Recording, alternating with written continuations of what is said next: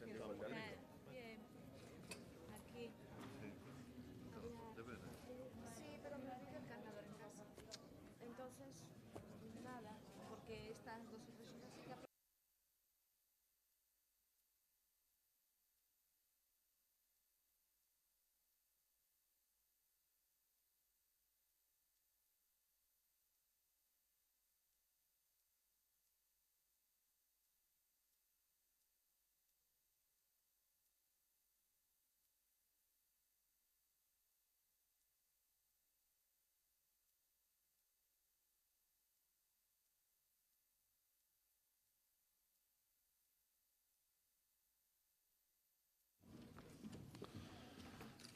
Bueno, imos a empezar.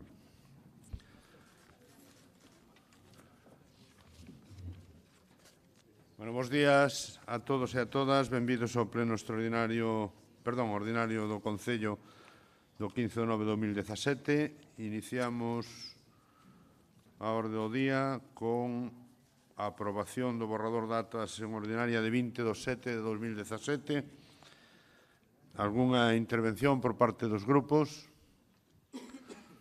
Se non hai intervención, dase por aprobada por unanimidade e pasamos á parte resolutiva, punto número 2, modificación do día e hora das sesións ordinarias do Pleno.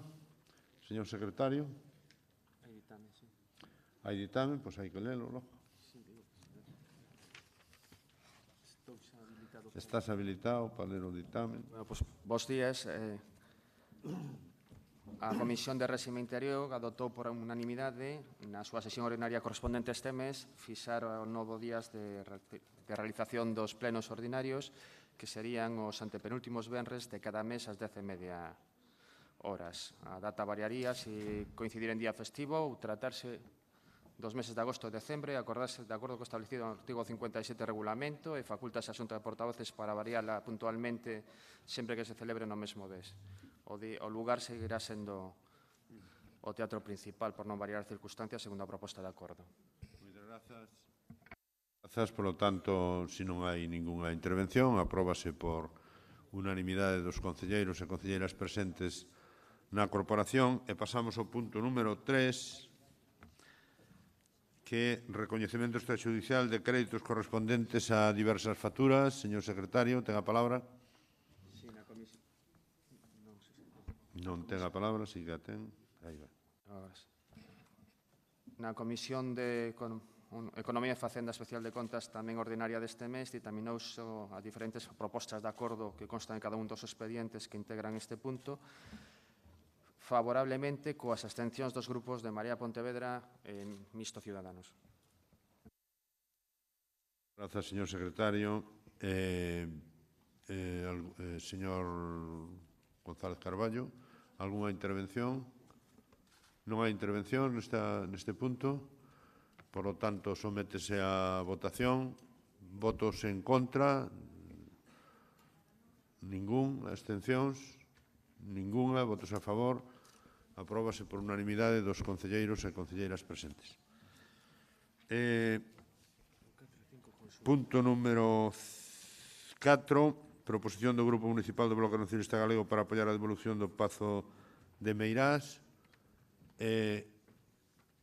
Hai outra do Marea Pontevedra solicitando a incorporación do Pazo de Meirás ao patrimonio público e a salvagarda da memoria histórica.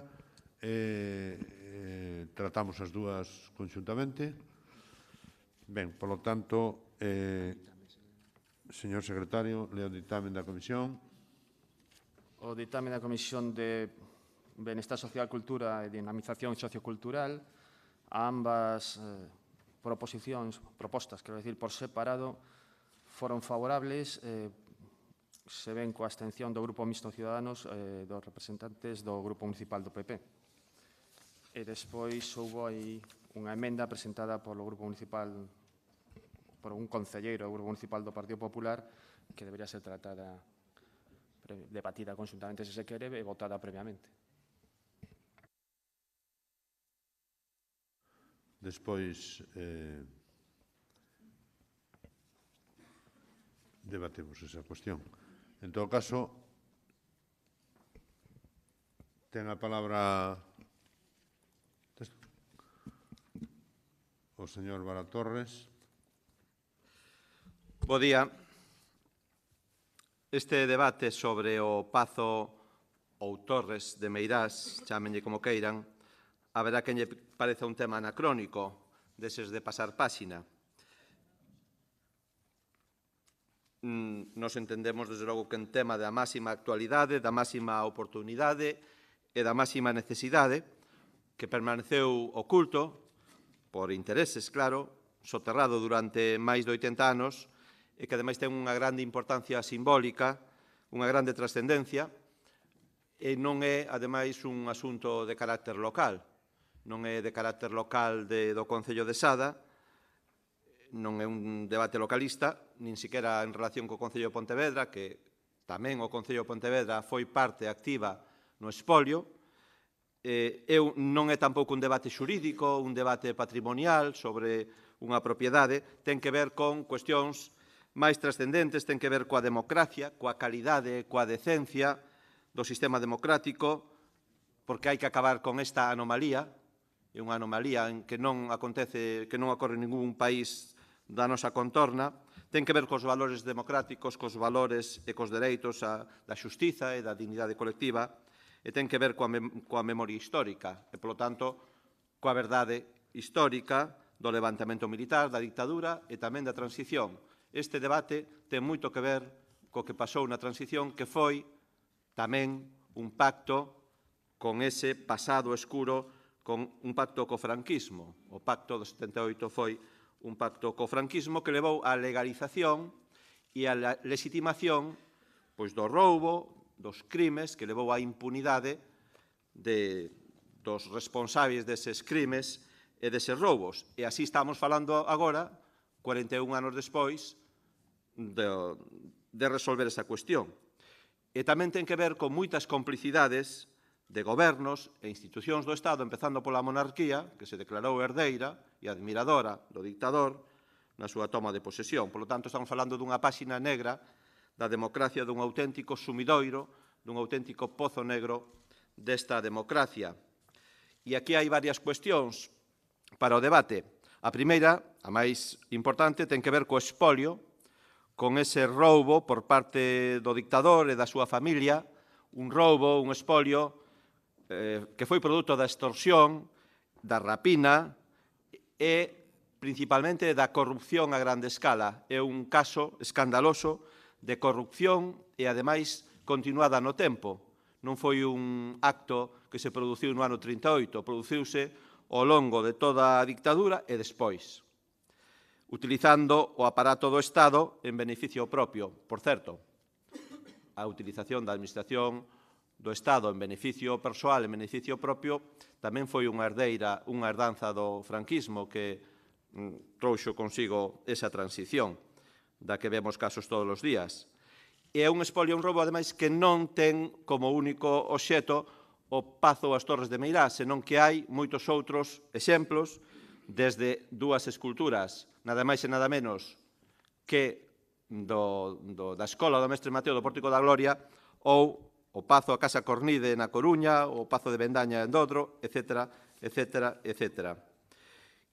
Está máis que demostrado a estas alturas de que foi resultado dun roubo, dun expolio, cuns procedementos típicos propios daquela altura, como unha chamada suscripción popular, un imposto de guerra, na práctica, acometida baixo a chantaxe e a coacción, e despois mediante a incautación de fondos de concellos e diputacións, principalmente da provincia da Coruña, os que lle incautaron literalmente o 5% dos ingresos da contribución para financiar esta operación que chamaban de agasallo, e hai algún dirixente político hoxe, como o señor Feijóo, que ainda segue falando de doazón, cando non foi tal doazón, senón que foi un roubo. E, claro, como ese sistema da Xunta pro Pazo, da suscripción popular e da incautación fracasou, porque fracasou, tiveron que acudir á utilización de todo o aparato do Estado para beneficiar o dictador e de derivar grandes cantidades de diñeiro público para beneficiar a Francisco Franco, dictador, ao longo de toda a dictadura. Polo tanto, primeira cuestión que hai que deixar claro, non foi un agasallo, non foi unha doazón, foi un roubo. E, en consecuencia, non solicitamos ninguén que defenda con un mínimo de criterio esta cuestión, solicita a expropiación. Solicitamos, exiximos a devolución e que se convirta Meirás e os demais obxectos do roubo en bens do patrimonio público. E o señor Feijóo nestes días empeñase en falar da legalidade, do respeto da legalidade. No BNG non queremos esta legalidade que legaliza o roubo e a corrupción. Estamos convencidos de que existen vías para anular todo este proceso ilegal.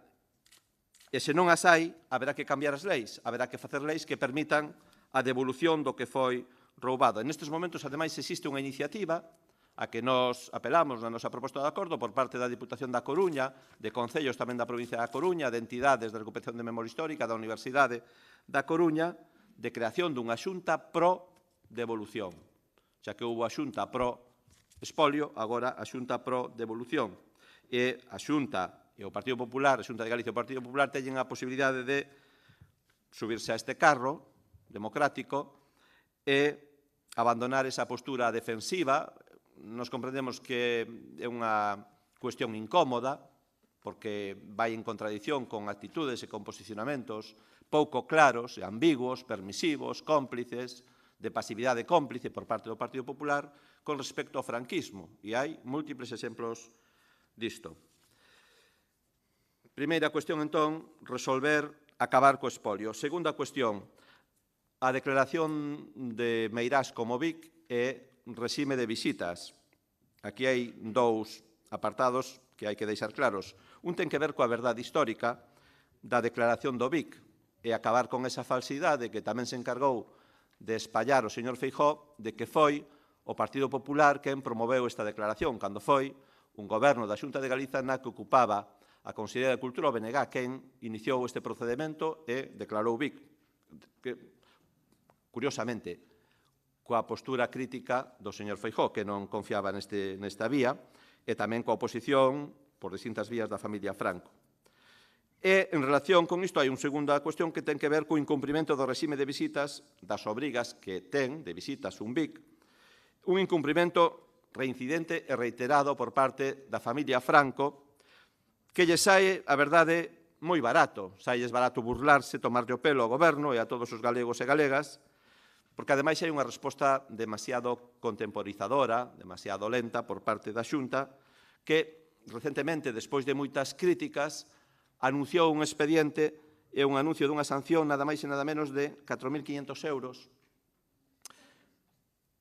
A lei fixa un máximo de 6.000 para este tipo de infraccións que se consideran infraccións leves, e que lle sai moi barato a familia Franco porque xa poden estar incumprindo o réxime de visitas durante anos que tardarán en gastar os 53.000 euros de axudas públicas que lle concedeu o goberno da Xunta do Partido Popular para abrir o Pazo, ou as Torres. Fíxense, teñen a obriga legal de abrilo e a Xunta do Partido Popular doulle 53.000 euros para que abrisen un BIC ao público. Neste tema, nós imos solicitar o cambio da lei para que se tipifiquen como sancións graves que suporían unha sanción de 150.000 euros o incumprimento reiterado das obrigas do regime de visitas. E se fai falta, como sanción moi grave que implicaría unha multa de 1 millón de euros, pero que non poden tomarnos impunemente o pelo a todos os galegos e galegas. A terceira cuestión ten que ver coa Fundación Franco, pero ten que ver cun debate máis de fondo sobre a propia democracia.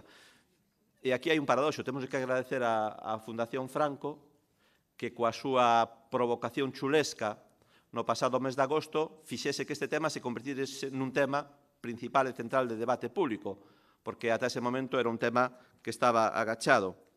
Unha fundación, curiosamente, que é legal, perfectamente legal, e non só legal, senón que recibiu tamén contiosas subvencións de administracións gobernadas polo Partido Popular, e que no mes de agosto fixeron públicas unhas declaracións absolutamente intolerables nunha provocación chulesca e desafiante, anunciando que ian utilizar nada máis e nada menos que Meirás para facer apoloxía do dictador, do fascismo e do xenocidio. que querían convertir, en definitiva, o Pazo de Meirás nunha especie de parque temático do franquismo. A nos isto, desde logo, parecenos unha ofensa intolerable a Galiza, ao pobo galego, a democracia, a verdade histórica e, especialmente, as víctimas do franquismo. E pensamos que merece unha resposta contundente e non esa resposta tépeda de mesura que pediu o presidente da Xunta nunhas declaracións, como case todas que fixo sobre este tema, moi desafortunadas. Nós o que queremos é que este pleno acorde declarar persoas non gratas en Galiza, que declare non gratos, se queren, noutra redacción, para que non haxa ningún problema tampouco administrativo, se queren, que se declare non gratos en Galiza a familia Franco e a Fundación Franco, porque son ocupas. Bueno, son moito máis que ocupas, pero así nunha descripción suave, chamarémolos ocupas de Meirás e, polo tanto, tamén herdeiros, apoloxetas do roubo, da extorsión, dos crimes de Estado, e temos que mandalos ao depósito de lixo da historia. E, para rematar, esta cuestión, no fondo, como decía ao principio, ten que ver con algo moito máis simbólico e moito máis trascendente, é parte dun debate máis amplo que está pendente de resolver e que unha cuestión que pesa como unha lousa nesta chamada democracia, que é unha anomalía que non pasa en ningún país da nosa contorna, en ningún país que sufrise reximes fascistas, nin en Portugal, nen en Italia, nen en Alemanha. Non é posible que exista unha fundación Adolfo Hitler e menos que xestione bens que foron expoliados polos nazis. Por tanto, tampouco ten que producirse aquí, é unha cuestión, por tanto, de decencia, de dignidade, de hixiene democrática. En este tema, temos que crear unha especie de cordón sanitario democrático antifascista e a mellor maneira de facelo, por iso nos facemos tamén esa proposta, é aprobar unha lei galega de memoria histórica que garanta os dereitos á verdade, á xustiza, á reparación, que acabe coa impunidade, que foi legalizada, cando foi legalizada. Entón, neste tema, cada quen ten que deixar claro de que lado está, sen contemplacións, sen ambigüidades.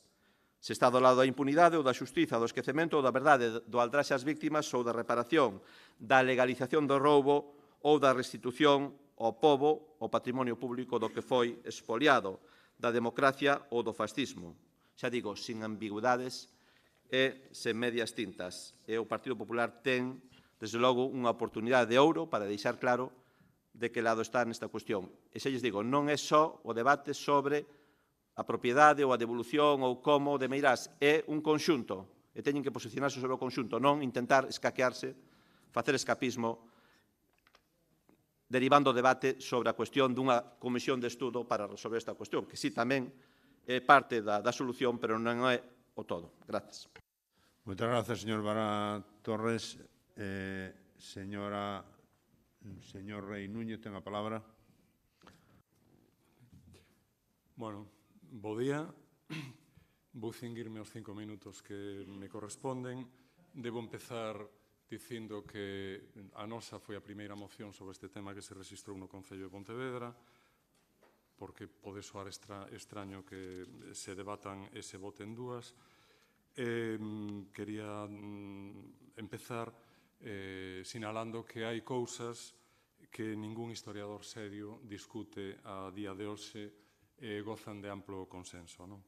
Entre 1936 e 1939, en España houve unha guerra civil que en Galicia, onde non houve frente, se limitou á instalación dun réxime de terror polo bando que se alzou en armas e que causou aqueles 3 anos de destrucción e 40 que lle seguiron de represión e atraso. Daquela, durante os momentos máis terribles, consumouse o espolio das torres de Meirás e outros bens mediante un proceso fraudulento de compra-venda e doazón posterior ao xefe do Estado, o general Franco. 40 anos despois da transición a un réxime de liberdades, a familia Franco segue sendo dona e señora desa propiedade, permitíndose a chulería de incumprir a obriga de abrila as visitas dos cidadáns, como estipula o feito de ser declarada ben de interese cultural. Ante isto, e legitimamente, o Concello de Sada reclama desde xullo de 2015 que sexa o propio Concello que xestione directamente esas visitas e que a Xunta de Galicia o posibilite. Insta tamén a Xunta de Galicia e o Goberno Central a impulsar a recuperación de meirás para titularidade e uso públicos e insta aos grupos parlamentarios das Cortes Xerais a ditar unha lei que declare ilegais as fundacións que teñen como obxectivo o ensalzamento e a homenaxe ao dictador, a semellanza do que ocorre en Alemanha con Hitler ou en Italia con Mussolini. Marea Pontevedra, como a moitos colectivos de todo o país, entende que o Concello de Sada non debe sentirse só na súa loita, porque é unha loita de todos, e pídelle a este pleno a adhesión á demanda de cambio inmediato da xestión das visitas e a petición aos grupos parlamentarios para que ilegalicen fundacións como a de Francisco Franco. Moitas grazas. Moitas grazas, señor Rey Núñez. Señora Rey Martínez, ten a palabra. Gracias y buenos días. Nos encontramos con dos mociones con el mismo fondo, pero con distintas formas. La moción de Marea habla de reparación, de memoria, de justicia, de respeto. Una moción no solo razonable, sino también constructiva, que no pretende otra cosa que unir a todos los demócratas en contra de cualquier conato de exaltación de la dictadura, rechazar el proceder de la familia Franco y apoyar todas las actuaciones que se lleven a cabo para recuperar el Pazo de Meirás. Apoyamos esta moción de principio a fin. La moción del bloque nacionalista está redactada de modo que busca mucho más la confrontación y ya comienza en el punto 1 declarando no grata a la familia del dictador, que si bien a título personal yo puedo estar de acuerdo, vuelvo a insistir y entiendo que siguiendo las directrices, además marcadas por el secretario del Pleno, que no tenemos capacidad jurídica para hacerlo. Y además habrá que poner un límite, entiendo, hasta los nietos, bisnietos, tataranietos, tataranietos, porque Sada lo hace como expresión simbólica de rechazo al proceder de la familia y a mí me parece mucho más lógico. Aún así, y aunque insisto en que las formas en ambas son diferentes, el fondo es el mismo y por eso apoyaremos las dos mociones. Condenamos cualquier apología o enaltecimiento del franquismo y también creemos que el Pazo de Meirás debe volver a sus dueños, a los gallegos y a las gallegas. Moitas grazas, señora Rey. Señor Iván Puentes, ten a palabra. Moitas gracias, moi bo día. Bueno, eu enlazando co que dicía a portavoz de Ciudadanos, nunca pensei que iría a declarar a Pocholo Martínez Bordiú persona non grata en Pontevedra, non? Eu creo que, efectivamente, e respaldo o espírito da moción, non? No sentido de que, efectivamente, hai determinados membros da familia Franco que neste momento sí siguen facendo apoloxía do fascismo, apoloxía do franquismo, que intentan dulcificar, vender e incluso ensalzar a figura dun asasino e dun dictador como foi Francisco Franco, pero haberá outros membros da familia Franco que incluso podan renegar dese réxime da obra do seu avó, do seu bisavó, en fin, do seu familiar, que probablemente non merezan ser declarados personas non gratas. A verdade é que non teño o gusto de coñecer a toda a familia Franco e, claro, non sei hasta que punto, en fin, é xusto ou non esta declaración. En todo caso, deixando isto, que constará en acta, claro, si respaldamos ese espírito que entendo eu que tiña o primeiro punto da moción do BNG, que era declarar, pois, probablemente a eses familiares máis directos que usan e disfrutan o Pazo de Meirás en contra de negarlo a todos os galegos e galegas e que, bueno, nese caso, pois, sí estamos de acordo.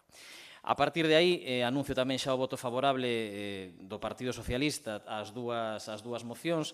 É certo que da intervención extensa do señor Bará, discrepo en varios puntos, nos menos importantes probablemente, non? Eu non creo, en fin, parece unha barbaridade reducir a transición e reducir os acordos políticos do ano 78 a un pacto co franquismo e a instauración da corrupción en España. Eu creo que, en fin, a marxe de cousas que desde o futuro, desde o presente actual, podamos revisar e podamos mellorar, porque efectivamente pasaron xa moitísimos anos como para andar con panos quentes co franquismo, que hoxe afortunadamente non supón ningún peligro neste país, pero, bueno, negarlle aos pactos do 78 a instauración da democracia, da paz, da liberdade, do réxime político, baixo o meu punto de vista, máis exitoso desde o punto de vista social e económico que tivo este país na súa historia, bueno, pareceme unha temeridade. En todo caso, como dicía, ímonos centrar no no que nos une neste caso, que é o desexo de que o Pazo de Meirás non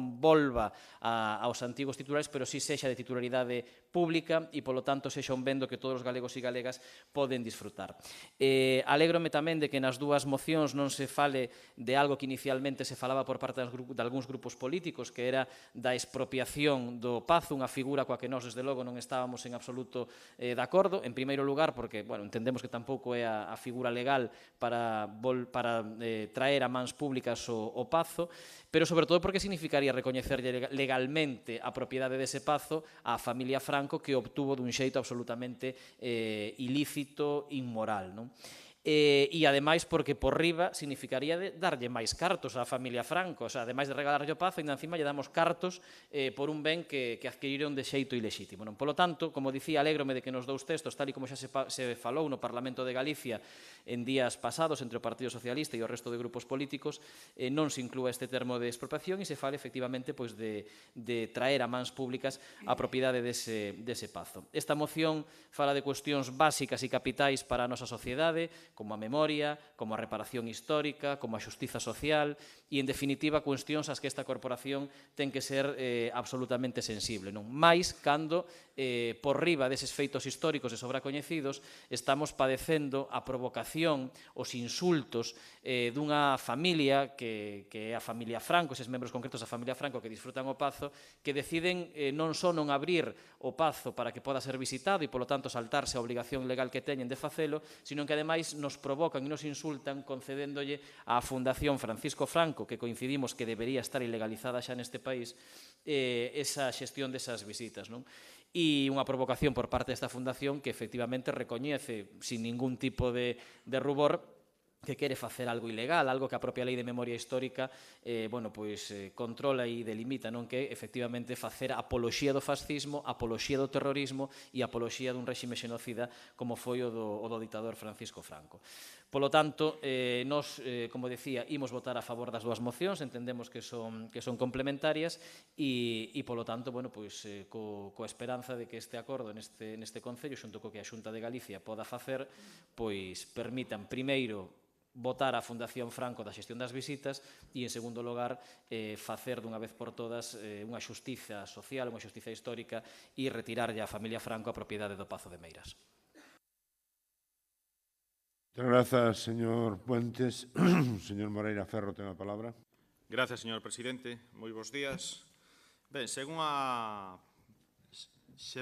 propaganda oficial da ditadura, se dicía que as Torres de Meirás foran transmitidas gratuitamente no ano 38 a Francisco Franco, quen aceptou en plena Guerra Civil como regalo, según decían, para convertelo na súa residencia veraniega. Frente a esta propaganda oficial da ditadura, a historiografía contemporánea ten atopado documentos e testemunhas que indican que a cesión de recursos e propiedades non foi resultado da acción voluntaria da cidadanía da provincia da Coruña, senón da presión de falanxistas e autoridades franquistas da época no contexto social do ano 38. Como resultado da forma xurídica de negocio privado entre particulares, a pesares da demostrada intervención de organismos públicos como a Deputación Provincial de Coruña en a operación de compra e posterior doazón, coa que se materializou a adquisición por parte da familia Franco, na actualidade a propiedade, a verdade, que permanece no patrimonio dos seus heredeiros. Heredeiros que, en primeiro lugar, trataron de evitar xudicialmente a declaración pública das Torres de Meirás como ben de interese cultural, e que, desde que dita declaración é firme, teñen sido obxecto de múltiples críticas derivadas da dificultade que existe para que a cidadanía poda acceder ás torres como prevé a Lei de Patrimonio Cultural de Galicia. Este é un incumprimento que, como é sabido, ten levado a Xunta de Galicia a sancionar os propietarios tras a instrucción do correspondente expediente administrativo. Adicionalmente, os propietarios das torres teñen delegado a xestión das visitas nunha fundación, a Fundación Nacional Francisco Franco, que, contradecindo a finalidade legal e os obxectivos de apertura dun BIC ao acceso público, ten proclamado públicamente a súa intención de transformar a visita a un edificio de evidente interese cultural nun intento, segundo as súas propias verbas, de mostrar ao gran público a grandeza da figura de Francisco Franco. Unha intención de máis que dubidoso encaixe na vixente legalidade democrática a expensas do que, no seu caso, poidan establecer os tribunais de xustiza. E o valor histórico-cultural das Torres de Meirás, o seu carácter simbólico, o incumprimento da normativa de acceso aos BIC, as circunstancias que fixeron posible a súa adquisición a título privado polo xefe de Estado nunha ditadura que durou 40 anos, así como a declarada intencionalidade de converter as visitas públicas ao Pazo nunha homenaxe a Franco, fan necesario plantexarse a incorporación das Torres de Meirás ao patrimonio público dos galegos, sempre, evidentemente, respectando a legalidade vixente. Isto que nos interesa, que volte ás mans do pobo galego. E esta é unha incorporación que podería materializarse máis sinceramente, en primeiro lugar, se os titulares da propiedade fixesen algo tan simple como asumir os estándares actuais aplicados ás doacións de bens ao xefe de Estado de España ou a calquera outra autoridade pública. Son ou deberían ser inmediatamente incorporados ao patrimonio público, non ao patrimonio privado. Existen diversas formas xurídicas coas que materializar esta operación de cesión ao patrimonio público, para o que só sería necesario a favorable predisposición dos propietarios que, ata o momento e por varias canles, non a teñen manifestado. Por lo tanto, nos, no que interesa ao pobo galego, o que propoñemos é unha emenda de sustitución na que cheguemos a un acordo que tería o seguinte texto, sería: o Pleno do Concello de Pontevedra insta a Xunta de Galicia a realizar un estudio xurídico en colaboración coas universidades galegas que analice a posibilidade de mecanismos que, respectando a legalidade vixente, permitan incorporar ao patrimonio público a propiedade das Torres de Meirás, tamén coñecidas como Pazo de Meirás, actualmente en mans dos heredeiros legais de Francisco Franco, xefe do Estado español durante 40 anos de dictadura, e sen que a dita incorporación ao patrimonio público, e isto é moi importante, sen que a dita incorporación implique un novo custo para o pobo de Galicia que xa o asumiu no ano 1938. Isto que propoñemos, un acordo de interese para todos os galegos, máis alá de intencións que reflexan aos partidos políticos como o BNG, que son declarar unha vez máis non grata a non só unha persona, senón unha familia, e a cuestión é determinar onde está o límite da familia para declarar os non gratos. A función dos concellos non é declarar non grato a ninguén, por moito que o mereza neste caso, e nós o que propoñemos este acordo de consenso para salir cun acordo útil que sea favorable para todos os galegos e que consigamos entre todos o que todos buscamos, que este ben que nunca debeu sair das mans do pobo galego volva ás mans do pobo galego. Pola miña banda, nada máis e moitas gracias. Moitas grazas, señor Moreira. Señor Vara Torres, ten a palabra. Sí, en primeiro lugar, aclarar que non falamos da expresión declaración de persoa non grata, falamos de declarar non gratos, un pequeno matiz aí, a familia Franco e a Fundación, e pensamos que hai motivos máis que sobrados para facelo, porque, ademais, a estas alturas disfrutan aínda de privilexios concedidos pola monarquía española e polos gobernos que tramitaron e asinaron eses acordos de toda a cor política, por exemplo, do señorío de Meirás, que tamén imos pedir que se retire, ou o Ducado de Franco. Entón, isto sí que fala da transición e do que veu despois, e das complicidades, porque non me negará que houve complicidades e de gobernos que durante 40 anos non acabaron de resolver esta cuestión, e de toda a cor política. Entón, aquí hai moitas vergoñas, claro, nesta cuestión, e por iso non interesa falar deste tema, pero tamén hai que falar desta cuestión, porque se chegamos aquí sen a cuestión sen resolver é porque pasou o que pasou. Con respecto á intervención do representante do Partido Popular, do señor Moreira, fixo un relato parcial do expolio, porque, claro, ademais desa fase da presión dos falanxistas e das autoridades, despois veu toda a corrupción legalizada do Estado que se puxo ao servizo do ditador e que fixo grandes investimentos con fondos públicos nesa propiedade e, polo tanto, é unha razón importante para reclamar a súa devolución tamén.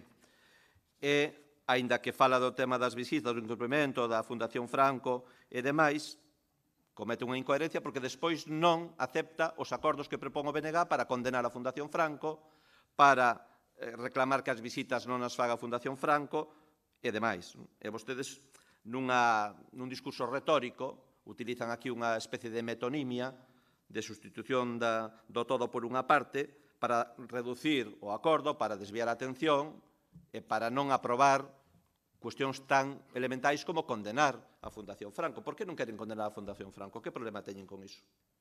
Teñen algunha directriz superior que lles impide condenar a Fundación Franco? Que lle pide acabar con esa aldraxe que supón ese anuncio das visitas? Que problema hai? Por que queren eliminar ese acordo? Porque na provincia da Coruña, na Deputación da Coruña, propoñen iso, curiosamente, pero aquí quedanse só co tema de comisión.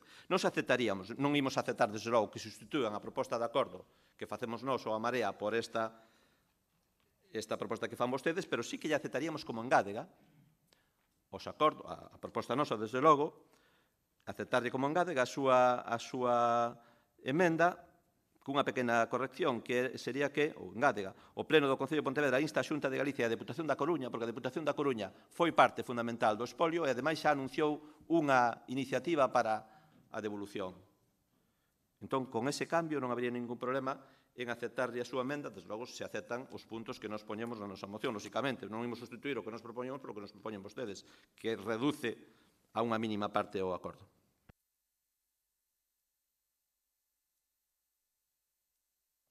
Moitas gracias, señor Balatorra. Señor Rei Núñez, ten a palabra. Ben, nos poderíamos aceptar parte da emenda de sustitución que propón o Partido Popular condicionado a que voten a favor da nosa moción. A respecto desta emenda de sustitución, supoño que non discutirán os autores que pode resumirse en 3 puntos. O primeiro deles, que se lle encargue un estudo ás universidades. O segundo, incorporar o patrimonio público galego ás Torres de Meirás. E o terceiro, facelo sen custo para o pobo de Galicia. Eu creo que os puntos 2 e 3 están claramente expresados na nosa moción. No que se refire ao punto 1, non se entende que haxa que acudir ás universidades. Os gobernos, os parlamentos, os grupos dispoñen de servizos xurídicos propios e solventes para darlle un acomodo legal ao que sería a recuperación para o patrimonio de todos das Torres de Meirás. Eu creo que detrás desto únicamente está a intención de enredar, que é unha intención que ten que ver con que o Partido Popular aínda non rompeu o cordón umbilical que o une ao franquismo, aínda que o ditador morreu hai 42 anos e mesmo Fraga Iribarne hai 5, parece que teñen medo a que volvan. Poden preguntarlle ao Papa de Roma e seguro que lles asegura que non van volver. En todo caso, aquí parece que o tema xurídico de fondo é se esta doazón se fixo a Francisco Franco Bahamonde pola súa cara bonita ou se lle fixo e, polo tanto, pode transmitila a súa descendencia ou é unha doazón fraudulenta que se lle fixo o xefe do Estado. Neste caso, é evidente que foi por razón de que detentaba a xefatura do Estado e, polo tanto, pasou a formar parte do patrimonio do Estado. E aquí quen debería actuar non son as universidades, senón que é a Avogacía do Estado. Por certo, no lote da doazón ia tamén un cruceiro do Concello de Pontevedra e pola carga simbólica que iso ten non estaría de máis que desde o goberno local se emprendesen accións reclamando a súa devolución. E finalmente, entre 2005 e 2009 houbo unha boa oportunidade para encarreirar isto cunha xunta gobernada en coalición polo PSOE e o BNG. Debemos aproveitar as oportunidades históricas que temos para ir pasando páxinas. É lamentable que esta páxina aínda non pudese ser pasada. En todo caso, convidamos os compañeiros de corporación do Partido Popular a que se sumen a estas mocións, en concreto a nosa moción, porque do contrario habería que entender que xunto a fundacións como a FAES para todo o Estado ou Alfredo Brañas para Galicia, pois tamén unha fundación de referencia para o Partido Popular e a Fundación Francisco Franco. Moitas gracias. Moitas grazas, señor Rei Núñez. Señor Moreira, ten a palabra. Gracias, señor presidente. Señor portavoz das Mareas de Podemos, o Partido Popular, se vostede non o sabe, pode documentarse, é un partido democrático, nacido na época democrática de España, é un partido que ten condenado a ditadura de Franco en varias ocasións, en varias cámaras. E ten condenado, ademais, a ditadura de Maduro. E ten condenado, ademais, outras ditaduras, as de Fidel Castro, por exemplo. Por lo tanto, creo que vostede, empeñado en poñer calquera sombra de dúbida, ten que documentarse un pouco máis e respetar un pouco máis os membros do Partido Popular, as persoas que votan o Partido Popular e que se identifican co ideario do Partido Popular, e ler un pouco máis, porque se documentara tería sabido todo isto. Nós condenamos todas as dictaduras, non facemos distingos entre vivos e mortos, porque hai algún que está vivo en ditadura e vostedes non se atreven a condenar esas dictaduras. Por lo tanto, nós insistimos nesa proposta e máis alá de posturas políticas e postulados políticos que teñen unha intención oculta, evidentemente, de buscar rédito político para gañarse titulares, nós imos o que nos interesa. E, desde logo, se o BNG quere facer condenas, nós non somos xuíces. E se quere facer condenas, eu supoño que xa terán presentado algunha denuncia ou algunha petición legal de legalización desa fundación ou de querella polas manifestacións que fixeron. Non teño constancia de que fixeran iso. E teñen na súa man poder facelo os membros do BNG como calquera persona física que o queira facer. Por lo tanto, nós mantémonos ese acordo, non imos aceptar esa transacción, porque, insisto, nós no Concello non estamos para declarar non grato a ninguén, non é a nosa función, por moito que o merezan, como neste caso se merece, pero non é a función, e non o digo eu, que o teñen dito asesores jurídicos e particularmente o secretario do Concello de Sada. Nada máis, un último apunte. A mí me gustaría que chegáramos a un acordo neste punto, pero tamén lamento, creo que é unha mágoa, que non amosen, ao menos, o mesmo interés por outros pazos, como o Pazo de Lourizán. Nada máis e moitas gracias. Moitas grazas, señor Moreira. Eu entendo que non. Entón, como entendo que non, o que facemos é inicialmente votar a favor da emenda do Partido Popular. Non? Non acepto o ponente. Non, está presentada con bastante antelación, non está presentada agora mesmo. Hai que proceder a votarla. A mí non me preocupa. Exacto. O mesmo día de... Hai que votarla. Hai que votarla, pois votámola. Se o dice o secretario, votámola, non pasa nada. O regulamento. Entón, a proposta de engádega do Partido Popular que non hace... De sustitución. Perdón, de sustitución. Non aceptan os ponentes a sustitución e, polo tanto, votámoslo. Xa está. Hai que votar, a ver quen está a Claro. favor da emenda. Pero é para aclarar isto, señor Rei. Unha pregunta, a ver. Dalle. Unha dúbida que me xerou esta intervención do señor Moreira. A única razón pola que non votarían a favor desto é porque figura como un dos seus puntos a declaración de non gratos dos membros da familia Francisco, da familia Franco. Esa é a única razón pola que non votan a favor, porque teñen oportunidade de votar a favor dunha das mocións. Moitas gracias. Para do tema, hai máis razóns. Entón, votamos a proposta de sustitución do Partido Popular, votos en contra. Pero quedou claro que hai máis razóns. Votos en contra, quedamos son 12, 13, 14, 15, 16, 17, 18. Abstencións ningunha, votos a favor 7. Por lo tanto, queda rexeitada e pasamos a votar unha por unha as mocións. Empezamos pola moción do BNG, votos en contra da moción do BNG, 7, abstencións, ningunha, votos a favor, 18, apróbase por maioría, moción de Marea Pontevedra, votos en contra, 7, abstencións, ningunha, votos a favor, 18, Apróbanse as dúas mocións por maioría dos concelleiros e concelleiras presentes.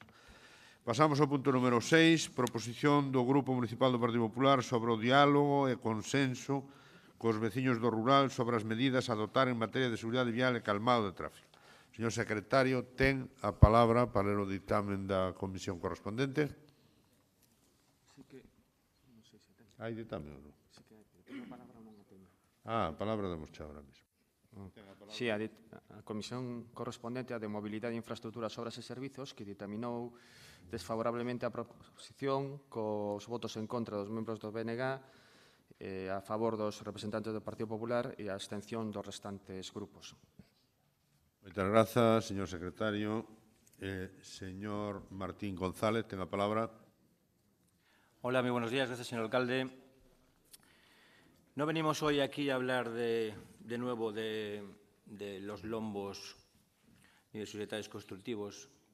Ya estamos cansados de repetir en el Pleno que los lombos que ejecuta el Concejo de Pontevedra y también la Diputación de Pontevedra son alegales, no siguen ningún tipo de normativa.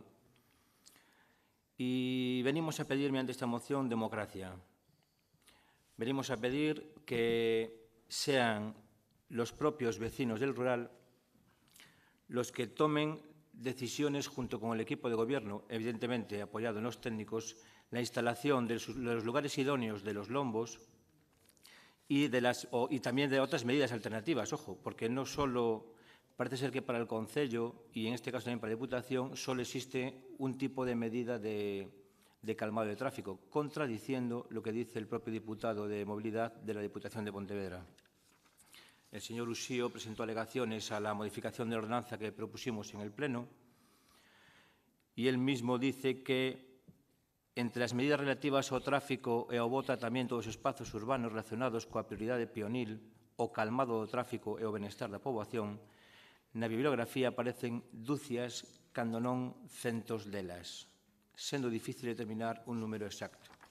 Esto lo dice el diputado de Movilidad de la Diputación de Pontevedra. Pero claro, el heredero en la Diputación es el señor Mosquera y el Concejo de Pontevedra no sabemos aún bien por qué, pero yo creo que ya hay más razones que lo que es la propia seguridad vial, se decide única y exclusivamente a sembrar ya no solo la ciudad de Pontevedra de Lombos, sino que ahora también se le ha dado por sembrar todas las carreteras provinciales. Ven problemas donde no los hay. Se apoyan en peticiones que no son transparentes. Siempre dicen que tienen dúcias y centenares de peticiones vecinales. Uno, que por mucho que más busca en los registros municipales, que es el medio adecuado para recoger esas demandas y esas quejas, no encuentra esa cantidad ingente que nos hablaba el señor Mosquera allá por octubre del 2015, donde decía que los servicios técnicos de la Diputación estaban desbordados porque tenían más de 700 peticiones de lombos. Yo estaría solo contento con que nos presentase a todos los ciudadanos, pues no sé, una cuarta parte de ellas registradas donde hay esa petición de lombos, señor Mosquera. Como los consejos parroquiales a los que está acostumbrado a reunirse el concello son más bien club de amigos que lo que es una comunicación democrática entre el pueblo y el gobierno, fruto de ello ni más que poner como ejemplo lo que acontece en Tomeza, donde la persona que ostenta la presidencia de la Asociación de Vecinos, la que presenta la Comunidad de Montes, forma parte de la comunidad de la Mancomunidad de Montes, también es la misma que aparece en las listas electorales del BNG del 2015. Esos son los consejos parroquiales en los que ustedes, es un ejemplo de los que ustedes apoyan para la construcción de lombos en Pontevedra. Tendremos tiempo de debatir si es así o no es así. Como la gente del rural está harta y no se siente representada por lo que ustedes utilizan como consejo parroquial, fruto de ello, y nos alegramos de ello, han decidido por fin reunirse y han formado la plataforma O Rural Existe. Una plataforma no politizada, espontánea, claro, no politizada y espontánea, y que surge de todas las parroquias, absolutamente de todas. casos sangrantes como lo acontecido en Verducido, donde se colocan en un tramo de 1 kilómetro 18 lombos, 18, con oscurantismo. En ningún momento fueron informados los vecinos de Verducido de esta cantidad ingente de lombos. No están en los principales puntos conflictivos de la parroquia. Lo acontecido en Tomeza, señor Mosquera, eso me arriesgo a decir yo desde aquí que no está avalado por ningún técnico. Lo que yo he visto en Tomeza estos días que me he recorrido todos los lombos que han construido, que no responden a ningún criterio. Ya les digo ahora que todos tienen absoluta falta de iluminación. Me atrevo a decir que de noche son más bien un peligro que una medida de seguridad vial. Cada 200 metros han ido colocando un lombo sin ningún tipo de justificación. No hay ningún estudio de tráfico que avale la peligrosidad de esa vía. Y lo más sangrante de todos, hay lombos en curvas, donde ya la propia sinuosidad de la carretera ya obliga a que la velocidad del vehículo sea, vamos, casi a 10-15 kilómetros por hora. Lombos en curvas con los que te encuentras de frente. Lombos situados en pendientes superiores a un 5 y un 10%. Totalmente contrario a lo que dice la normativa. Insisto, dudo seriamente que en Tomeza esté avalado el proyecto por un técnico en seguridad vial. Lo dudo muchísimo. ¿Qué venimos a pedir hoy con la moción que presentamos? No vamos a discutir los criterios técnicos, que eso ya tenemos en elaboración una nueva propuesta para modificar la ordenanza de circulación de Pontevedra, sino que pedimos precisamente democracia. Democracia y hablar con los vecinos. Insisto, hablar con los vecinos no es hablar con un club de amigos en el Consejo Parroquial. En Verducido fuimos convocados todos los grupos y ya lo dije el pasado pleno, eran 400 vecinos que lo que había allí. Y ustedes no estaban. Eso es lo que tiene que hacer un equipo de gobierno, eso es lo que tiene que hacer un concejal delegado de la parroquia, dar la cara ante los vecinos, no ante 5 amigos en una mesa de un consejo parroquial. Entonces, cuando ustedes den la cara y escuchen a los vecinos, es cuando realmente estarán ejerciendo su labor de concejal de equipo de gobierno. Porque ir allí a presentar proyectos, eso es lo fácil. Eso es lo fácil, pero lo que hay que hacer, nuestra misión pública, nuestra misión política, es decirle, no es decirle al pueblo nuestra visión del mundo, ojo, es escucharla de ellos y escuchar sus inquietudes. Entonces, proponemos con esta moción que ya no solo se escuche a todas las asociaciones del rural, sino que también se incluya en las negociaciones de los proyectos, que se consensúe con los vecinos a la plataforma O Rural Existe, que esta sí que tiene representación de todas las parroquias, y que sean los técnicos municipales, evidentemente, acompañados de los concejales, los que consensúen con los vecinos, que son los que realmente son conocedores en la parroquia de los puntos conflictivos y sensibles, pues que identifiquen esos puntos con los técnicos del concello y efectivamente ahí se estudien medidas de calmado de tráfico, que, ojo, no tienen por qué ser exclusivamente reductores de velocidad. Remato pidiendo el apoyo de los grupos en algo que consideramos que es sensato, simplemente pedir que el pueblo, en este caso los vecinos del rural, donde están ejecutando esas obras por parte de la Diputación y del Concello, consensúen esos puntos sensibles y las medidas a tomar. Muchísimas gracias. Moitas grazas, señor Martín. Señora Rey Martínez, ten a palabra. Gracias. Yo acabo de descubrir que el Partido Popular es marxista. Sigue la ideología al pie de la letra de Marx, de Groucho Marx. Estos son mis principios y si no les gustan, tengo otros. Miren, cuando había que dar la cara en el Pleno y después de argumentar que la moción del bloque para mejorar la seguridad viaria en la carretera PO 223 no contaba con los apoyos necesarios y que incumplía todas las necesidades de las parroquias y que además suponía firmar la muerte de los consellos parroquiais, ustedes van y se abstienen. Tuvieron la oportunidad en el pleno anterior de manifestarse a favor de los vecinos y no lo hicieron. Y ahora nos presentan esta moción y nombran a una plataforma vecinal, entiendo que para congratularse con ellos. Piden que se rectifiquen aquellas actuaciones a las que ustedes mismos han dado su beneplácito. Instan a la Diputación, no deben tener compañeros allí, ni asesores que hagan su trabajo, no sé, de esos que cobran 43.395 euros al año. Miren, yo no voy a apoyar una moción para que ustedes queden bien. Las mociones no se hacen para eso. No estoy en contra, desde luego, de pedirle al Gobierno que dialogue con los vecinos y con las vecinas, pero con todos, no solo con quienes a ustedes les interesa y cuando les interesa. Moitas grazas, señora Rey. Señor Rey, ten a palabra. Ben, nos estamos de acordo co diálogo, coa procura do consenso, no seo das institucións e tamén fora delas, con todos os cidadáns. É evidente que sería bo escoitar máis, non? Aínda que a voz que chegue non sexa de colectivos oficialmente constituídos, poden ser colectivos que nacen ao abeiro de calquera tipo de causa. A nos parecenos que todos merecen ou polo menos seren escoitados. Non entendo que nesta moción haxa unha referencia concreta. Entre paréntesis dice incluída la recién creada plataforma vecinal o rural existe. Bueno, creo que eso sobra. Hai que falar con todos, con eses tamén, pero hai que falar con todos.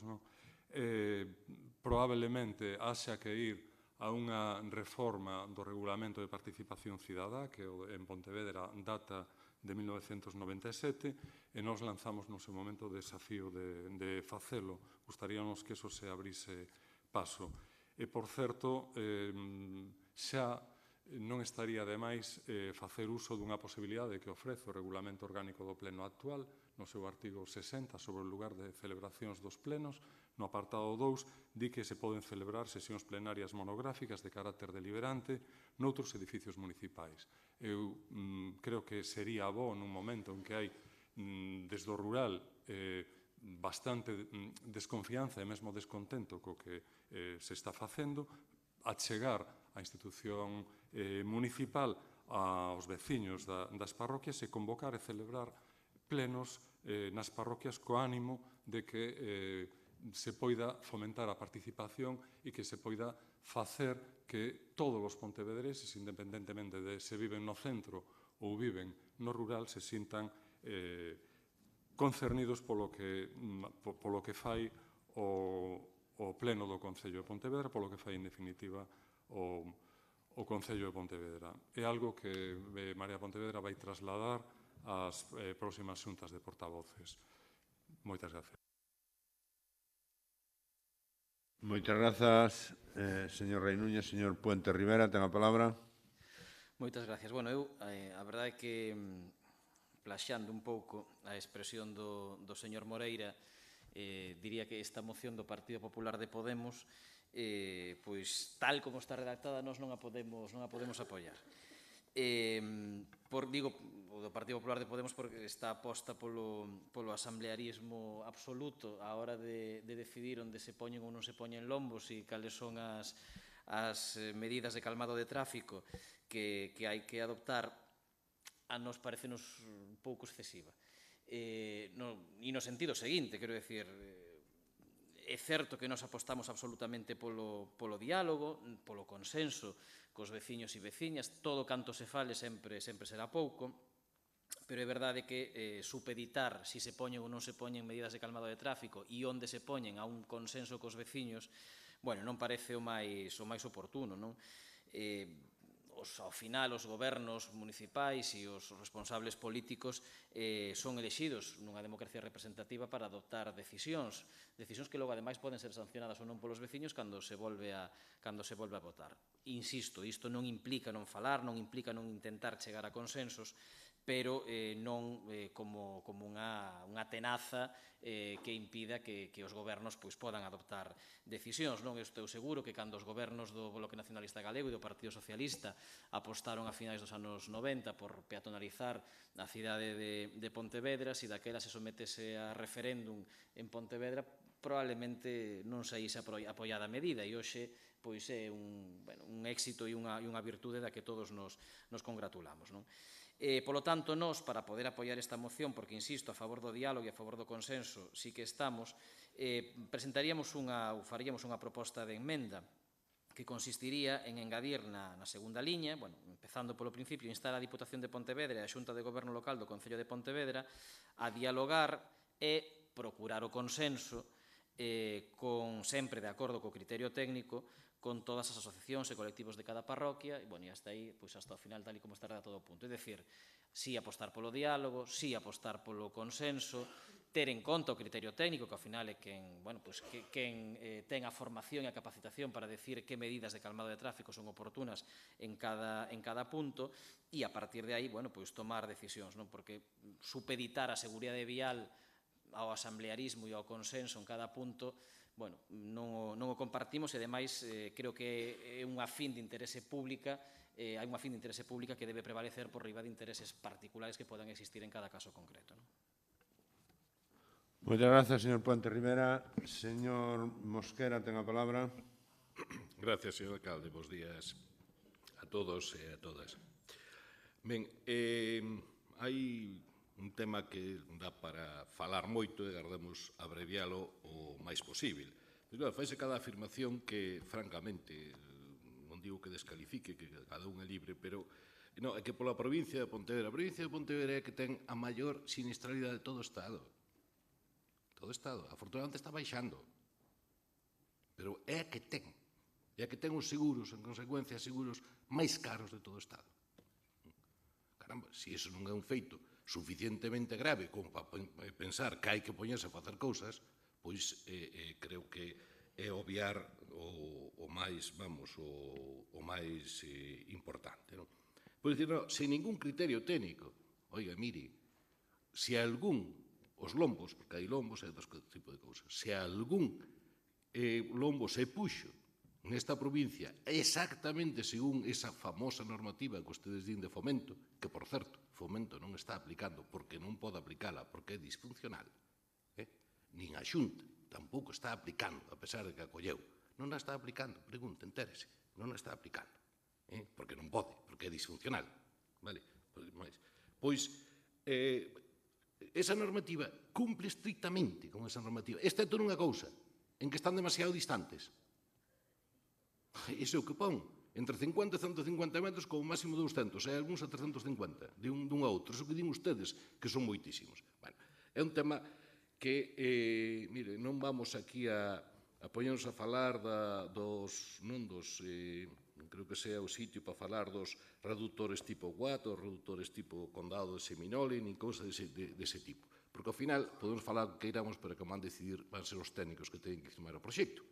Pero que resulta que no Concello de Pontevedra temos a sorte de que habrá outros, pero, cando menos, temos un técnico que é unha auténtica autoridade, que xa participou no libro que publicou o Ministerio de Fomento, que reeditou o PP, por certo, de recomendacións, o libro de Santa Mera, para o diseño viario urbano. Temos esa inmensa sorte. Non seremos quen nos que poñamos a correxir ou a cambiar. Ben, entonces, aparte desta cuestión, ven a cuestión do consenso. Mire, todo isto é sobado, son cansinos, absolutamente cansinos. Queremos peatonalizar, non sei que, haxa consenso. Consenso que significa? Que un que non este de acordo manda sobre todo o resto que están de acordo? Claro, senón non hai consenso. Con un este en contra non hai consenso.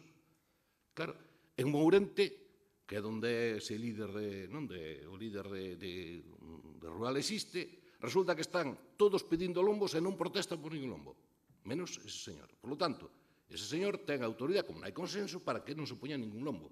Pero eso xa vivimos en Sagasta, na Avenida de Vigo. Mira, na Avenida de Vigo, cando se fixo, unha asamblea que había unha 220 persoas, 210, e había 3 que non estaban de acordo, todos votaron a favor, pois non había consenso, por lo tanto non se podía facer. Claro, é que estas cousas, verdad, é que temos que, de Tomeza, peticións de todo o sino do Consello Parroquial de fora, de que ali corrían como tolos, entre outras cousas, porque a policía a Garda Civil se puña máis na 550, que aí, por unha serie de motivos, temos así desde hai anos. Desde hai anos. Xa se tramitou con a anterior Diputación. Entón, non sabemos cal é ese mecanismo, porque se se vai, se o piden, se se tramita, se os técnicos tal, cal é o problema? Cal é o problema? Ustedes creeron que tiñan aí un chuletón e o que engancharon foi un oso. Non vai a ser que se tronzo o dente, verdad, con este asunto, porque é un tema moi complicado, repito, creía que tiñan un chuletón que se iban a fartar del, que tiñan aí, bueno, iban ter sublevar as masas que iban a saltar aos palacios de inverno por culpa dos lombos, e o que toparon foi un oso duro de roer, porque a imensa maioría da xente quereos, polo menos diante da súa casa, quereos. Por lo tanto, esa é a situación. Sacar detalles, oiga, se entomeza en outra parroquia, a asociación de veciños, mire, o BNG ten por norma intentar levar nas listas dirixentes veciñais. Supoño que ustedes tamén.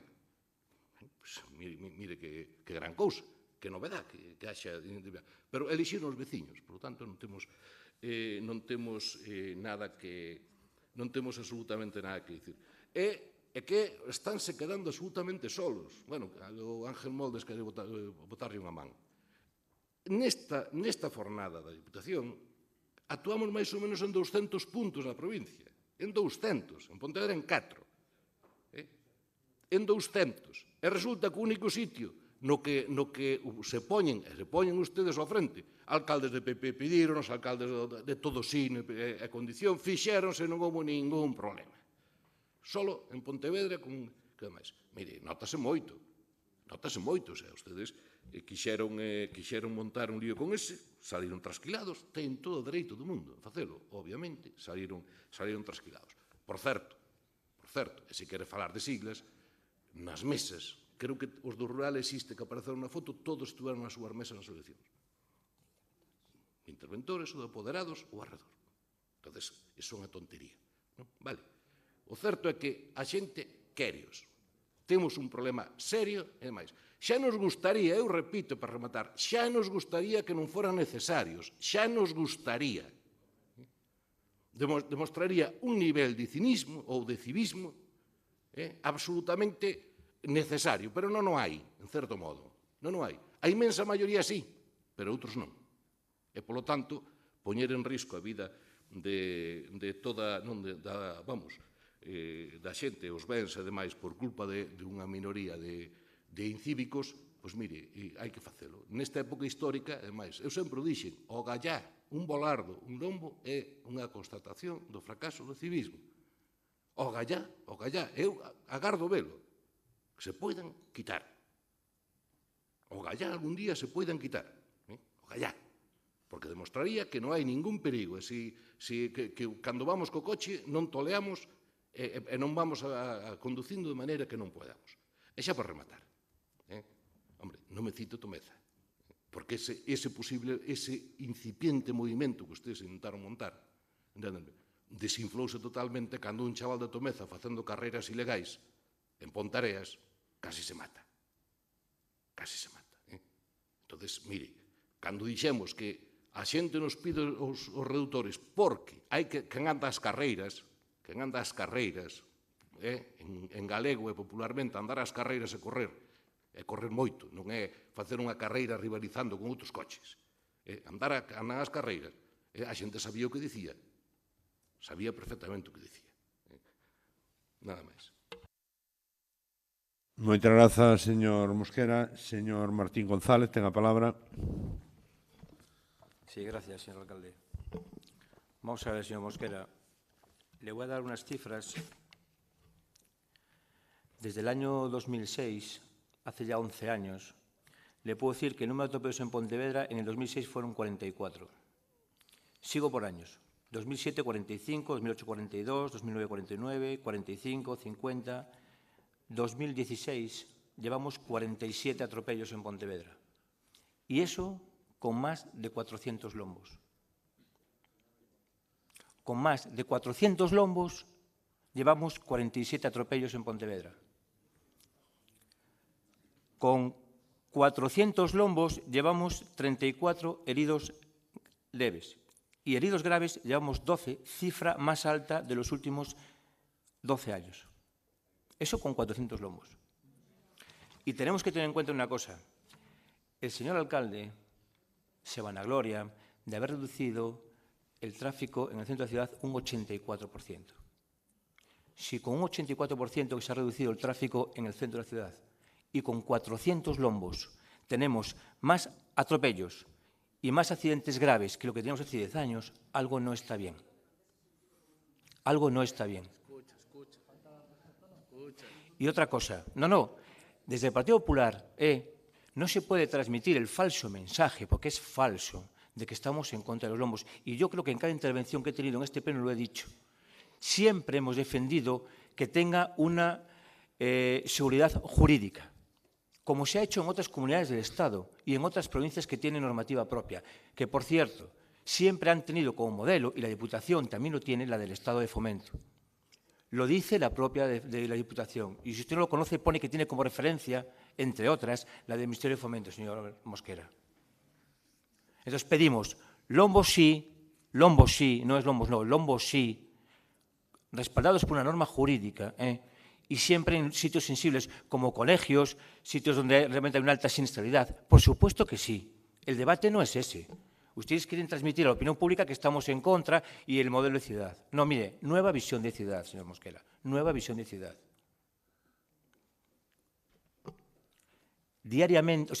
Anualmente en Pontevedra se producen 7.000 servicios de ambulancia. 7.000. Y a los técnicos ustedes de emergencias no les quieren escuchar, escuchan a los consejos parroquiales. 400 vecinos en Beducido no les vale, tienen que ser el consejo parroquial. Cuando habla el gerente del CHOP de Pontevedra, que es una barbaridad colocar lombos, tampoco lo quieren escuchar. Esos son los informes técnicos, señor Mosquera. No son los de un consejo parroquial. 7.000 servicios de ambulancia. Y usted me habla de una persona que hace carreras en Tomeza. 7.000 servicios de ambulatorios que se hacen a Montecelo. Gente que va lisiada en una ambulancia. Los tiempos de respuesta en llegar a los centros hospitalarios ya los han puesto encima de la mesa los técnicos de emergencias también, y han aumentado. Y hace un caso omiso. Y ya he dicho, le he dado datos, Han puesto todas las medidas posibles para restringir el tráfico en la ciudad y no varía ni el número de atropellos ni varía el número de heridos graves. Es más, ha aumentado este año. Entonces, mírenlo ustedes. Mírenlo ustedes. Y repetimos, colegios, zonas complicadas, sí lombos. Sí lombos. El Partido Popular dice sí lombos. Y bajo una normativa. Pero una normativa no la que ustedes aplican, que no la conoce nadie.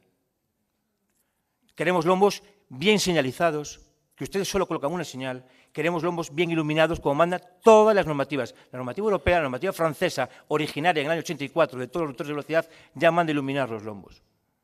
Andalucía ha adaptado 1.500 reductores de velocidad a la normativa de fomento. Extremadura tiene normativa de fomento, tiene normativa tal. Bilbao tiene normativa. Y en Pontevedra no hay normativa. Y colocan un lombo en cada paso de cebra. Y otra cosa, el señor alcalde, en el acto de Stop Accidentes, reconocía que en Pontevedra, con los atascos que hay y con semáforos, los coches circulaban de media a 10. Y oye, nos alegramos, oiga. Pero si circulan a 10, no tiene sentido andar colocando obstáculos en la vía. No tiene sentido ninguno andar colocando obstáculos. Ya han reducido un 84% el tránsito de vehículos. Eso es seguridad total. Por supuesto que es una de las más grandes. Y otro, invirtamos en seguridad vial. Seguridad vial. Ya está limitado todo el centro urbano a 30. Respetemos.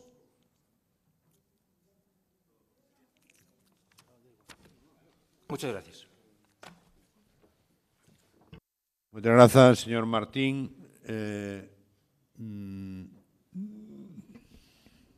¿Alguén quere intervir de novo? Nadie quere intervir. Señor Puentes, ten a palabra. Sí. Nós presentamos unha emenda e non sei en que quedou.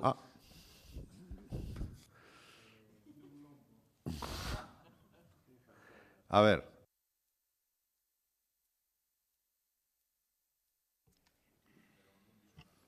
Sí, disculpe. Sí, en este caso se subentiende que cuando negocia el concello con los vecinos, estas zonas y tal, vamos, yo dábamos por hecho que evidentemente lo hacían de mano de los técnicos municipales. Por lo tanto, al no ser mencionada explícitamente en la moción y sugerirlo del Partido Socialista, pues aceptamos, como no, la enmienda. Gracias. Sí, claro, leo.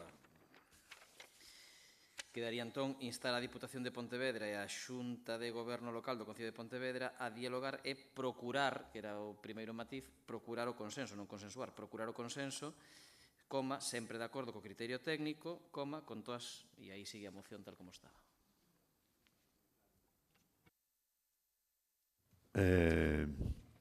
Señor Mosquera, ten a palabra. A ver, non sei se vai aceptar a transacción ou non, claro. Entonces non sei que estamos que acepta a transacción. Dixo que aceptaba a transacción, Sí, sí, pero o problema é que con tal transacción resulta que quedamos na situación en que se aproba algo que aparentemente non sirve para nada, que é o que se está facendo, e entonces o fondo desaparece. Claro, o fondo é o que é. O fondo é que houve un señor que é interventor do BB que montou unha plataforma, o Rural Existe, que entre outras cousas ten unha gran obsesión contra os lombos, son conocida, respetable, faltaría máis. Entonces, parece que quedaron mal con eles no anterior pleno, entonces ahora queren quedar a maiores, pero desaparece todo o resto, é dicir, unha cuestión de, claro, así non ten ningún sentido, evidentemente, polo que dixo o PSOE nunca propoñería eso se é que supón isto. Ahora, eu, de verdade, hai cousas que é moi difícil de rebatir. Precisamente, claro, que dicir, vamos a ver, primeiro non sei onde salen esas cifras, supoño que serán certas ou non, pero que temos unhas cifras de seguranza viaria moi boas, boísimas, e ninguén o discute. Entón, depois o da media, claro, é que, vamos a ver, eso é, no centro de Madrid, a velocidade media son 10 km por hora. Polo tanto, circular aquí, antes de toda a reforma, probablemente fora do mesmo orden, no centro da cidade. Polo tanto, o razonamento que ven é un máximo de 30, chega de sobra. Vale? Claro, o problema que hai é que son cando non hai moito tráfico, cando os tal, pois hai os que van a 70, 80, ou intentan ir, que é o que creen o gran peligro. Por eso están os lombos, precisamente por iso. Precisamente, non é polo que vai a 30, 25 ou 35, é polo que intenta correr que crea perigo, vale? Entonces podemos, xa o discutimos aquí 1000 veces, entonces, por que non, acórdame, entrada de Avenida de Lugo, verdad? No, é que se poña a policía, moi ben, efectivamente, poñemos a policía, entonces, mátanos, porque ali había un morto, un accidente grave cada ano, como moi pouco, e non sei cantos choques e feridos, entonces temos moitas multas e o mismo de mortos. Porque, claro, a multa ponse unha vez que pasou, se cada xa o levou por diante. Claro, e desde aquela non houve ningún. Non houve absolutamente ningún. Bueno, repito, afortunadamente, e non vamos a discutir outra vez, que dicir, mire, se quere fale con técnicos, con arquitectos, ou con enxeñeiros, perdón, e resulta que non están aplicando a normativa, que, por certo, é moito máis dura do que estamos facendo. É moito máis duro, polo tanto, é unha contradición que non acabamos de entender. Nós vamos a votar en contra, porque votar cun motivo e o resultado final totalmente distinto por algo que estamos facendo, porque, vamos, outra cousa non farán. Pero os concelleiros das parroquias se deixan as coronarias reuníndose con un, con outro, falando con todos. Por lo tanto, non sei exactamente a que ven.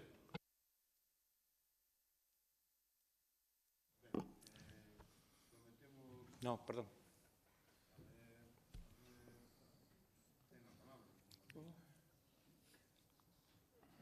Señor Martín, ten a palabra. Perdón, gracias. Solo ya para terminar. Mire, señor Mosquera, seguridad vial, escritos de los vecinos, asociaciones. Escrito a la Diputación solicitando a limpeza da estrada principal. Afundimento do camiño do Bordel. Falta de arquetas. Bacheo, limpeza de camiños. Actuación do camiño de Rosende. Cientos estos sí que son escritos. Y ahora le digo a la Diputación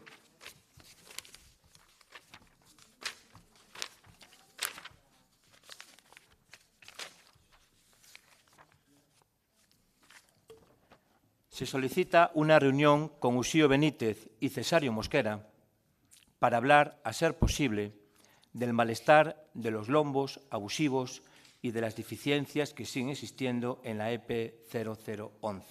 Con diálogo y consenso se consigue todo. Eso es un escrito. Eso que dice usted que tiene el consenso, que esto le tuvo que llegar a usted. Estoy convencido que no se ha reunido con ellos para explicarle nada.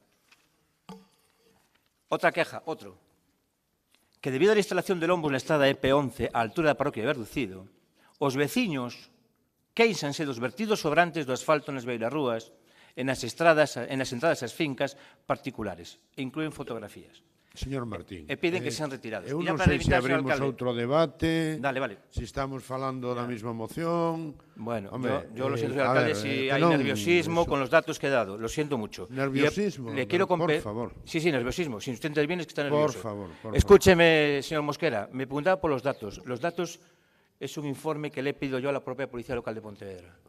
Aquí lo tiene.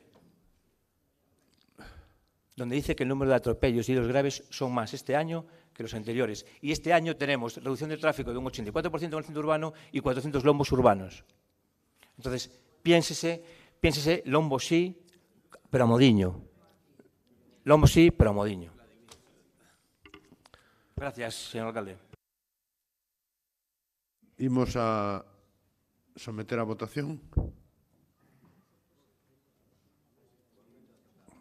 Coa emenda aceptada. Sométese a votación coa emenda aceptada, porque, bien, polo tanto, todos sabemos que estamos votando. Votos... No. É a proposta do Partido Popular coa emenda aceptada, non? Que explicou o señor Puentes moi ben, por cierto. Bueno, votos en contra da emenda do Partido Popular coa emenda do Partido Socialista aceptada. 12. Abstencións, 1. 3. Ai, non vira aí a... Que a mí non me gusta moito mirar padre, me cadra así. E votos a favor da emenda da moción coa emenda aceptada 10, 7, 3, 10. Por lo tanto, rexeítase por maioría. E pasamos ao punto seguinte, que é o punto número 7, ou non? 6, 7. Ratificación da súa inclusión por urxencia e aprobación no seu caso da proposición do Grupo Municipal do PSDG-PSOE sobre paralización do trámite de información pública do anteproyecto e de licitación da concesión do servicio de abastecemento de agua potable e saneamento do Concello de Pontevedra. O señor secretario non vai dicir nada e vamos a opinar todos os grupos acerca da urxencia da cuestión. Algúnha opinión ao respecto? Aceptámola por maioría. E ten a palabra, cando me pida, o señor Agustín Fernández González. Moitas gracias, señor alcalde. Bos días a todos e a todas.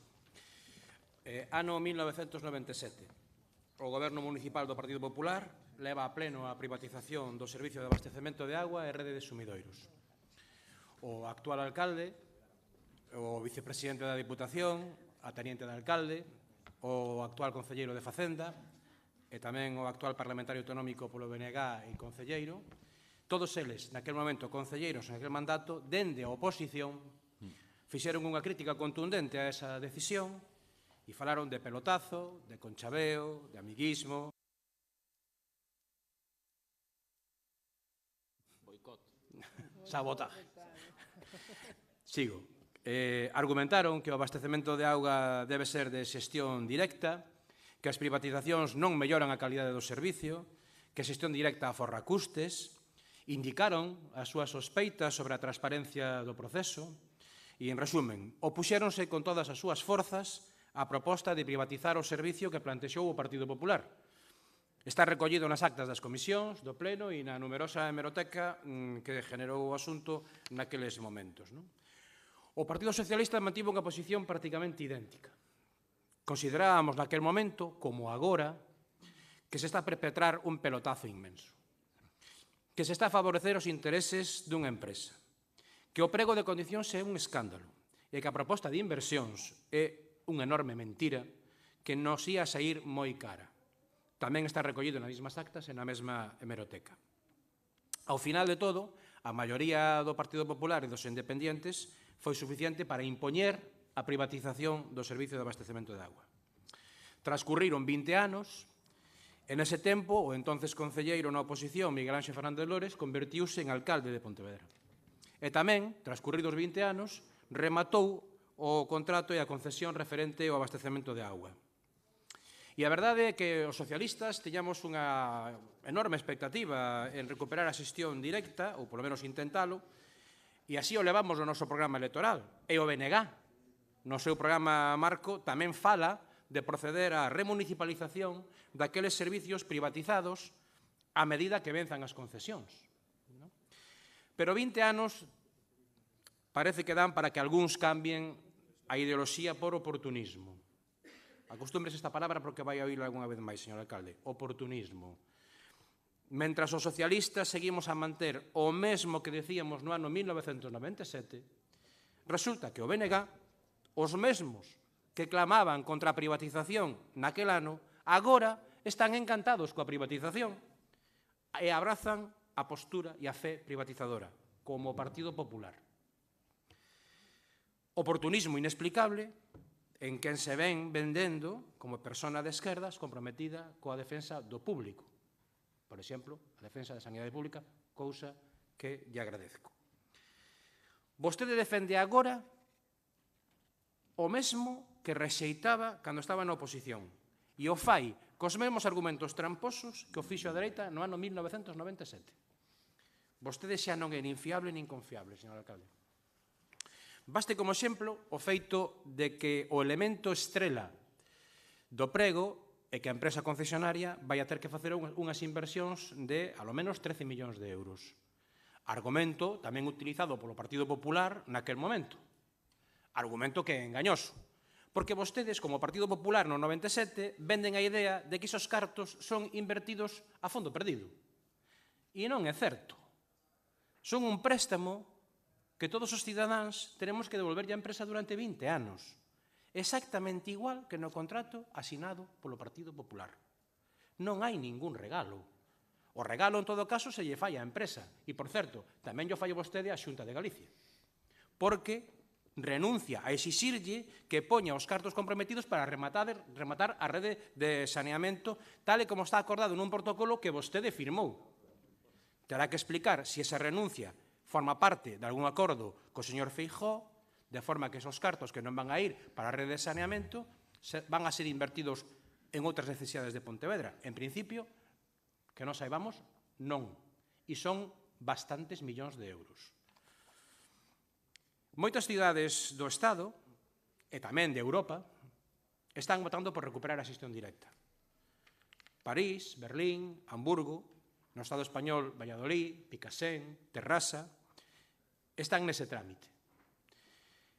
En outras moitas xa funciona a xestión directa. De feito, o propio Tribunal de Cuentas do Estado, no seu informe 1010, deixa claro que a xestión directa do abastecemento de auga aforra custes, é máis barata e, como mínimo, é tan eficiente como a xestión indirecta.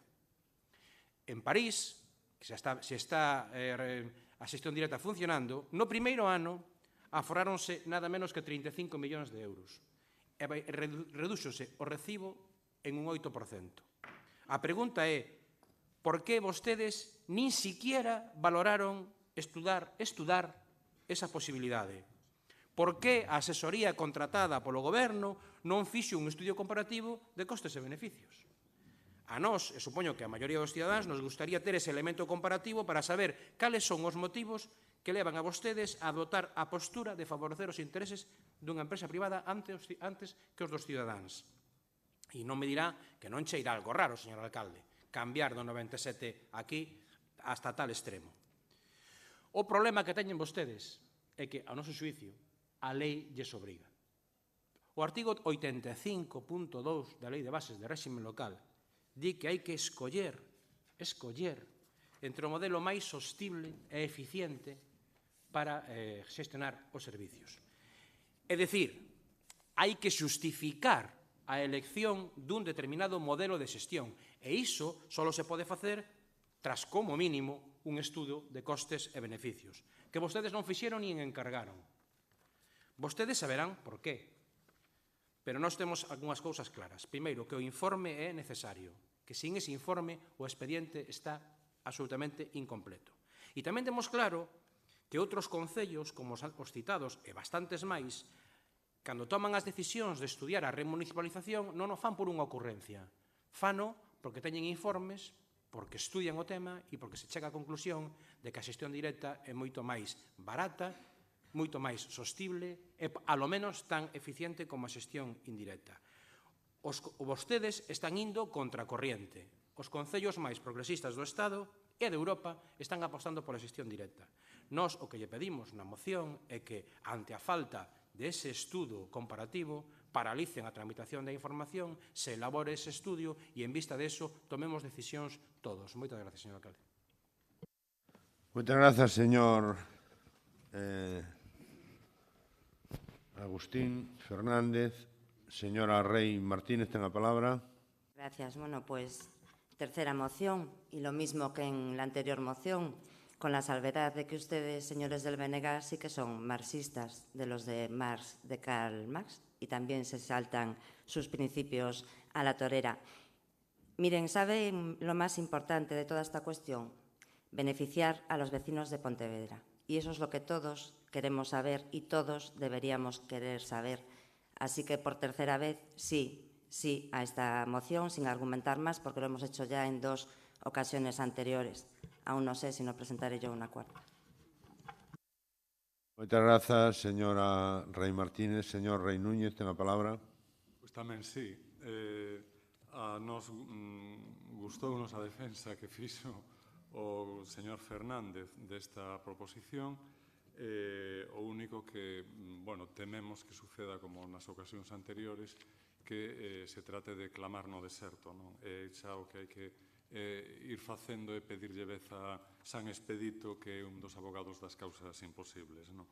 Todo indica que non se van guiar por nós, porque xa non o fixeron nas ocasións anteriores, que asinarán o contrato por 20 anos, é unha millonada, e que, ademais, nos dirán que o fan porque a xestión privada é máis barata e eficaz que a pública.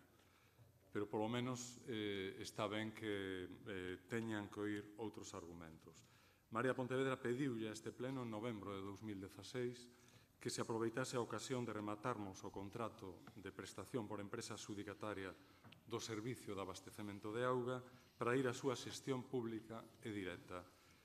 Ese remate neste ano era o momento idóneo desde un punto de vista xurídico e económico para que o Concello emprendese o cambio ao non estarmos ante unha resolución anticipada e unilateral do contrato.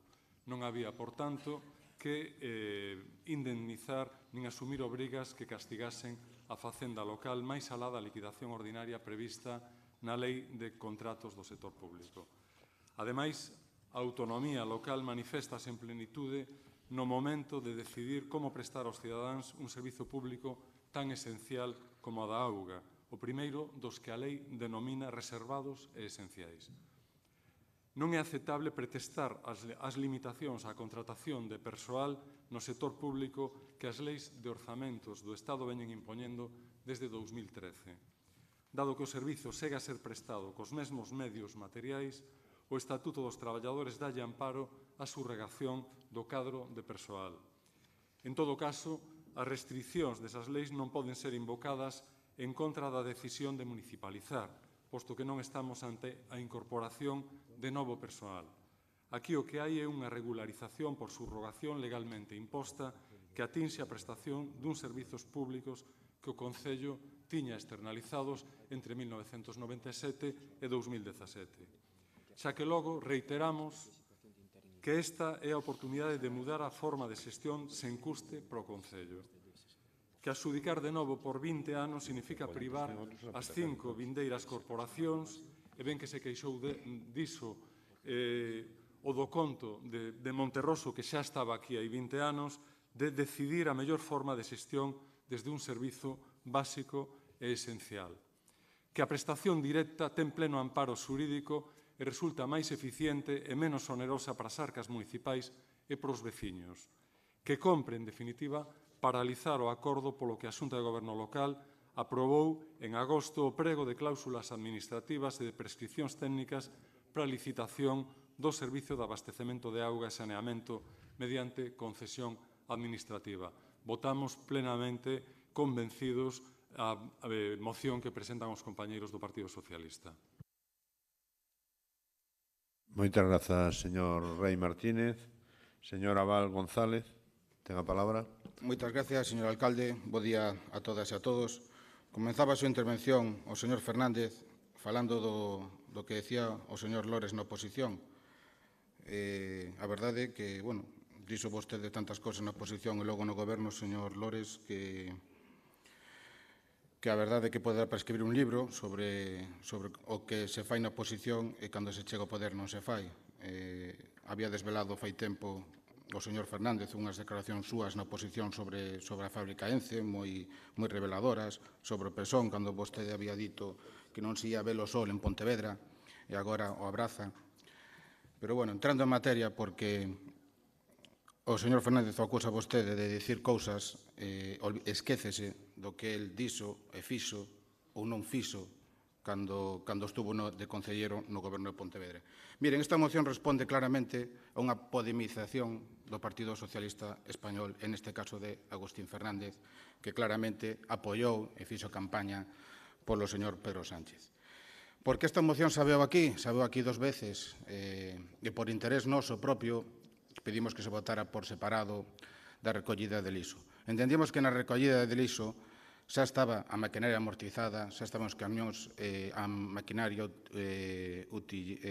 elementos de transporte, e que se podía rescatar. No caso do contrato de auga, falta moitísima inversión por realizar aos nosos veciños e non se pode remunicipalizar.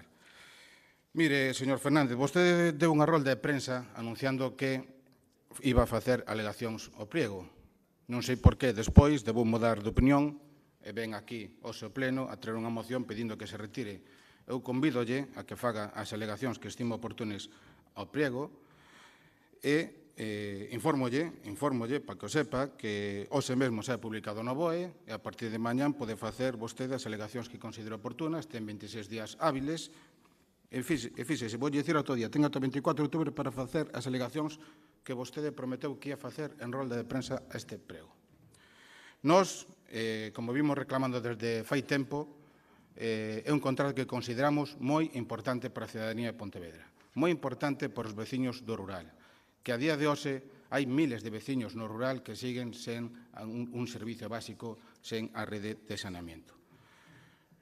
Como moi ben di o estudio, fan falta ao menos 13 millóns de euros para que igualar a todos os veciños de Pontevedra, para que sexan todos iguais, os do rural e os de centro urbano. Fan falta ampliar depósitos, fan falta mellorar a rede de abastecemento. Nós entendemos que 18.211 pozos de rexistro, 6.295 de pluviais, 11.868 de residuais, 48 unitarios, 8.585 inbornais, 5.536,35 mililitros de reixas, 8.990 cometidas de agua, 23 estacións de bombeo de agua residual, 250 kilómetros de rede en auga, 2.923 válvulas, 775 hidrantes, 1.133 bocas de rego, 50 ventosas, 36.722 contadores, ou 40.319 recibos por padrón de facturación. Todo isto non pode agora mesmo, así a bote pronto, dicir, imos a leválo dentro do Concello. Noso prego, a verdade é que ten que estar máis traballado, señor González Carballo. Vostede recibiu un cargo do alcalde de asumir todas as contratacións a renovación dos servizos, dos grandes contratos, e vostede ten unha responsabilidade que é a de velar porque estes contratos estean en condiciones óptimas, en as condiciones mellores para a cidadanía de Pontevedra. Vostede xa tivo que facer unha rectificación cando xa se había publicado no boletín da provincia no diario da Unión Europea. Tivo que rectificar os pregos, esqueceuse da obligatoria subrogación, cousa que me estrana, porque, por exemplo, naquel que eu pelexei moito, seguirei pelexando no contrato de Sardins, por exemplo, sí que iba perfectamente clara a subrogación. Agora, tivemos que sofrer un retraso, tivemos que modificar no BOE na Unión Europea, aproveitaron, un retraso máis ou menos de 10 días, e vostede é o que debe velar. Vostede aí, señor González Carballo, non fixo ben o seu traballo. Vostede recibiu o encargo de por parte do alcalde de cumprir e de que o contrato estivese perfectamente en orde e non o estaba. Así como tamén a inquietud que cos traballadores, a hora de establecer os pregos e valorar o criterio económico en materiales, ponderalo desa maneira, tamén está generando moita inquietude nos traballadores. Voulle dicir, señor Fernández, como vostede atrévese hoxe aquí a facer a intervención que fixo sobre... Eu teño aquí apuntado todos os datos que decía vostede de un informe, que facía falta un informe. Onde estaba o informe cando vostede quiso privatizar todo o complexo deportivo da Parda? Onde estaba? Onde incluiu vostede o informe? Fai tan só 4 anos, señor Fernández. Como pode vostede falar de remunicipalización cando vostede quiso e non fixo un informe, nen fixo nada por remunicipalizar as piscinas de Campolongo? Como pode vir hoxe aquí o Pleno de Pontevedra a coller a bandeira da remunicipalización cando vostede, a maiores, tivo a oportunidade de remunicipalizar as piscinas e non as remunicipalizou? Cando ainda por riba o gran pulmón verde da zona este da cidade de Pontevedra a quiso privatizar para os que tiñan máis cartos, para os que tiñan que pagar 50 euros para poder entrar e disfrutar do espacio de lecer. De verdade, o bochorno que hoxe aquí, creo que vostede, señor Fernández, ven a esgrimir o pleno, fíxese, incluso no anteproxecto das piscinas de Campolongo, é o mesmo que deixou vostede, e ten que permanecer caladiño. Sai en rolda de prensa de Demetrio, falando da revolución, falando das bondades, é o que fixo vostede, señor Fernández, e ten que aguantar o bochorno e permanecer calado, pero a osadía non ten límites. Miren, o prego, señor González Carballo, é moi mellorable, sobre todo nas melloras. Voulle indicar algunha para que teña en conta. Ampliación da rede de Montecelo contempla o hospital actual, non contempla ampliación. Eu suxírolle que nas melloras que contemple a ampliación enteira de Montecelo e non actual. Non sei o interés, non sei o empecinamento en contratar esta empresa. Eu voulle dicir, entidades mercantís pódense nombrar sin ningún problema. A empresa Lagares Oca está facendo moitísimos traballos con o Cidade de Pontevedra. Eu, cada vez máis técnicos, non falo por mí, falo por técnicos, están moi descontentos con esta empresa. Vostede sigue empeñado en asistirse con esta empresa. Eu recomendolle que busque algunha máis profesional, porque de verdade que o prego sei que é moi mellorable. Pero a solución non é retiralos, é facer alegacións, como eu fixen, por exemplo, as piscinas de Campolongo. É facer achegas e melloras. Se quere podemos falar de Valladolid, podemos falar de Terrassa, podemos falar de París, pero creo que agora temos o tempo limitado e non me vou estender moito máis. Eu quero lle dicir que como pensan vostedes mellorar a rede de abastecimiento en Lourizán, en Marcón, en Morente, en Salcedo, en Tomeza. Como pensa chegar toda a rede de saneamiento aos veciños de Alba, de Bora, de Campañó, de Cerponzóns, de Lérez, de Lourizán, de Marcón, de Salcedo, de San Andrés de Sebe, de Santa María de Sebe, de Tomeza, de Verducido. Todo isto só se pode hacer mediante a xestión indirecta, que pode dispoñer os recursos inmediatamente e o Concello pode aforrar os cartos. Miren, en Valladolid falaban de 178 millóns de euros que iba a facer coa remunicipalización en 15 anos. Xa os 3 meses xa dixeron 20, xa van ser 20. Os problemas que está acontecendo agora mesmo na rede de Valladolid, hai titulares, sufre Valladolid, lía un titular dun período local, sufre Valladolid despois da remunicipalización, non teñen agora mesmo, claro, unha empresa pública, non teñen recursos para cometer as renovacións que teñen que facer. De verdade, todos os exemplos que vostede puso na súa moción, señor Fernández, todas tiñan 100% a súa rede de saneamento completa. En Pontevedra, por desgracia, non fixemos os nosos deberes en 18 anos. Nós entendemos que a mellor solución, a única solución para igualar os veciños do rural cos veciños do casco urbano agora mesmo é a xestión indirecta e inmediata, xa leva retraso este prego. Polo tanto, o noso voto en contra, a nosa petición de esmero ao señor González Carballo de que este máis encima dos pregos, que vele polo interés xeral do Concello de Pontevedra e que non cometa os erros que vostede cometeu, porque a todas luces é un erro, unha vez publicado, ter que rectificar os plegos, é a súa responsabilidade, señor Carballo. Nada máis e moitas gracias. Moitas grazas, señor Abal. Señor González Carballo, ten a palabra. Moitas gracias. Vamos a ver, aquí se citou varias veces de paralizar, compre paralizar, é dicir, esa foi a palabra máis utilizada por parte dos grupos políticos con relación a este contrato. Ese é o obxectivo, paralizar. Porque as outras cuestións, é dicir, as posicións políticas de se cabe neste momento unha cousa ou outra, xa viñeran a este pleno.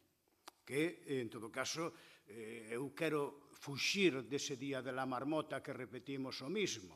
En todo caso, a intención está clarísima que é esa paralización do contrato. Por qué? Home, hai que afear este contrato. Hai que afear que pretendemos que se fagan investimentos, non sabemos cantos, pero si lle pedimos un mínimo de 13 millóns de euros en investimentos, que eso lle daría no capítulo de melloras 0 puntos, requisito inexcusable, a partir de aí é cando obterían puntuación, e, por outro lado, tamén por utilizar a rede, que é propiedade municipal, teñen que pagar un canon mínimo tamén que lle dá dereito a 0 puntos de 1,5 millón de euros. 1,5 millón que forzosamente hai que destinalos a obras na propia rede de abastecimento ou saneamento, que ten perfecta cabida o tema de Montecelo de non ofertalo por parte das empresas ou da adxudicataria no seu caso. Estamos falando que se lle enumeran obras aos licitadores por un importe de máis de 25 millóns de euros en saneamento e máis de 30 millóns de euros en abastecimento. Así, outras obras de carácter urbano, como pode ser a renovación dos servicios da Rúa Echegaray ou da Rúa da Porta Grande.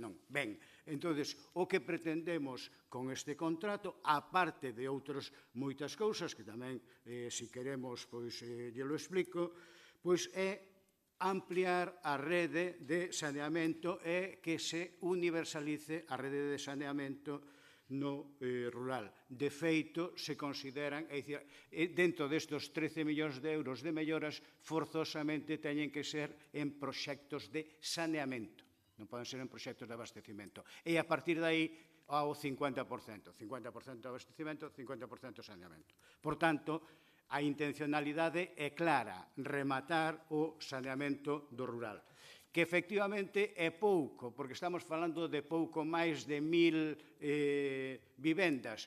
O único que pasa é que teñen un coste moi elevado e supera cada vivenda os 20.000 euros, o custo por vivenda é de aproximadamente uns 20.000 euros que lle costaría ás arcas municipais. Ben, esa é a cuestión, que estamos falando de rematar a rede, de ampliar a rede de saneamento, acabamos de recepcionar unha obra como é a de Aquaes e, lóxicamente, habrá que poñela en servicio. Para que temos, entón, o depósito de Mourente ou para que temos unha rede aí? Será para darlle servicio aos veciños que hasta agora non se lle podía dar porque a cota non daba. A partir de agora si dá a cota. Por tanto, hai que universalizar o servicio de abastecimento ao rural, na medida que se poida. E, evidentemente, pouco a pouco se vai a facer, non? A parte de outras moitas cousas que se contemplan do prego que melloran de maneira sustancial o actual, como pode ser as acometidas, os contenedores, a galería de servicios, as pluviais, o consumir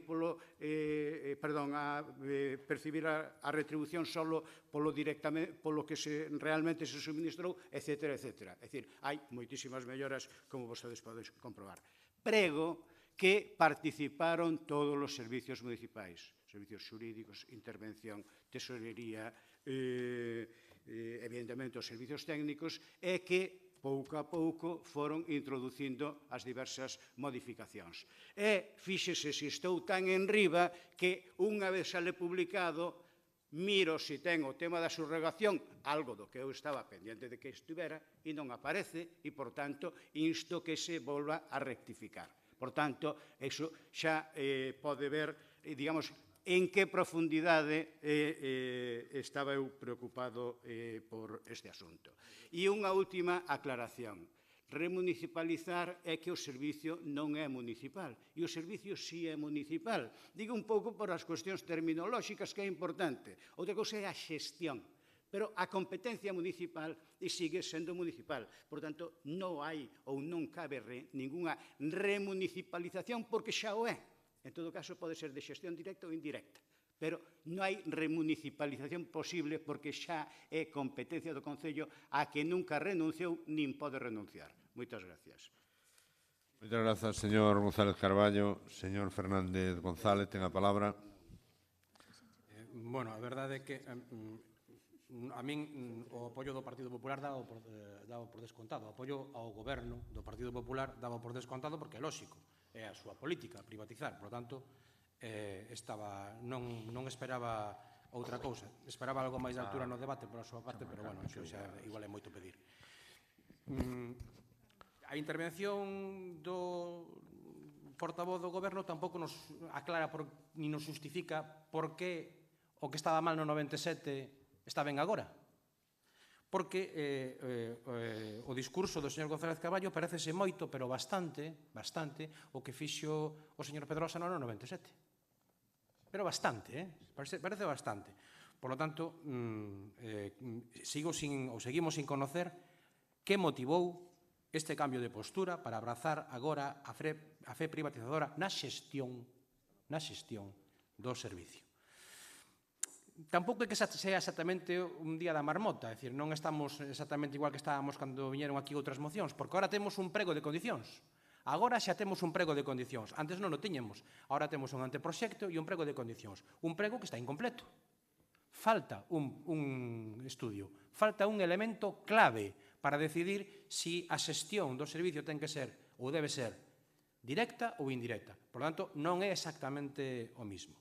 Por tanto, aparte de eslogans, usted deu aquí unha serie de datos, pero claro, datos podemos dar todos. Por exemplo, fala vostede de que a inversión como mínimo vai a ser de 13 millóns, menos o IBE. Ou seja, a inversión real son 10,7 millóns, máis o IBE. Poideron vostedes optar por poñer 13 millóns máis IBE, pero non optaron por eso. Optaron porque dentro desa cantidad de 13 millóns que vostede di, vai incluído o IBE, que non é pouco. O triste, seguindo cos datos, é que no ano 97 o Partido Popular foi capaz de chegar aos 15 millóns de euros, 2.500 millóns de pesetas daquela. E agora vostedes comenzan cunha cantidade 2 millóns de euros inferior. Se restamos o IBE, a cantidade é bastante máis inferior, non? Pero dígame vostede se non é para botarse as mans á cabeza. Esos tamén son datos, señor González Carballo.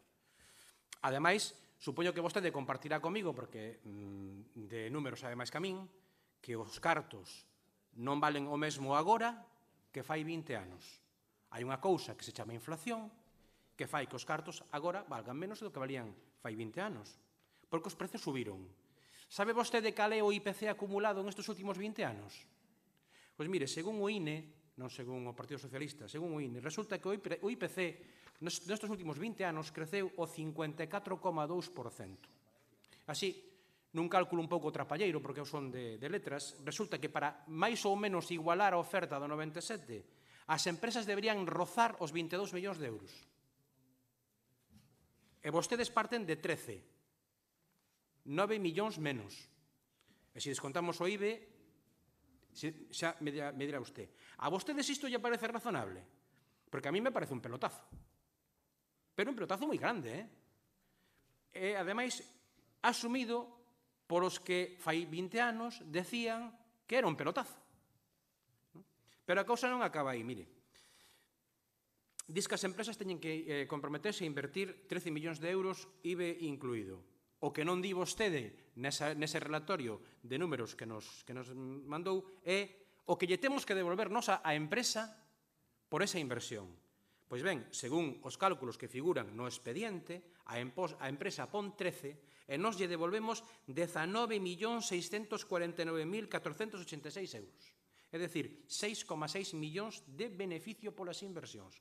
Iso é o que lle temos que devolver. Solo a amortización das inversións nos costará cada ano 980.000 euros. É dicir, prácticamente 1 millón de euros de amortización polas inversións. Todos datos extraídos do expediente administrativo que vostede, evidentemente, e habilmente, non menciona. Pero os menciono eu, xa que vostede sacou os datos.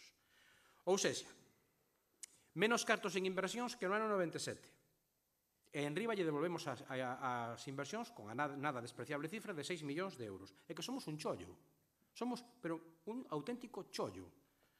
Mais que un chollo, un escándalo, señor González Carballo. Un auténtico escándalo, do que debería vostede explicar por que asumen vostedes o mismo que rexeitaban de forma moi contundente, vostede mesmo, moi contundente, no pleno onde se aprobou a xestión indirecta do Servicio de Abastecemento de Agua no ano 1997. Miren, a xestión indirecta non é unha imposición legal.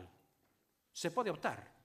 Podes optar por a xestión directa ou por a xestión indirecta. Temos agora algo que ao mellor non tiñamos no ano 97, que é a experiencia de como se fan as cousas en outros concellos que teñen xestión directa e que funcionan de maravilla, funcionan perfectos, exactamente igual ou mellor que coa xestión indirecta e sin estos costes. Por lo tanto, a lei permite estudar outras fórmulas. Nós nin siquiera estamos planteando optar por unha fórmula, estamos planteando estudar outras fórmulas, estudalas. E o curioso é que vostedes, na súa precipitación por sacar este tema, se olvidan dun elemento fundamental que establece a lei, que é facer un estudio que nos permita saber cal é o mellor método de xestión da auga. Eu non sei se poñer o olvido entre comillas, pero o certo é que se olvidan. E o peor de todo é que se olvidan de todo o que vostedes defendían no ano 1997. E iso sí que é triste. É moi triste. Incluso é algo vergonzoso. Creo que, polo menos, deberían intentar vostedes xustificar este cambio de actitude e de estrategia que os fai confluir absolutamente coa dereita, tal e como demostrou aquí a intervención do portavoz do Partido Popular, que prácticamente dixo o mesmo que diría vostede. Pasa que xa o dixo el antes, non? Moitas gracias.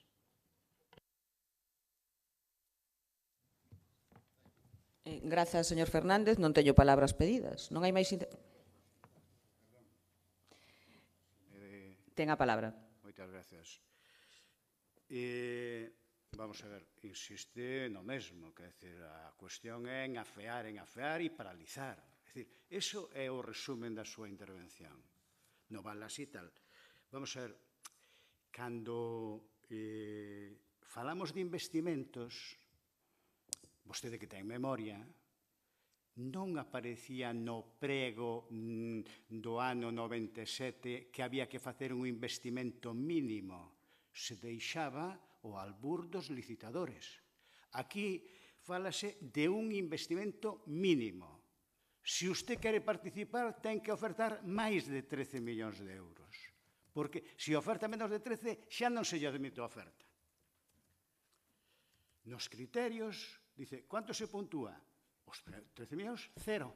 A partir de aí se lle empeza a puntuar. Por tanto, se queren optar e estar nunha posición, digamos, con opcións a concesión, pois, lóxicamente, van a ter que ofertar máis. No anterior, non había un canon de 1,5 millón de euros. Este sin IVA. Vale? Bien. Por tanto, canto van a ofertar os licitadores? Non yo sei. Home, en todo caso, eu, se quere, vai ao próximo día 20, que temos a visitar as instalacións para todos os licitadores que se queren presentar, vaya con eles e pregunte yo a eles, porque eu non sei o que van a ofertar. Por tanto, o día 20 xa vamos a levar a ensinar as instalacións aos posibles licitadores e, entón, pregunte yo ali, porque eu eso xa non yo sei, non? E, evidentemente, claro que os tempos mudan Evidentemente, non se modificara a Constitución exprés, non se fixara unha lei de estabilidade orzamentaria, hasta, non sei se pasara aquilo de OTAN de entrada, non, xa non me acordo, eso debe ser antes. Pero, en todo caso, digamos, van cambiando as circunstancias que impiden ou imposibilitan. Pero ese non é o tema, e usted o sabe perfectamente, porque ese tema xa veu aquí, por 2 veces. Bueno, coa amenaza de María de traer unha cuarta. Ben, que hasta creo que está, non creo, sino que está no seu lexítimo dereito de traer.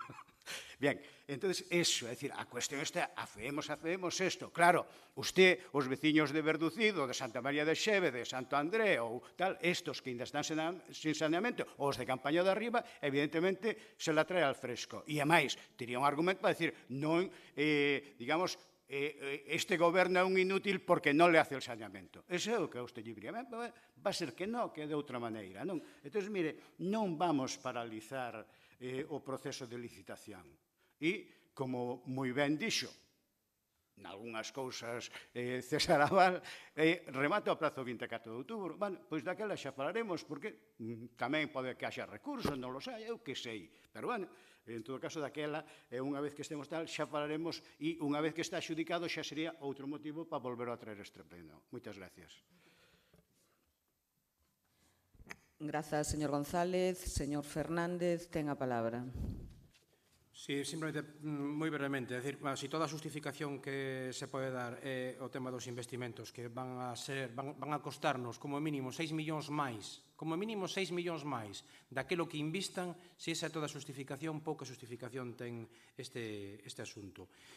Ten razón vostede, os elementos mudan co tempo, pero os elementos que vostede mencionou non impiden proceder a xestionar de forma directa a auga. Aí están os concellos que están remunicipalizando a xestión. Por outra parte, moitos concellos teñen a xestión directa, fan inversións, invisten en saneamento e mellora das condicións sin necesidade de privatizala. Por lo tanto, mal argumento ten ese. En canto ao tema do saneamento, é que é unha mostra da súa propia incapacidade. O decía na miña primeira intervención. Hai un protocolo firmado coa Xunta de Galicia e 2 convenios, falta por firmar o terceiro, e o señor alcalde non é capaz de sentarse a falar co señor Feijóo e arrancar a Xunta de Galicia aquilo a que está comprometida. É a súa propia incapacidade. Utilizar eso como argumento para privatizar ou para manter a privatización da xestión da agua me parece un argumento casi indigno, porque a responsabilidade de que a cuestión este así é do señor alcalde, que se reúne co señor Feijóo, pero desto non fala. Por lo tanto, creo que é un mal argumento. E, por último, efectivamente, abriuse o prazo para presentar alegacións e, efectivamente, tal como anunciamos, presentaremos a nosa alegación e veremos o que ocurre. Moitas gracias. Moitas grazas, señor González. Sometemos o asunto a votación. Votos a favor da proposta do Partido Socialista. 3, 5, 6. Abstencións, ningunha. Votos en contra, 19. Rexéitase por maioría da corporación. Pasamos ao punto número 8, moción do Grupo Municipal Marea Pontevedra instando a Xunta de Galicia a facer cumplir o prazo dictaminado pola Unión Europea como data de cese e peche de actividade de Elnosa en Lourizán. Señor secretario, ten a palabra para ler o dictamen da Comisión Informativa correspondente. Sí, a Comisión de Ordenación do Territorio, Urbanismo e Medio Ambiente deste mes dictaminou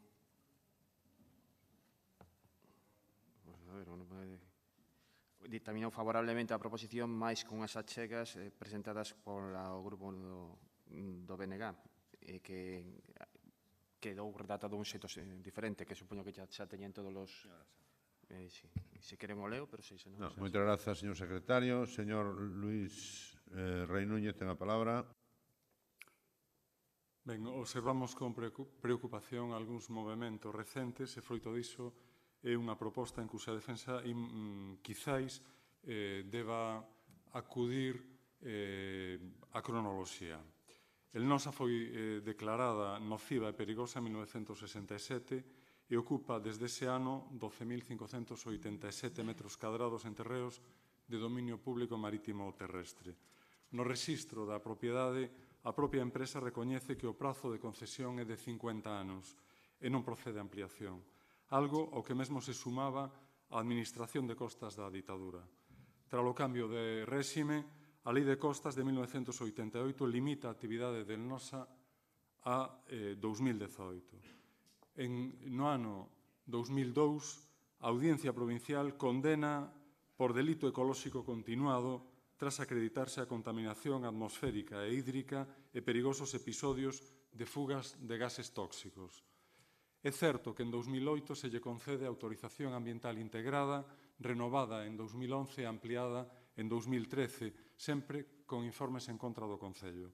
Mais tamén é certo que a Unión Europea, en 2010, emite unha directriz de emisións industriais que proíbe producir cloro empregando mercurio a partir do 11 de decembro de 2017. É dicir, desde o ano 10 ata o 17 pasaron 7 anos nos que se sabía desta prohibición de producir cloro empregando mercurio. A empresa portuguesa propietaria da factoría desde 2003, que sabía tamén, cando adquiriu a propiedade do límite da Lei de Costas, que era o ano 2018, sabe tamén desde hai 7 anos da prohibición, polo tanto, de empregar mercurio. E tamén sabe das directrices de ordenación do territorio e do plan de ordenación do litoral de Galicia, ambos os dous do ano 2011, onde se fai mención expresa a el NOSA na disposición adicional terceira. E dice del NOSA: o obxecto desta área é o da recuperación do espazo que quedará vacante coa materialización do traslado destas instalacións a outra localización dentro da propia bisbarra de Pontevedra no horizonte do ano 2018. Iso dicíao a Administración galega en 2011, é dicir, no ano 3 do señor Feijóo, cando xa tivera tempo abondo de formarse unha opinión sobre o caso. E que pretende agora a empresa? Desentendéndose da sorte que corremos os máis de 100.000 residentes na contorna, el NOSA pretende volver a contar coa complicidade da Xunta de Galicia para ampliar prazos mediante figuras como a supramunicipalidade ou análogas e sortear a prohibición europea coa proposta dun cambio tecnolóxico de dobre fase. Na primeira, se iría a fabricación de hipoclorito sódico como derivado do cloro con almacenamento e distribución de cloro e produtos derivados, e na segunda, a produción de cloro álcali e produtos derivados mediante celas de membrana. Isto obriga a importar un material altamente inflamable que, pola súa vez, supoñería un aumento do tráfico pesado derivado do seu transporte con risco para todos. A isto hai que sumarlle o incremento das verteduras que se duplica, segundo datos da propia empresa, ao pasar de 55.000 metros cúbicos ao ano a 100.000 metros cúbicos ao ano, nun punto de vertedura en zona afectada polas mareas. E tamén hai que sumarlle a isto o incremento do consumo de auga que pasa de 200.000 metros cúbicos ao ano a 300.000 e que se obtén enteiramente do río Lérez, un río, por certo, onde só existen 3 concesións de abastecemento, unha para a propia cidade de Pontevedra, outra para Ence e outra para Tafisa. E non consta ningunha concesión a el NOSA, non a ten, por tanto.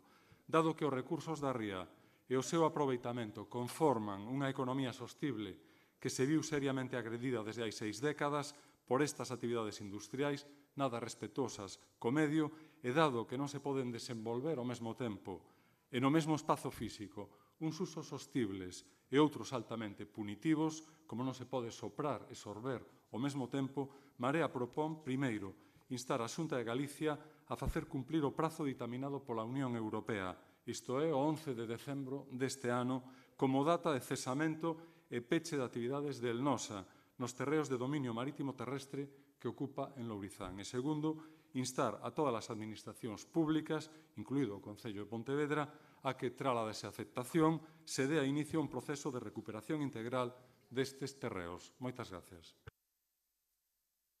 Moitas grazas, señor Rey. Señora Rey Martínez, ten a palabra. Gracias. Lo cierto es que el NOSA lo ha hecho mal. Desde hace 7 años conocía y tenía margen más que de sobra para adecuarse a la legislación como hicieron el resto de cloreras españolas. En este caso han primado los intereses empresariales poniendo en riesgo la continuidad de la empresa.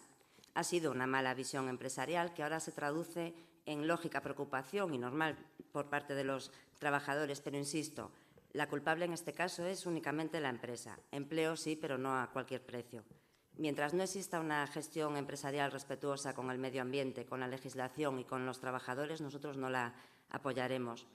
Quien no ha pensado en el futuro del NOSA han sido los propios directivos de la empresa, aunque cierto es que el Gobierno local tampoco ayuda demasiado a ciertas empresas. Nos mantenemos en la misma postura de siempre. Apoyaremos a quien cumpla con la legislación. ¿La cumplen? Adelante. ¿No la cumplen e intentan saltarse los tiempos? Nosotros no podemos apoyarla. Moitas grazas, señora Rey. Señor Agustín Fernández, ten a palabra. Gracias, señor alcalde. Bueno, brevemente, a posición do Partido Socialista neste asunto é moi clara. Nós vimos mantendo dende sempre a necesidade de recuperar as marismas de Lourizán unha vez rematadas as concesións tal e como se establecía na Lei de Costas antes da vergoñenta modificación efectuada polo Goberno do Partido Popular. Por lo tanto, a empresa sabía dende fai moitos anos que no ano 2017 tiña que irse dai e non hai excusas. A maiores, a Unión Europea ratifica e afonda nesta data e, por tanto, nada máis que decir. Moitas grazas. Señor Moreira, ten a palabra. Gracias, señor presidente. Muy buenos días. Bien, es verdad que existió en su momento un acuerdo en virtud del cual la empresa se comprometía a abandonar la ubicación actual en estos años, 2017-2018. Pero es verdad que posteriormente la empresa mostró su voluntad de afrontar, de acometer una inversión para cambiar la tecnología y acomodarse a la normativa comunitaria. Es verdad que hay una fecha tope ahí, cercana ya, que es el 11 de diciembre de este año, en la cual, sea como sea, la empresa tendrá que cesar su actividad con la tecnología actual de producción de cloro, con la tecnología de mercurio. Eso es impepinable, así tendrá que ser. Pero es verdad que la empresa, pues al amparo de la legislación, tiene una planificación, está solicitando las autorizaciones oportunas para hacer ese cambio de tecnología y, por lo tanto, lo que hay que hacer es apoyar a las administraciones a que hagan cumplir la ley. Y si una empresa cumple todo lo que dice la ley, tiene todos los permisos y tiene la autorización perceptiva de otras administraciones para poder seguir donde está, ¿cuál es el motivo para decirle que no? Es más, ¿cuál es el motivo para incumplir la ley? Ya sabemos que en otros sitios hay gente que le da igual la ley y se la salta. Pero creo que aquí hay que cumplir la normativa. Pontevedra no está, que yo sepa, para cerrar empresas, para mandar trabajadores al paro. Creo que no. Creo que precisamente estamos para todo lo contrario. Para buscar más empresas, para traer industrias que generen empleo. Creo que eso es lo que necesita Pontevedra. Y creo, señor Lores, que es lo que usted persigue cuando acomete una misión comercial o trata de difundir Pontevedra para que sea conocida y sea objeto de inversiones. Creo que eso es lo que todos buscamos y creo que todos coincidimos, hasta usted, señor Lores, que por fin se ha dado cuenta de que un alcalde sí que puede hacer cosas para traer empleo e industria. Creo que todos tenemos que ir en esa senda. Entonces, aquí se nos propone por parte del grupo de Marea una decisión discrecional, una voluntad política en la que se insta a la Xunta a que el NOSA cese y cierre la actividad el próximo 11 de diciembre. Hombre, evidentemente, si usted modifica la propuesta diciendo que cese la actividad actual con la tecnología actual, por supuesto que sí, que eso lo apoyaríamos. Pero claro, si la empresa solicita otro permiso para hacer otra producción y eso lo avala tanto las directivas comunitarias como la legislación española como la legislación gallega, pues le guste o no le guste, una administración está obligada a darle autorización. Por lo tanto, si matiza su propuesta en el sentido de que se le exija el cese, de acuerdo con la normativa comunitaria, el cese de la actividad con la tecnología actual, pues evidentemente votaríamos que sí a ese aspecto. Pero es que usted pide el cierre sin más, sin tener en cuenta otras posibilidades que pueden ocurrir. Y, por lo tanto, ustedes piden que se tomen decisiones pues, sin cumplir con los trámites, con independencia de que las decisiones estén avaladas por criterios técnicos y legales.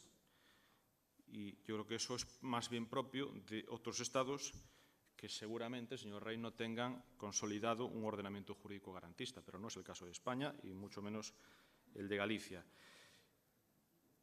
Y, por lo tanto, hay que tener en cuenta que se trata de una tramitación reglada, que el procedimiento está marcado por la ley, que se ofrecen las máximas garantías de transparencia y de cumplimiento de la legalidad Y a eso nos tenemos que someter todos. Yo creo que somos responsables políticos y creo que pedirle a una administración que incumpla la ley, hombre, no creo que vaya dentro del cargo de un representante público, ¿no? Por lo que sabemos, la declaración de incidencia supramunicipal se está todavía evaluando en un primer paso. Hay que hacer también una evaluación ambiental estratégica posteriormente, que evidentemente tendrá que cumplir toda la normativa europea. Yo creo que esto de decir que una administración tiene que cumplir la ley, yo creo que sobra ya, es que la tiene que cumplir. Y además habrá que solicitar los preceptivos informes. Y todo esto cuelga de una decisión, que es que esta empresa consiga la autorización para seguir ocupando ese suelo.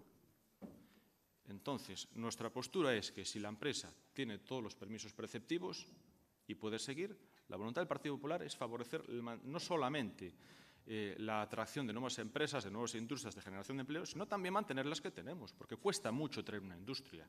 Y creo que Pontevedra es un ejemplo claro de esta afirmación. Cuesta muchísimo.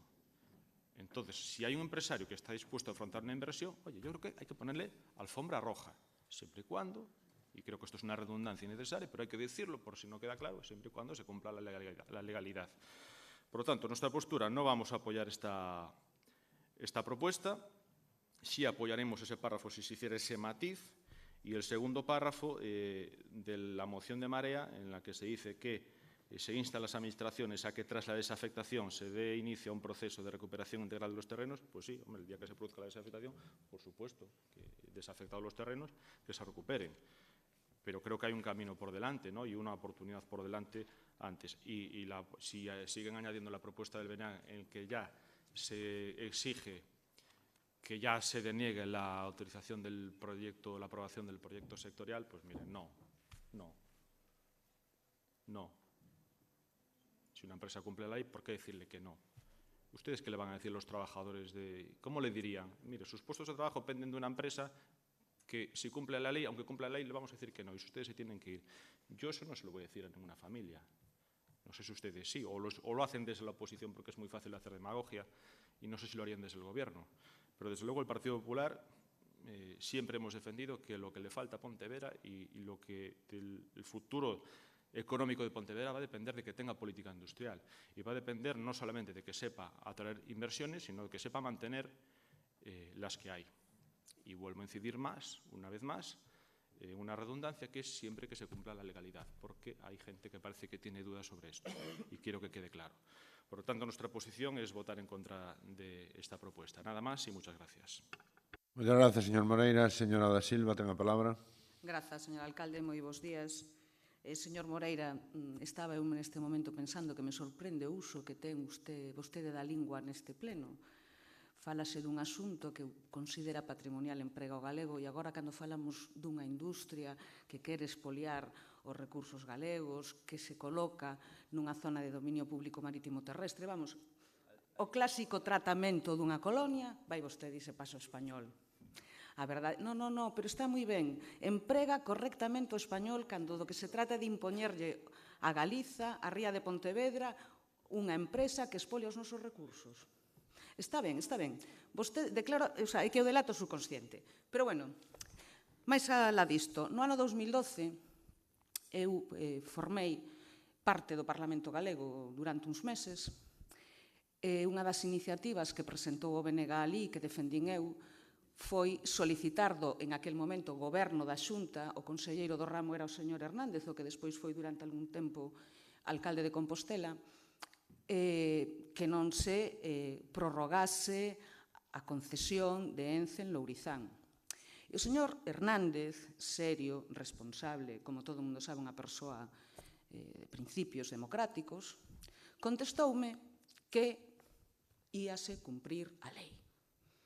Claro, nos dixémoslle, bueno, pero a lei cámbiase.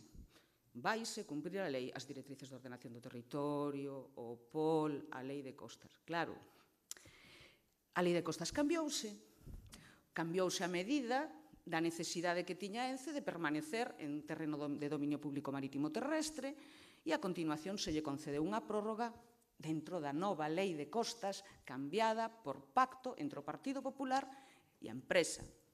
E agora estamos coa mesma folla de ruta. O posicionamento do Goberno Municipal de Pontevedra é sobradamente coñecida. O posicionamento do grupo político que neste momento represento tamén é sobradamente coñecida. Imos actuar con toda a contundencia que teñamos a disposición para impedir que el Nosa permaneza nesa ubicación. E saben exactamente moi ben por qué. E non diga que aprobarlle un proxecto sectorial de incidencia supramunicipal é cumplir a lei. É absolutamente discrecional. Que características ten el Nosa nesa ubicación para decir que é un proxecto de incidencia supramunicipal? Ninguna. Pero como o planeamento urbanístico non o permite, nos saltamos o Concello e usamos a Lei de Ordenación do Territorio. Estamos afeitos. Incluso, dixe o pecado, pero non o pecador, algún membro do actual goberno do señor Feijóo díxonos un día que a figura de supramunicipalidade só se emprega para pasar por riba do Concello cando o Concello non está de acordo. Se quere, despois, dígolle quen foi. Dixémoslle, non, a figura de supramunicipalidade está contemplada na lei e hai que utilizala naqueles casos que está xustificado e que, obviamente, hai supramunicipalidade. Non é este caso, é discrecional. E tamén lle digo, e xa dixen varias veces, Fraga non se atreveu a tanto. Fraga non se atreveu a tanto. O señor Cuíña tampouco se atreveu a tanto. E agora ven o señor Feijóo e nunha concepción absoluta, igual aquelo era o PP de Gai, algo lle quedaba de respeto por Galiza, sabe? Agora xa eso non queda nada. Ven o señor Feijóo e folla de ruta, autorización ambiental integrada, e logo ven o señor Rueda e se enfada porque o Concello alega, cando ten auténticos disparates a proposta da empresa. E non lles vou repetir, porque xa os dixo o señor Rei, que estaba facendo lectura do informe do técnico municipal, e quero felicitar desde aquí aos técnicos municipais, os servizos municipais, tanto técnicos xurídicos, polo seu riguroso traballo. E resulta que non se pode alegar. Cando el non sa di que vai verter encima da zona de marisqueo da ría de Pontevedra e non podemos alegar. Hai que deixar que fagan o que queiran. Cando di que vai captar o doble de agua do río Lérez e non di como, nin con que concesión, nin nada, hai que deixarlle. Porque para iso el nosa e para iso pode facer o que lle dé a gana. E unha vez a autorización ambiental integrada sin avaliación ambiental, porque non vai a ser que entón pase algo, seguinte paso, supramunicipalidade. E vostede dixo, e aí foi donde se entrampou a vostede mismo, que sería sempre se Costas lle dá a prórroga. Pero claro, é que para que Costas lle pode dar a prórroga, previamente a Xunta ten que aprobar a autorización ambiental integrada e o proxecto de supramunicipalidade que lle dé continuidade al nos aí, porque se non é un proxecto con continuidade, Costas non lle dá a prórroga. Fixerono todo, teñen a folla de ruta perfectamente definida. Non veña aquí a contar outras milongas. Eu entendo que vostede está falando neste momento por boca do PP e por boca da empresa. As dúas cousas, porque se confunden. Neste proceso de Ence e el Nosa confúndense. Pero non intente convencernos os demais. Non intente convencernos os demais de que unha fábrica de produción de cloro no medio dunha zona urbana é a industrialización a que o Partido Popular aspira para Galiza. Porque eso non se admite en ningunha zona de Europa. Eso é tratarnos como unha colonia, como xa lle decía. E, obviamente, coas enmendas añadidas para que quedase claro que, bueno, de recuperar os terreos está moi ben, pero terá que pagalo a empresa. As administracións terán que xestionalo, pero a empresa terá que ser a que gaste os cartos en poñer os terreos en condicións. E o do cumprimento da directiva europea é que a min esas cousas do cumprimento da legalidade cando ando o PP polo medio, como comprenderá, xa non me dá ninguna garantía. Señora da Silva, señor Rei Núñez, ten a palabra. Ben, estamos aquí asistindo claramente a unha tomadura de pelo por parte da empresa, da compañía Unión Fabril, unha tomadura de pelo a todos os cidadáns residentes na contorna de Pontevedra e tamén aos traballadores. Esta empresa mercou el Nosa como outro grupo, por certo, fixo con Ence, sabendo que en 2018 remataba a súa vida no desaxeitado emprazamento que tiña, e tivo tempo de buscar alternativas se estivese polo labor. As vítimas agora de todo eso e a chantaxe que se quere introducir son os traballadores e as súas familias, os que evidentemente comprendemos.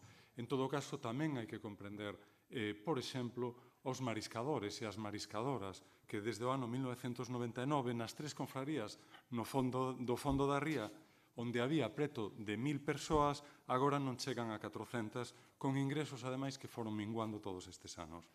Eles non tiveron tan fácil como teñen como ten ENCE e como ten el NOSA, condicionar as decisións dos políticos.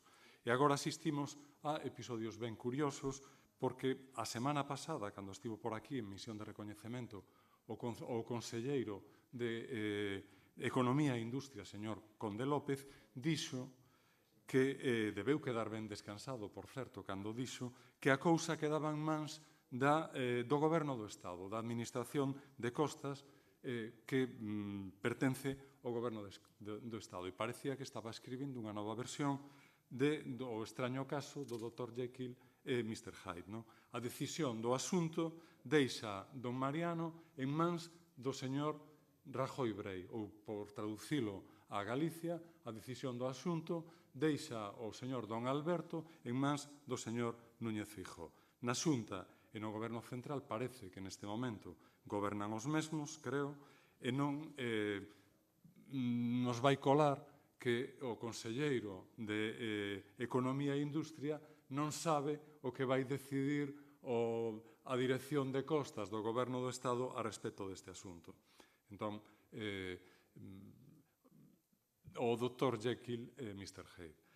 E xa sobre o argumento definitivo do emprego, dado que o réxime de Kim Jong-un está en plena expansión do seu potencial atómico, e dado que iso, sin dúbida, xera moitos postos de traballo e de calidade, pois o PP podía instar a que pidamos a instalación aquí en Tambo, por exemplo, dunha subsede para os foguetes norcoreanos. Mesmo pode propoñerse unha misión comercial a Pyongyang. Moitas gracias. Moitas grazas, señor Rei Núñez. Señora, está debatido. Se está debatido non hai máis intervencións. Vas a intervir, Carmen? Non. Sometemos a votación. O punto votos... o punto coas enmendas engadidas na comisión. Votos en contra da moción... Perdón, votos en contra da moción de Marea coas engádegas de comisión. 7. Abstencións. Ninguna. Votos a favor. O resto, que como todo o mundo sabe, son 18. 18. Apróbase por maioría da corporación. Pasamos ao punto número 9, proposición do Grupo Municipal do Grupo Mixto Ciudadano relativa á creación dun portelo único empresarial en Pontevedra. Señor secretario, ten a palabra. Sí, foi dictaminada favorablemente coa abstención dos grupos do BNG e da Marea de Pontevedra. Moitas grazas. Moitas grazas, señor secretario. Señora Rei Martínez, ten a palabra. Gracias. Carlos lleva desde diciembre de 2016 tramitando la apertura de un gastrobar. De momento, en los casi 10 meses de batalla, se ha reunido con la arquitecta técnica, el ingeniero técnico, el departamento jurídico, el departamento de arqueología, el de tasación, con el registro mercantil, ha ido a Hacienda, Facenda, la tesorería, se ha reunido con el notario. Y lo cierto es que España es uno de los países de nuestro entorno en el que los plazos y tiempos para la creación de empresas o inicio de la actividad económica son más dilatados. Por eso nosotros proponemos que se constituya la ventanilla única empresarial, tanto en su espacio físico como online, en el cual los autónomos, las sociedades y los emprendedores puedan obtener información administrativa sobre cómo desarrollar su proyecto de creación, ampliación o modernización de su empresa, así como realizar los diferentes trámites que necesitan para el inicio de su actividad o su gestión diaria. La BUE es un instrumento de racionalización y mejora de las condiciones, no solo para la creación de empresas, sino también a lo largo del tiempo en su gestión. Es más, la versión online está en marcha en todas las comunidades autónomas, en todas, excepto en Galicia. Se ha gestionado a través de las cámaras y está financiada con fondos europeos. Por eso entendemos que sería importante realizar esta gestión y, además, mejorar el servicio que ya dan los agentes locales de empleo en nuestro concello para poder ampliar los trámites que se pueden realizar desde sus despachos y simplificar todavía más este proceso. Por eso nosotros instamos a la Junta de Gobierno para que tome medidas necesarias para la puesta en marcha del servicio denominado como Ventanilla Única Empresarial, en coordinación y colaboración con las administraciones competentes en esta materia. Moitas grazas, señora Rei Núñez. Algunha intervención? A señora Rei Martínez, sí. Señor Domínguez, ten a palabra. No hay más intervenciones, muchas gracias. Señor alcalde, bueno, nos trae el Grupo Ciudadanos una propuesta acertada, inteligente, creíble y eficiente, y debo decir que sin duda la mejor propuesta que ha traído en 2 años. Solo tiene para el Grupo Ciudadanos un pequeño inconveniente, y es que la propuesta ya estaba en el programa electoral del Partido Popular en el año 15. Leo aquí, crearemos o portero empresarial municipal para que os autónomos e as empresas poidan xestionar de forma máis rápida os trámites administrativos relacionados coa súa actividade empresarial. Leo outro párrafo. Oficina de Apoio Emprendedor a Empresa. Crearemos a Oficina de Apoio Emprendedor a Empresa del año 15. La ventanilla única no es algo menor, es una necesidad para ayudar al ciudadano, para acercar la administración a los pontevedreses y para hacer las muchas veces farragosos trámites administrativos más sencillos y simples. Es, por lo tanto, un paso adecuado en la dirección correcta de las administraciones locales para ayudar a la creación de empresas. En el Partido Popular estamos a favor de todas las iniciativas que sirvan para facilitar la vida de los pontevedreses y estamos a favor de su centralización y de las medidas que usted trae aquí. Por cierto, Lores tiene culpa de muchas cosas, pero de que Carlos se reúna con el notario no es culpable. Es cierto de que ya estábamos a favor de ellas en el año 15, cuando nuestro candidato se reunió con todas las agrupaciones empresariales de la ciudad y les presentó la idea. Por lo tanto, me alegro mucho que otro partido político haya leído nuestro programa. Si quiere, para el próximo pleno puede usted volver a leerlo, que hay muchísimas buenas ideas, y traer aquí otra moción que se la apoyaremos. Por lo que he dicho, el Partido Popular va a votar a favor de esta propuesta, tan de nuestro gusto. Muchas gracias.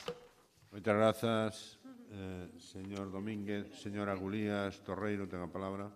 Moitas grazas, señor alcalde. Boa tarde a todos e a todas. Lamento meterme neste cruce de acusacións entre Ciudadanos e o Partido Popular, que levan todo o pleno protagonizando. Bueno, pois parece que hai algunha discrepancia ou algún problema pola autoría das propostas, están aí nese rifirrafe, non é a primeira vez. Bueno, en todo caso, a min gustaríame distinguir a moción ou dividila en 2 partes, non? Hai unha primeira parte que fala da colaboración entre todas as administracións, posto porque entendemos que as cousas que se solicitan na moción non son realizables dende un concello, non? Estamos falando da tramitación íntegra de un solo punto, verdade, no que se poidan realizar todos os trámites. Bueno, efectivamente, esta non é responsabilidade do municipio. Si onde teñen representación tanto o Partido Popular como Ciudadanos pódense poñer de acordo ali, dicir quen copia a quen e tal, e esos debates tan interesantes, e poñelo en marcha dunha vez. En todo caso, non é competencia do Concello. Si dicirlle que dende a Administración estatal xa hai puntos de atención ao emprendedor en Pontevedra hai 19, onde se pode xestionar dende unha sola oficina, e máis de 19 neste Concello, toda esta cuestión. Estaría ben darlle máis difusión, máis dinamismo, e, dende logo, o Concello non tería problema en traballar nesa dirección. Pero logo mencionan na outra parte da moción algo que entendemos que nós xa facemos, non? Falase de asesoramento global, de orientación sobre o proxecto empresarial, e sería bo que se o Partido Popular o leva no programa, soubera tamén, señor Domínguez, hola, soubera esta... Sí? Vale, de acordo, por si acaso, en todo caso.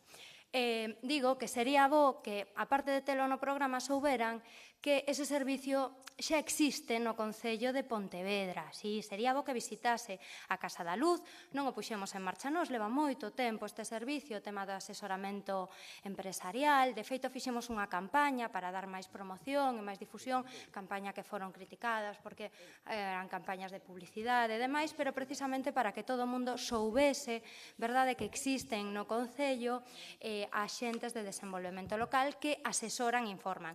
Tamén puxemos poñemos en marcha programas de asesoramento ao emprendemento, de acompañamento a aquelas persoas que deciden emprender, estou me referir a Berea, Arela, seguimos co proxecto ILES, que dá moi bo resultado, temos unha plataforma de formación digital, entón sería bo para cando fagan o programa municipal que lle boten un ollo por si vostedes tamén queren inspirarse no que facemos dentro do Concello de Pontevedra para poñelo no programa. Moitas grazas. E anuncio que imos a votar en contra porque entendemos que estos servizos xa están debidamente cubertos dentro do Concello de Pontevedra. Moitas grazas, señora Gulías. Señora Rey Martínez, ten a palabra. Gracias, señor Domínguez. Usted es médico, yo soy empresaria.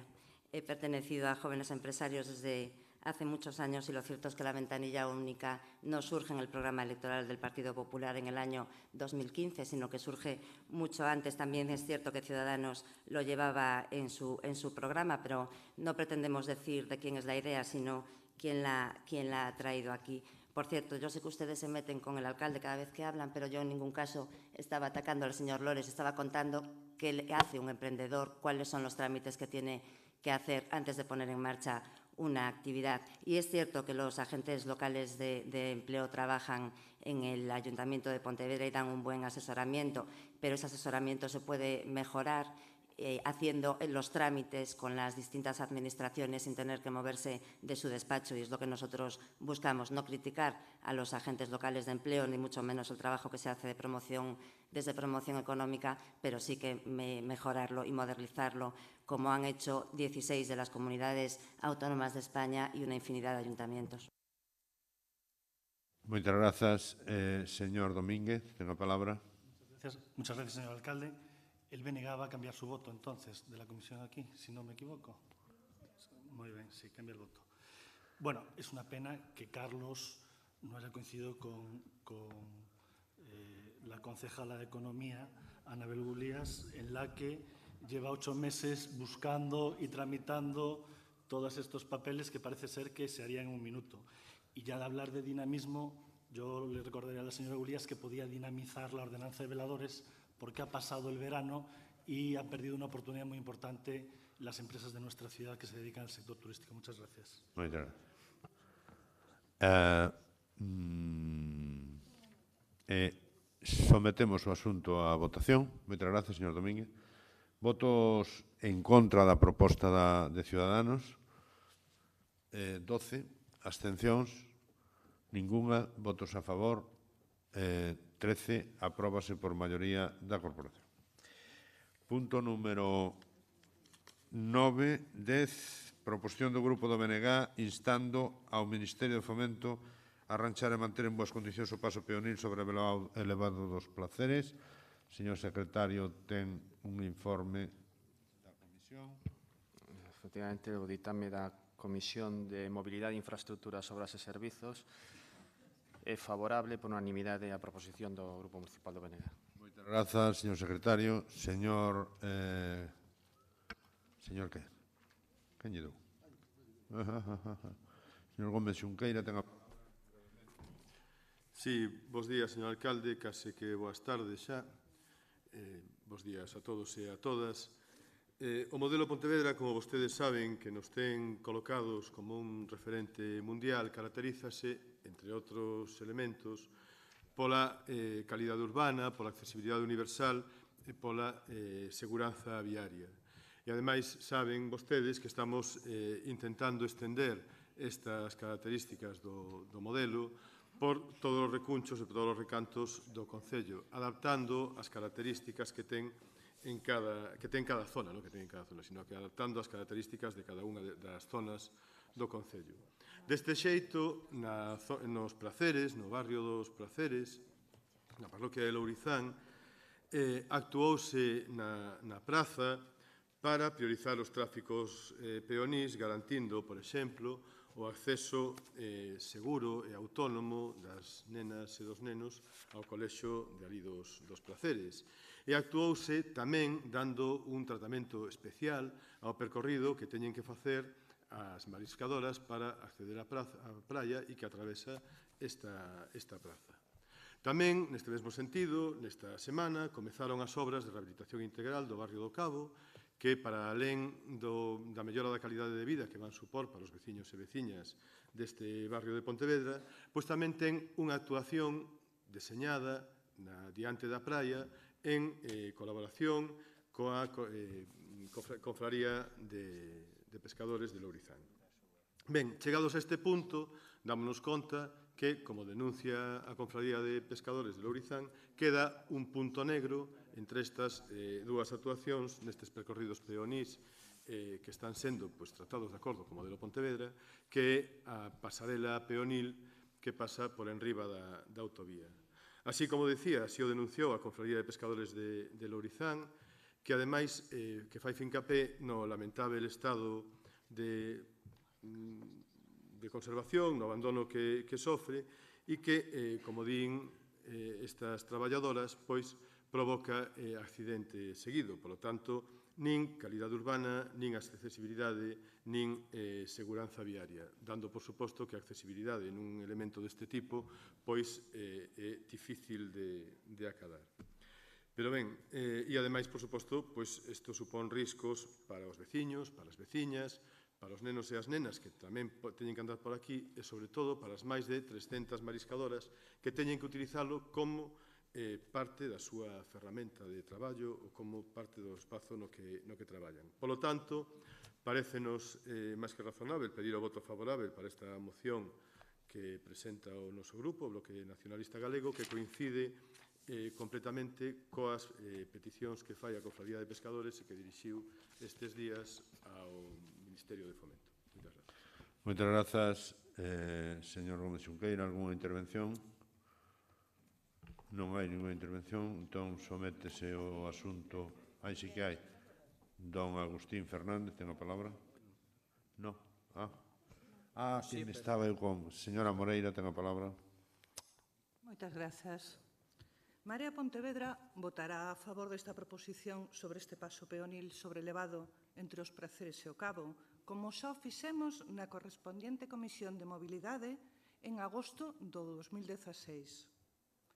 Sabe iso que foi gracias á recente queixa pública das mariscadoras de Lourizán que esta proposta saíra do caixón onde se atopaba dende hai máis dun ano. Quizáis baixo 7 candados, como dixo aquel un día nese mesmo lugar. E xa postos a falar de pasarelas, poden aplicarse o conto e darse unha volta polas de Pontevedra, porque non lle viría mal un mínimo de atención a máis dunha, bueno, para as que aínda permanecen, porque das que había na Xunqueira de Alba apenas queda algunha. O único que poderon facer foi retiralas antes de que ocorrera algunha desgracia. O que queda na Illa das Esculturas, no Río dos Gafos, no Parque Forestal de Pontillón de Castro, amosan un mantemento un tanto deficitario. Aínda así, vostedes, como gobernantes que son, poderían ter dado aviso dende fai tempo desta situación de perigo inminente, de maneira directa á administración que correspondese. Moitas grazas.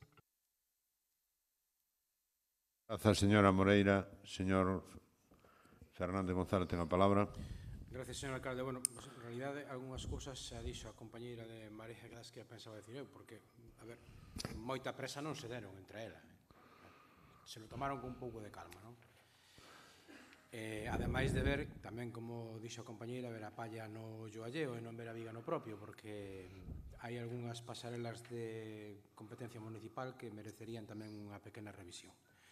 Pero, como dixemos en outra ocasión, aparte de anunciar que íbamos a votar a favor, evidentemente, a sensación é que non dan vostedes moita conta do recado, porque, a ver, resulta curioso que o Goberno Municipal presente mocións instándose a si mesmo a falar con unha administración.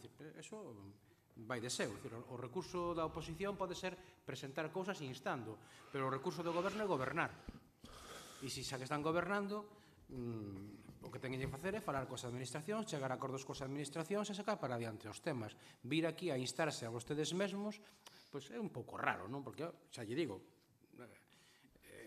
dende a oposición é o que nos queda, pero, home, vostedes fagan algo máis, non? Eu creo que hai unha situación de certa incapacidade dentro do goberno. Vostede xa se deu conta en abril, señor alcalde, por iso fixo os cambios que fixo, pero parece ser que moitos resultados non deron, non? E que seguimos na mesma, non? E claro, xestionar non é estar anunciando cousas en roldas de prensa, a veces en varias roldas de prensa. Xestionar é facer cousas e sacar cousas para diante. Levamos 2 anos de moi pouquiña xestión e claro, que ainda por riba veñan vostedes aquí instándose a sí mesmos, pois fora así un pouco a cachondeo, pero en todo caso, bueno, é unha necesidade obvia que este tema se arranxe e nós vamos a apoiar a instancia que o goberno se fai a sí mesmo. Moitas gracias. Moitas grazas, señor González. Fernández González. Sometemos o asunto a votación, non dá lugar a máis debate. Votos en contra ningún, abstencións ninguna, votos a favor 25, apróbase por unanimidade. Punto número 10, proposición do Partido Popular relativa ás devolucións da plusvalía nos supostos declarados inconstitucionais polo Tribunal Constitucional. Señor secretario, ten a palabra. A Comisión de Economía e Facenda Especial de Contas na súa sesión deste mes ditaminou desfavorablemente a proposición cos votos en contra dos grupos do BNG e Mixto Ciudadanos, as abstencións do PSOE, PSDG-PSOE e de María Pontevedra e a favor do Partido Popular. Moitas grazas, señor secretario. Ten a palabra o señor Moreira. Gracias, señor presidente. Bueno, este é un tema non me vou estender en explicar o concepto do imposto porque por todos é coñecido. O que sí queremos manifestar é, bueno, todos sabemos que a consideración de que non se debía pagar a plusvalía cando se vendía a perda deu lugar a un número importante de reclamacións judiciais que finalmente desembocaron no planteamento de cuestións de inconstitucionalidade por considerar o contrario ao principio de capacidade económica no artigo 31 da Constitución Española, porque parece claro que non debería haber tributación naqueles casos nos que non existiu incremento de valor do terreo. Finalmente, o Tribunal Constitucional emitiu sendas sentencias declarando primeiro inconstitucionais a norma foral de Guipúzcoa e a norma foral de Álava nos artigos que regulan a cuantificación do imposto. E, posteriormente, na sentencia de 11 de maio de 2017, o Tribunal Constitucional declarou a inconstitucionalidade dos artigos 107.1, 107.2a e 110.4 da Lei Reguladora de Facendas Locais coñecida, non? E, por tanto, declaráronse inconstitucionais únicamente na medida en que someten a tributación situacións de inexistencia de incrementos de valor. Por lo tanto, en primeiro lugar, o Tribunal Constitucional sinala claramente que este imposto do incremento de valor dos terrenos non é, con carácter xeral, contrario á Constitución ou é únicamente naqueles supostos nos que somete a tributación casos que non refliten a capacidade económica na medida na que non hai o incremento ou aumento de valor do terreo no momento da transmisión. En segundo lugar, se declara inconstitucional únicamente na medida en que se someten a tributación situacións de inexistencia de incrementos de valor. Non afecta, polo tanto, aos casos nos que sí existiu un incremento de valor. En terceiro lugar, a sentenza non establece limitación de efectos, o que determina que vai haber, ou deberían, realizarse todas as evolucións de todos os supostos nos que se pagou a plusvalía nos casos de ventas a perda correspondentes aos exercicios non prescritos, é dicir, do 2013 en diante. Porén, sin dúbida alguna, estamos ante un problema de indudable relevancia polo número de afectados e pola contía das cantidades indebidamente cobradas. Moitos destes casos se corresponden con propietarios de pisos comprados na época de prezos altos, entre o 2000 e o 2009, e que se venderon en momentos nos que os prezos das vivendas experimentaran unha forte baixada. Trátase, polo tanto, de xente humilde que non puido soster as súas hipotecas e tiveron que malvender as súas vivendas. E dado o perfil dos afectados, nós entendemos que a principal preocupación dos concellos, sobre todo naqueles que están gobernados polos que din defender os veciños, ten que ser a axilización da devolución da plusvalía indebidamente cobrada. Por iso, nos propoñemos que o Concello de Pontevedra acorde a habilitación de mecanismos para proceder á devolución aos contribuintes afectados das cantidades indebidamente recadadas nos supostos declarados inconstitucionais polo Tribunal Constitucional. Pedimos tamén que estes mecanismos promovan que as evolucións se realicen do xeito máis eficaz posible mediante procedementos áxiles, con fin de evitar a conflictividade neste ámbito tributario. En segundo lugar, outra cousa moi importante, que hai que informar aos contribuintes que puderan estar afectados por estes casos de que teñen eles que solicitar a devolución. Os concellos de oficio non o poden facer, pero moitos veciños afectados descoñecen isto. Por iso é importante a labor de información por parte do Concello. En terceiro lugar, o que solicitamos é que se editen as instruccións oportunas para suspender o cobro das liquidacións do imposto cando quede acreditada polo contribuinte a inexistencia de incremento de valor. Mentres tanto, non se modifique a lei reguladora das facendas locais. Por tanto, esta é a nosa proposta, señor Lores. Desde que saliu esta sentencia, xa teñen pasado 4 meses, e hai que tener en conta que cada día que pasa por prescripción, por efecto da prescripción, hai veciños que están perdendo a posibilidade de recuperar estes cartos. Por lo tanto, facemos esta proposta en pro dos veciños e solicitamos o seu voto a favor. Nada máis e moitas gracias. Moitas grazas, señor Moreira. Señora Rei Martínez, ten a palabra. A ver.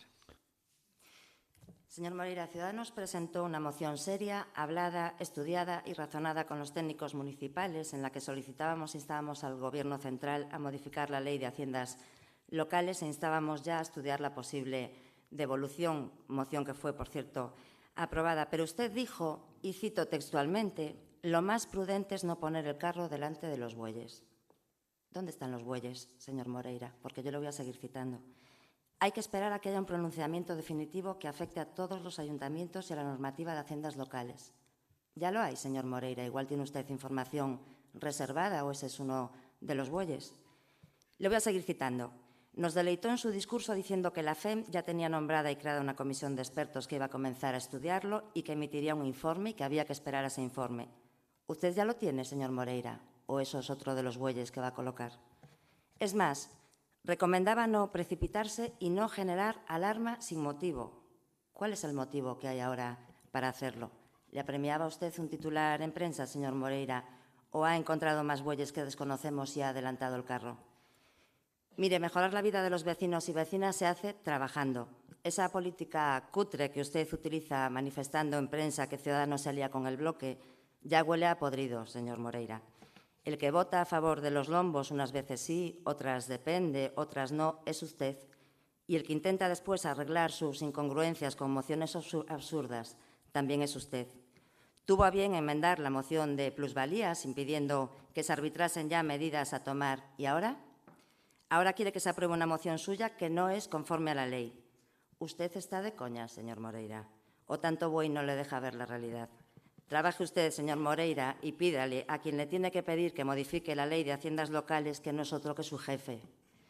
Y, por cierto, ¿me puede decir cuántos casos hay en Pontevedra que podrían estar afectados por la devolución?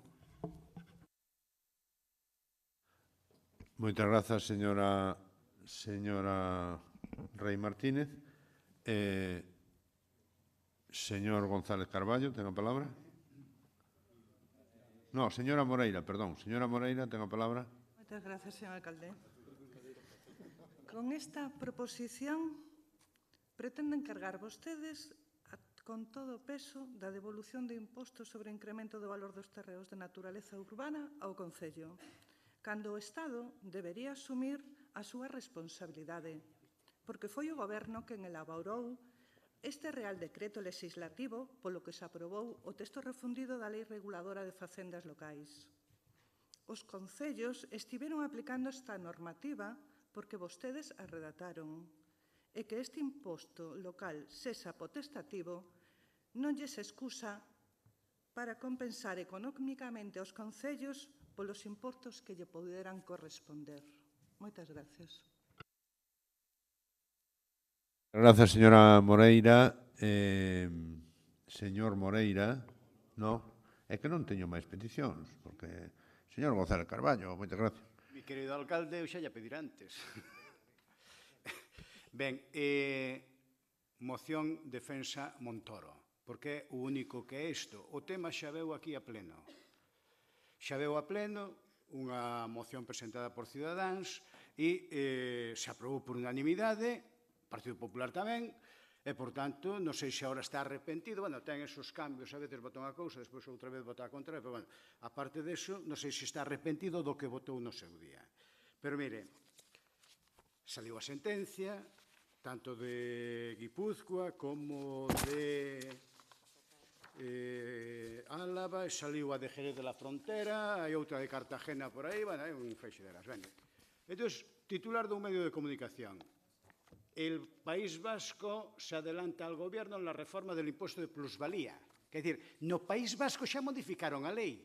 Que é o que hai que facer? Perdón, no País Vasco, e efectivamente admito a aclaración, modificou a lei Guipúzcoa, modificou a lei Álava e modificou a lei Vizcaya sin ter ninguna sentencia en contra. É dicir, os tres modificaron. O Goberno ainda non modificou nada, cando a cuestión, tal como dice a Tesorería Municipal, é que o que hai é que modificar a lei. E resulta que no País Vasco, nas tres diputacións, se cambia e, sin embargo, el PP pois non fixo nada. E ustedes querenlle salvar a cara a Montoro. É a única fin desta moción. Porque, leo textualmente o que dice na información esta de prensa. Sin a urxencia de Guipúzcoa e o País Vasco, o Ministerio de Facenda aínda non moveu ficha para a reforma do imposto.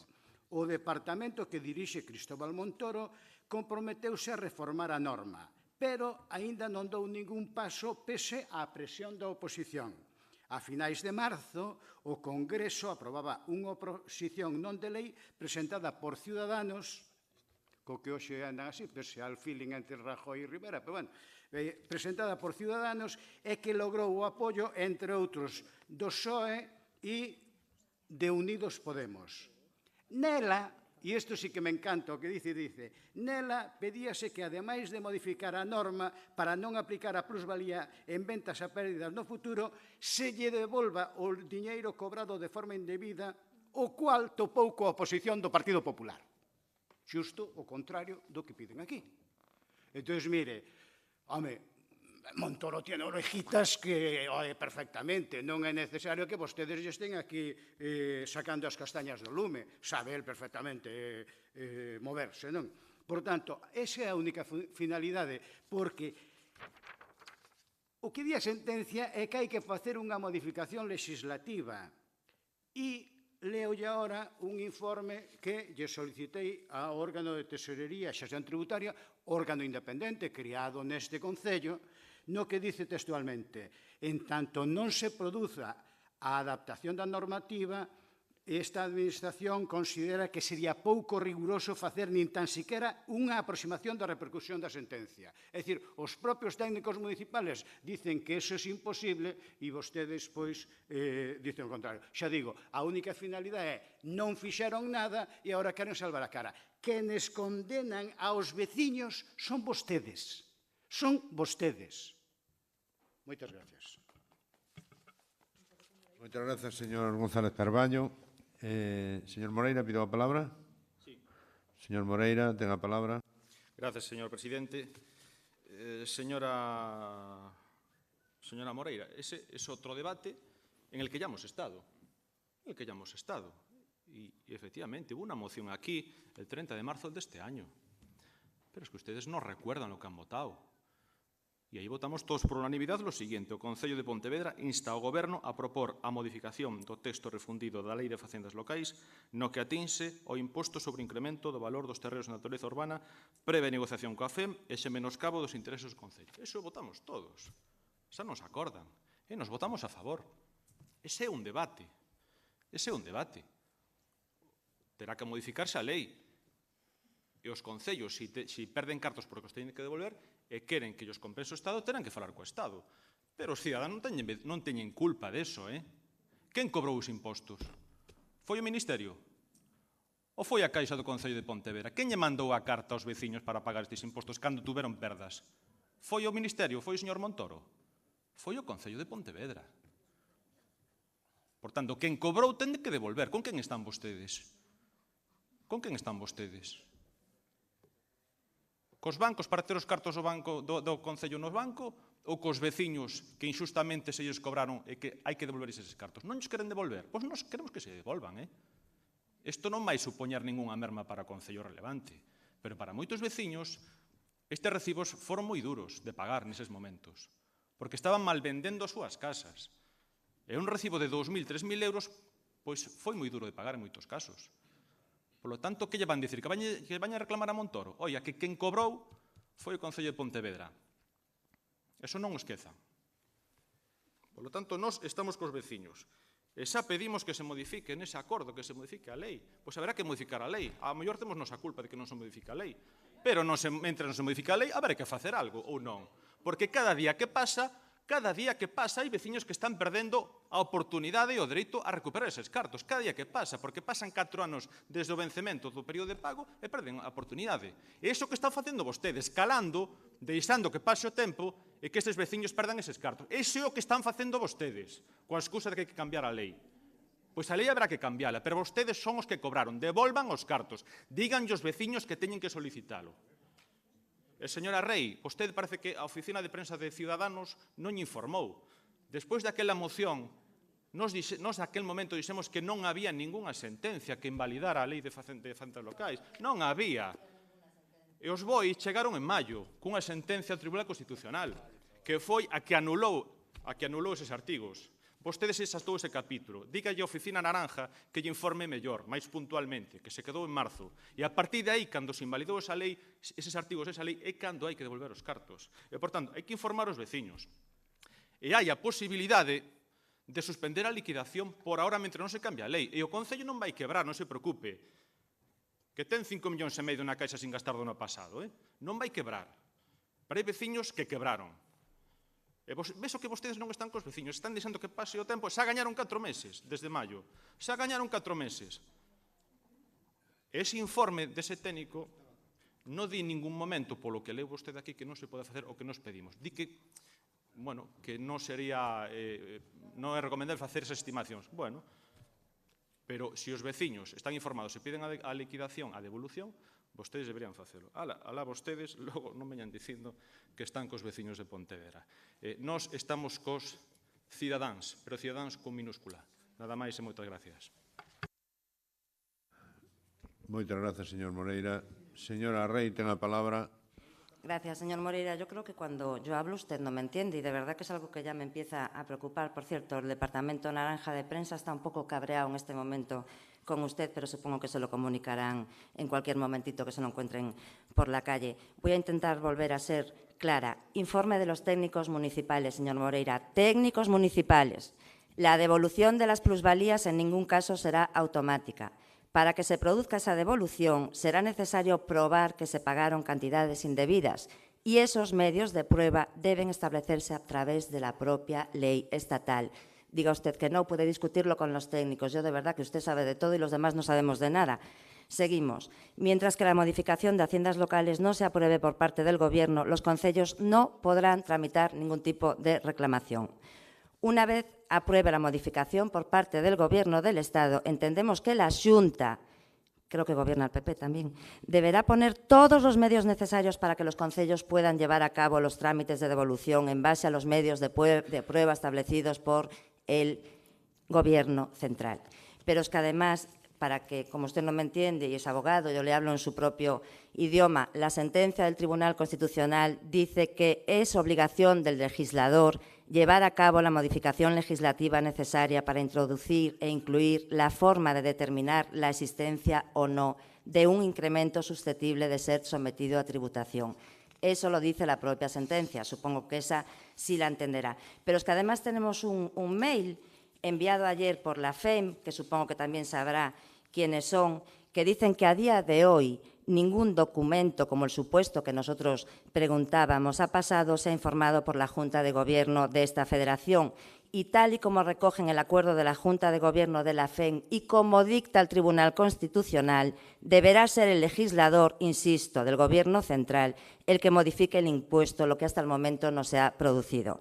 Y hacen hincapié en la solicitud de la FEM al Ministerio de Hacienda y Función Pública, que quiero recordar que está en Madrid y que está dirigido por el Partido Popular, a no ser que me equivoque, de que se publique una nota aclaratoria sobre el procedimiento de actuación necesario para devolver el dinero a los vecinos que deben seguir los ayuntamientos hasta que se apruebe la reforma del impuesto.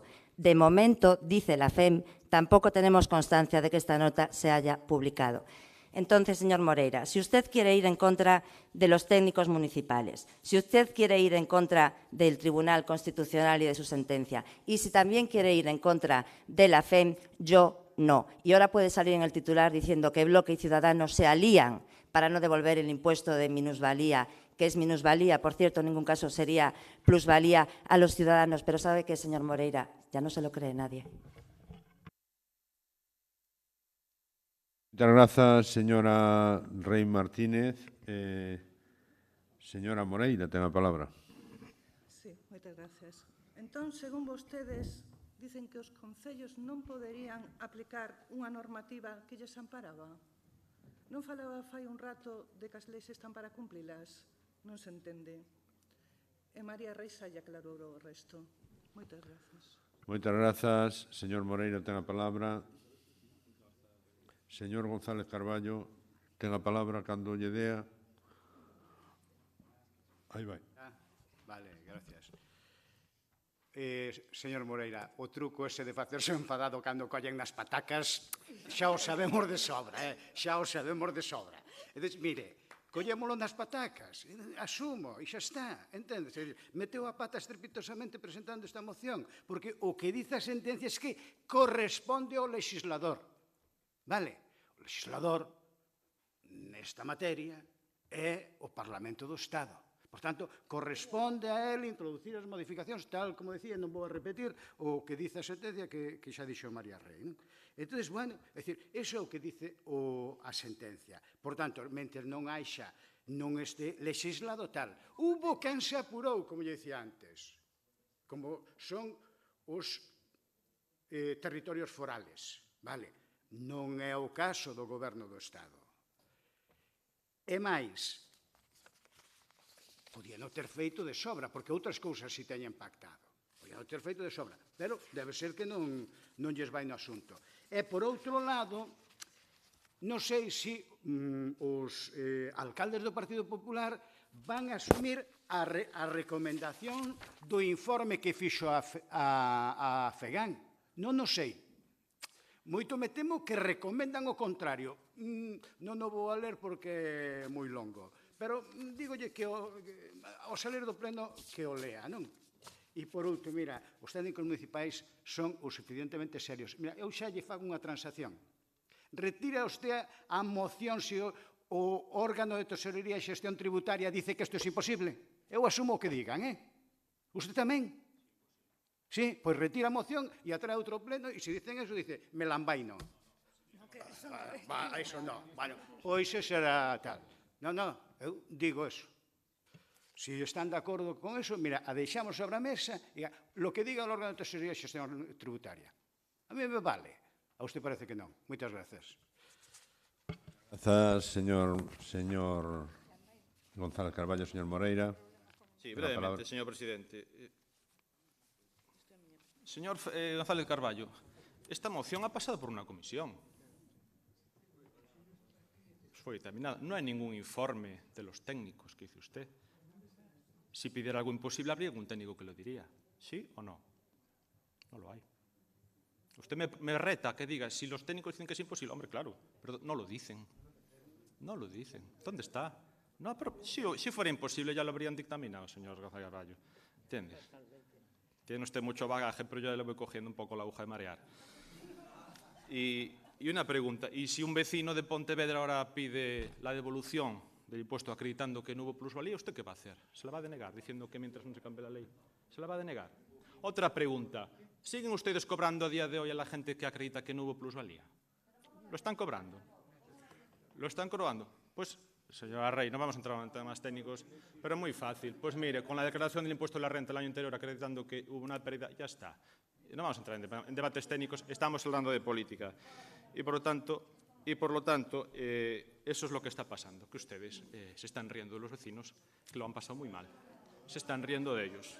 Y señora Rey, se lo digo en castellano porque parece que, permítame, señora Silva, porque parece que no lo entiende muy bien. Cuando hablo de la oficina naranja, me hablo de la central de la naranja, no hablo de aquí. No le informan bien desde Madrid o Barcelona, no sé desde dónde. Y le voy a hacer un matiz técnico, es que no tiene por qué haber minusvalía. No tiene por qué haber minusvalía. y no vamos a hablar de minusvalías, con que no haya plusvalía ya no hay que pagar, que eso es lo que ha pasado con estos casos. Por lo tanto, queda claro, usted lo ha dicho, están aliándose con el BNG para perjudicar a vecinos que ya han sido bastante perjudicados. Y punto. ¿Y dónde está ese informe, señor González? Si lo hubiera traído, yo habría retirado la moción. Nada más y muchas gracias. Puntual, pero non vamos a reabrir debate, porque tamén teño ganas de dicir cousas, pero estou caladiño, porque é mellor estar caladiño, porque... Crota, va, veña. O señor Moreira nos pide que fagamos un catalán.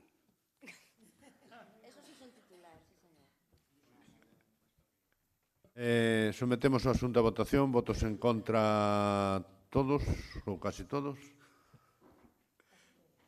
13, 14, 15, 16, 17, 18. Votos a abstención, ningún. Votos a favor do Partido Popular. Rexéitase a moción por maioría absoluta.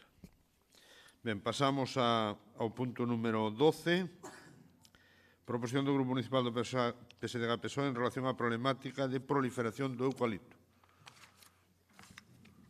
Señor secretario, ten a palabra. Sí, a Comisión de Mobilidade, Infraestructuras, Obras e Servizos dictaminou de forma favorable a proposición con abstencións dos señores concelleiros do Grupo Municipal do Partido Popular e do Grupo Mixto, Ciudadanos. Grazas, señor González. Agustín Fernández González, ten a palabra. Gracias, señor alcalde. Bueno, vou a ver se vou rapidiño. Creo que todos estamos de acordo en que en Galicia temos un problema importante co eucalipto. Un problema que se pode, ademais, sintetizar en cifras. En 1973, cando se fixo o primeiro inventario nacional forestal, había 130.000 hectáreas ocupadas, no 86 xa eran 220.000, no 98 350.000, e no 2016 superan de largo as 400.000. E, por tanto, os datos son incuestionables. Hai un crecemento incontrolado, desproporcionado, que fai que entre Galicia e Portugal se atope máis do 50% da superficie mundial de eucalipto neste momento. E só este dato debería facernos reflexionar a todos. O eucalipto, non vou descubrir nada, é unha especie absolutamente depredadora. Se asenta nun territorio e acaba por expulsar o resto da vegetación, degrada o entorno, adapta as súas necesidades, arrasa coa biodiversidade. Imaginen, se iso pasa con 100.000 hectáreas, que pasará con 400.000 como hai en este momento. E a situación faise máis preocupante porque aparece un novo actor, que é o Eucalyptus nitens, unha nova especie que é capaz de colonizar terreos ata agora vedados o eucalipto que coñecemos como normal, o Eucalyptus globulus, terreos máis altos, con climatoloxía máis adversa, máis severa, e que agora se ven amenazados con este tipo de novo eucalipto moito máis resistente e igual de depredador. O Plan Forestal de Galicia, aprobado no ano 92 por unanimidade, contemplaba poñer freo ás repoboacións de eucalipto, pero tuvo un éxito, máis ben tuvo un fracaso. Iba a dicir un éxito relativo, pero en realidad foi un fracaso, porque xa no 98 a superficie ocupada por eucalipto había aumentado en máis de 60.000 hectáreas, que consumía todo o porcentaxe de crecemento dos 40 anos a partir do ano 92. Por lo tanto, existen motivacións máis que suficientes para que todas as administracións, no ámbito das súas competencias, adopten medidas para frenar o que, desde o noso punto de vista, xa é unha praga. Neste sentido, nós o que temos hoxe a aprobación, un acordo en que se pretende ou se plantea exixir da Xunta de Galicia e deste Concello nas competencias que lle correspondan unha moratoria para os novos plantíos de eucaliptos, que a Xunta, a Administración Central e o Concello consideren o Eucalyptus nitens como unha especie exótica invasora, que se poña freo aos cultivos enerxéticos no novo plano forestal, que a Xunta leva a cabo un cumprimento estricto da legislación para impedir a forestación de terras agrarias e os plantíos sobre hábitats de interese, que a Xunta e o Estado establecen unha fiscalidade verde para o eucalipto, que o Concello de Pontevedra e a Xunta leven a cabo a promoción dos aproveitamentos sustentais e da conservación dos bosques naturais, que a Xunta proíba as novas plantacións e a repoboación con especies de xénero eucaliptos nos espazos pertencentes á rede galega de espacios protegidos e, por último, a eliminación dos eucaliptos ventureiros ou asilvestrados fora das plantacións. Isto é o que, de forma resumida, nos pedimos e para o que solicitamos o apoio de todos os grupos. Moitas gracias. Moitas gracias, señor Fernández González. Señora Beigón, ten a palabra. Gracias, señor alcalde. Dada la hora que es, buenos días y buenas tardes, señoras y señores concejales, compañeros de corporación, funcionarios del Ayuntamiento, medios de comunicación y, como no, a todos los asistentes a este pleno de hoy. Señor Fernández, don Agustín, no es la primera, ni la segunda, ni la tercera vez que el Grupo Municipal del Partido Popular vota a favor de mociones que presenta el Partido Socialista, especialmente aquellas que promueven el empleo, la política social y el deporte. Pero en este caso le anticipo que, estudiada detenidamente su moción, que no puede pasar por este pleno de puntillas dado el enorme calado que tiene, no la podemos votar a favor y le pediría que, si los argumentos que ahora les pongo le convencen, que por favor la retire sin complejos y con la humildad que usted, cuando quiere, hace gala. Al mismo tiempo, también le pediría a los partidos que la apoyan que retiraran su apoyo. Vaya por delante, señor alcalde, que en la estación de tren de la ciudad de Pontevedra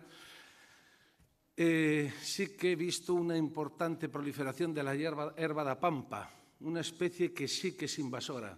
Así como en la calle Paseo de Colón se han tenido que retirar unas ramas de una palmera afectadas por el picudo rojo, sin que el ayuntamiento hasta la fecha haga nada. Dicho esto, señor Fernández, don Agustín, le voy a decir la importancia que tiene el eucalipto en nuestra región. Según el informe sobre la relevancia del eucalipto en el medio ambiente, sector forestal y el desarrollo rural de la Comunidad Autónoma de Galicia, un documento elaborado por las principales asociaciones de propietarios forestales, un documento elaborado por las principales asociaciones de servicios forestales y un documento elaborado por las principales asociaciones de la industria, que creo yo algo más sabrán que usted y que yo. Importancia del eucalipto. Es una de las especies madereras más importantes. Esta proyección se debe a su capacidad para dar satisfacción a la demanda creciente en la sociedad de productos derivados de la madera, tales como tableros, madera laminada, etc., en sustitución de productos basados en hidrocarburos. Que sepa que Europa es deficitaria en madera. El eucalipto constituye más del 50% de la madera que se corta y se transforma anualmente. Esto lo convierte en una de las principales fuentes de ingresos de la población rural de Galicia. Lo repito, una de las principales fuentes de ingresos de la población rural de Galicia. Cada año, unos 80.000 de los 600.000 propietarios forestales facturan cerca de 300 millones de euros, que no es una broma, por las ventas de madera, de los cuales el 60% corresponde al eucalipto.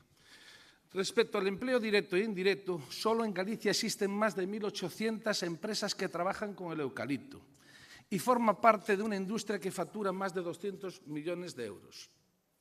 La generación de puestos de trabajo directos supera los 5.500, siendo los principales motores económicos de Galicia en la población rural. Solo por este motivo, no podemos apoyar su moción. Los concejales del Grupo Municipal del Partido Popular, tenemos grabado a fuego aquí, en la cabeza, la palabra empleo. Es más, yo si me toco la frente percibo empleo, percibo la palabra empleo y deporte también. Y por ese motivo no le podemos apoyar su moción. Otras razones, que si luego quiere yo se las puedo desarrollar en la réplica, porque tampoco me quiero extender, es que existe un marco normativo, que usted lo pide. 2, que el eucalipto contribuye a la protección de los bosques naturales evitando su tala. 3, las plantaciones de eucalipto tienen una incidencia de incendios baja. 4, el eucalipto no agota el suelo marginal, sino que lo mejora. Y 5, el eucalipto es la especie forestal presente en el monte gallego que más capacidad tiene de fijar carbono atmosférico. Ahora bien, ¿hay algo aprovechable de su moción, señor Fernández? Pues sí. Yo destacaría las referencias que ha hecho usted en lo concerniente a que hay que cumplir las normas y que se debería aplicar estrictamente la ley de montes. Y en el caso de que se incumpla la normativa, aplicar las correspondientes sanciones a los infractores para garantizar el cumplimiento de las mismas. Usted dice en su moción, abro comillas, La especie cubre ya el 17% del territorio gallego, mientras que en Portugal no llega al 9%. Cierro comillas. Y yo le digo, comparar Galicia con Portugal es una treta, señor Fernández. Compare, en todo caso, España con Portugal, pero no Galicia, que tiene una extensión bastante más pequeña. Pide que el Eucalyptus nitens sea considerado una especie exótica. Ya lo es. Ya lo es, como es el tomate, como es el arroz, como es el maíz o como es la patata. Y también pide, abro comillas, que la Xunta de Galicia lleve a cabo el cumplimiento estricto de la legislación para impedir la forestación en tierras agrarias. Eso también se hace con la ley. Otra cosa más que pide, abro comillas, la Xunta establezca una fiscalidad verde para el eucalipto, es decir, debería de gravarse con un impuesto, cierro comillas. Esto es tan ridículo y tan grave como poner un impuesto extra a toda aquella empresa que genere empleo y riqueza en una comarca. Lo del impuesto lo dice aduciendo a que el eucalipto incide también en la mayor frecuencia e intensidad de los incendios. Lo que no explica es A, el número de incendios y B, la superficie quemada. Usted dispara sin ton ni son sobre este tema, que es un tema sensible, el de los incendios, pero lo que no sabe es que de los incendios existentes en Galicia, solo el 8% tiene eucaliptos. O lo que es lo mismo, de cada 100 hectáreas quemadas, 92 no tienen eucaliptos. Hay un refrán que dice, difama que algo queda. Usted en este caso cambia la palabra difama y pone, inventa que algo queda. Usted lo que tiene que pedir, y ahí sí que le apoyaría, señor Fernández, o le apoyaríamos, es que el ayuntamiento vigile que no se puedan plantar eucaliptos en suelo urbano y en el núcleo rural, que son los dos tipos de suelo en los que el ayuntamiento sí tiene competencias. Y también que vigile la limpieza de las fincas que no se está haciendo. Habla también de la certificación forestal del sello FSC, que no debe referirse a las plantaciones de eucalipto. Mire, la citada certificación, para ser creíble, la regulan los propios asociados al sello. FSC es el sello de los ecologistas. No creo que sea muy atrevido, ¿no cree que es muy atrevido cuestionar estos criterios de clasificación? En resumen, y ya para terminar, nosotros no podemos votar a favor de su moción, señor Fernández, don Agustín. Primero, porque tanto el Eucalyptus globulus, que usted citó, como el Eucalyptus nitens, no son una especie invasora, ni jurídicamente, ni técnicamente, ni científicamente. Lo que sí es cierto es que es una especie que tiene gran expansión por la demanda social, pero esto no le permite considerarlo una especie invasora. Además, esto también lo dice su compañero de filas en el Parlamento de Galicia, el diputado socialista José Antonio Quiroga Díaz. Deberían hablar un poquito más entre ustedes, que al fin y al cabo tampoco son tantos, ¿no? 2. No expande los incendios forestales. 3. La mayor parte de las cuestiones a regular que plantea ya las contempla la Ley de Montes de Galicia 4/2012, de que el eucalipto está prohibido, y le voy a decir los 3 sitios donde está prohibido. En suelo o tierras agrarias. Ese es uno. 2. En las tierras forestales con frondosas. Por ejemplo, no es legal cortar una carballeira, ¿no?, para plantar un eucalipto. Y 3, en la red Natura y espacios naturales protegidos. No se puede extender la plantación. Ahora, si la tiene, sí la puede conservar. Y 4, y ya para finalizar, porque por la demanda del eucalipto, por su rápido crecimiento y por el aprovechamiento, actualmente este es el recurso forestal de mayor importancia en nuestra región. Muchas gracias. Muchas gracias, señor Abigón. Señor Agustín Fernández, la palabra. No, xa falou. Señora Ouviña, ten a palabra. Moitas grazas, señor alcalde. Bo día a todas e máis a todos. Eu, despois de toda a serie de cousas positivas, de beneficios que nos oferta o eucalipto, eu engadiríalle unha máis, señora Beigón. Podemos darnos baños de vapor con el para respirar mellor. Son vos cando estamos acatarrados. En fin, bueno, hai cousas que hai que oír. A loita contra o monocultivo do eucalipto foi unha das loitas que o BNG leva dende o comezo, unha das reivindicacións históricas do BNG dende sempre, e que ademais en Pontevedra levamos anos poñendo en marcha. Sen ir máis lonxe, o programa Monte Vivo, que foi quen de plantar man a man coas comunidades de montes máis de 450.000 árbores que están a axudar a valorizar e a diversificar os montes de Pontevedra. E iso imos continuar a facelo, mal que lle pese a algúns, coa Comunidade de Montes de Salcedo, no Parque Forestal da Fracha e máis. No BNG tamén é certo que imos máis alá desta proposta que nos trae o PSOE, porque temos proposto no Parlamento Galego, como de seguro saben, que non se plante ninguna hectárea máis de eucalipto no noso país. E isto é así porque temos unha verdadeira peste que nos está comendo, que está acabando coa biodiversidade do noso país. Entón, o que propoñemos fronte a isto é que se poña en marcha unha nova política forestal, que sexa baseada na xestión e na ordenación racional do monte, apoiando as repoboacións con especies autóctonas, e que o fagamos xa. Non podemos esperar máis. Que futuro, que monte lles imos deixar ás nosas fillas e máis aos nosos fillos? Un monte inzado de eucaliptos que arde todos os anos? É iso que lle queremos deixar. O PP e máis Ence, a que, por certo, votamos de menos nesta moción, como a outra das patas, que son a base da eucaliptización do noso país, propoñen un modelo forestal baseado na eucaliptización do noso país. De Ence, en certa medida, aínda non o podíamos esperar. Pero do PP é unha sorpresa, non? Cústanos moito máis percibilo, porque deben ser eles, deben ser vostedes, os máis listos do cole. Fronte ao resto de zonas do Estado español ou de Europa, aquí apostamos única e exclusivamente polo monocultivo do eucalipto, deixando de man todo o resto de plantación. Será que somos os máis listos do cole? Será que somos unha colonia na que se está a levar adiante o que ninguén quere levar? Que será? Boas preguntas. Pero, bueno, logo de facer leis a medida, como veñen facendo para Ence e como semella que farán para el Nosa, a verdade é que xa non nos levamos ningunha sorpresa. Nada máis que anunciar o noso voto favorable á moción do PSOE. Moitas grazas, señor Oubiña. Señor Fernández González, ten a palabra. Gracias, señor alcalde. Bueno, eu lle agradezco ao portavoz de Ence o seu intento de convencer este grupo. Pero xa lle digo, señor Abigón, don Tomás, con nulo éxito. Con nulo éxito. Ao contrario, reafírmanos máis na nosa posición. Está claro que vostede leu a moción, pero entendeu ben pouco do que pon aí, porque non vou a facer ningún esforzo por intentar explicarlo de novo, porque estou seguro de que fracasaría, non? Pero claro, decir cousas como que o eucalipto é pouco pirófilo é que non entender nada. É non entender absolutamente nada.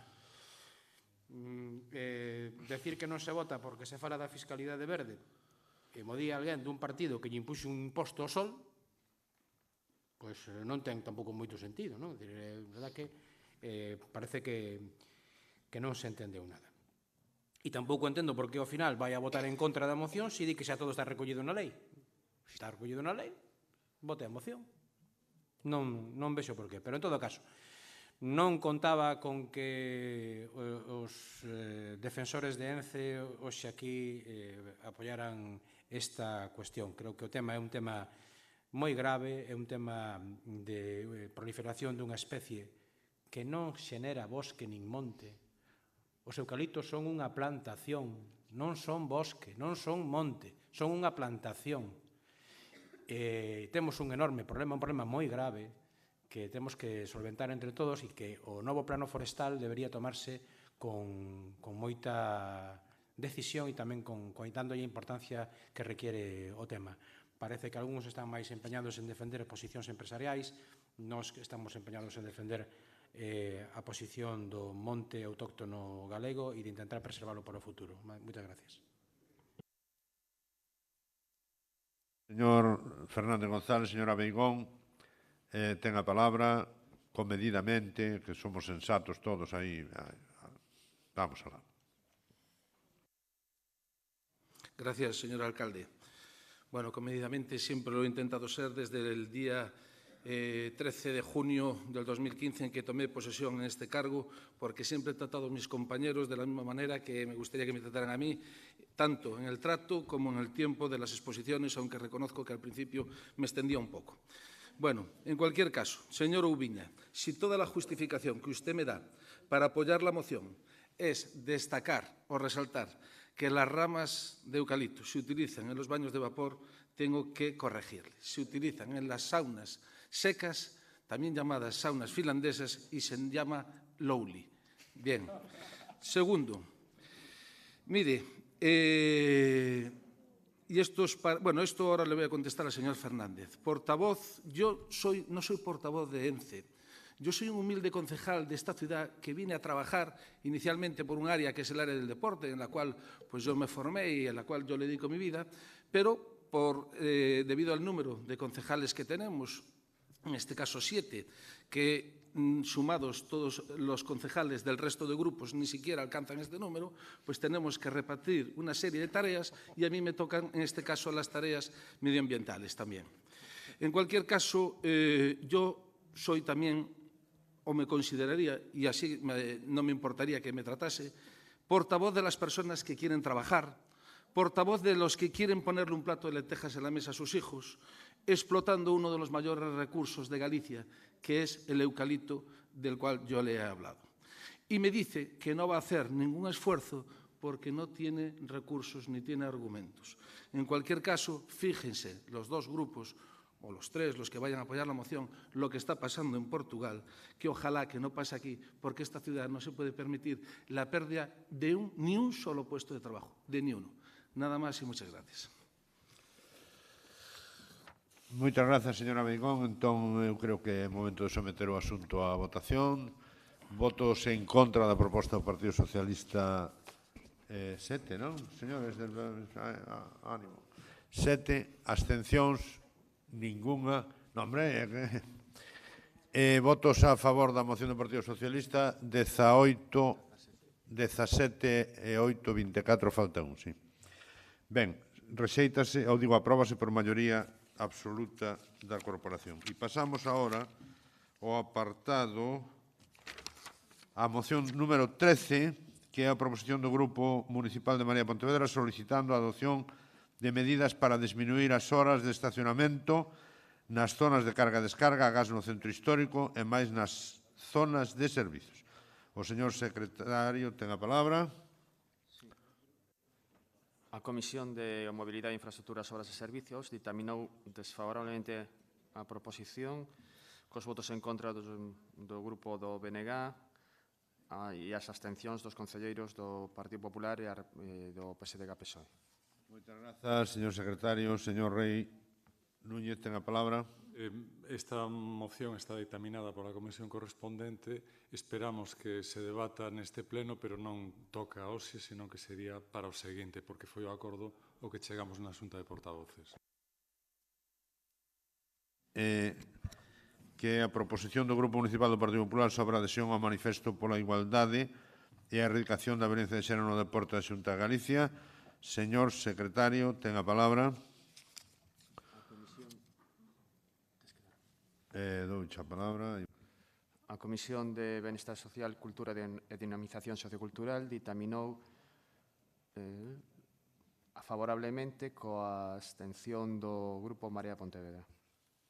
Moitas grazas, señor secretario. Señora Beigón, xa non lle digo nada porque é peor. Ten a palabra. Tomo nota, como di usted, nos robos. Gracias de nuevo, señor alcalde. Vamos a hablar de deporte. Miren, antes de pasar a presentarles la moción que traemos hoy al Pleno, desde este Grupo Municipal del Partido Popular, y me pongo serio, queremos trasladar nuestro más sentido pésame a la familia de María Ferreira, la deportista gallega natural de Porriño y formada universitariamente en nuestra ciudad, que tristemente perdió la vida el pasado sábado en un accidente de bicicleta en Asturias, hasta donde se había desplazado para ver las últimas etapas de la Vuelta Ciclista a España. Por otro lado, y esta sí que es un motivo de alegría, esto que les voy a comentar, queremos felicitar a nuestro querido triatleta Javier Gómez Noya, quien se proclamó este domingo pasado en Estados Unidos campeón del mundo de medio Ironman. Espero, señor alcalde, que dado que no aprobó en su día la moción de la gala del deporte que propuso este grupo municipal, que lo reciba con los honores que merece y tenga la delicadeza y la elegancia de invitarnos a los concejales que formamos esta corporación para que podamos sumarnos a dicha celebración. Dicho esto, como no podía ser de otra forma, quiero agradecer a la portavoz del grupo Mixto Ciudadanos, al portavoz del Grupo del Partido Socialista y a usted, señor alcalde, como máximo representante del Grupo del Bloque, por mostrar el apoyo en la Comisión de Bienestar Social y Dinamización Sociocultural a la moción que hoy traemos al Pleno y para que salga adelante, aunque sea con la abstención del Grupo Marea Podemos. Como bien indicó el secretario, se titula Adhesión al Manifiesto por la Igualdad de la Erradicación y la erradicación de la violencia de género en el deporte de la Xunta de Galicia. Y se basa en 3 ideas, que las voy a comentar rapidísimamente. En un pleno anterior, en el mes de noviembre, concretamente todos los concejales que formamos esta corporación, exhibimos unas camisetas negras en las que se podía leer contra la violencia, dentro de la campaña en negro contra la violencia, que perseguía vestir de luto a la ciudad en señal de dolor por todas las mujeres que triste y lamentablemente sufren la violencia machista, con el objetivo añadido de sensibilizar a la población respecto a la situación de violencia en la que viven muchas mujeres. Segunda idea, que nuestro apoyo a la causa manifestaba que la violencia machista es la expresión más dramática de las desigualdades sociales que viven las mujeres, siendo una desigualdad silenciada y en muchos casos se podría decir que normalizada.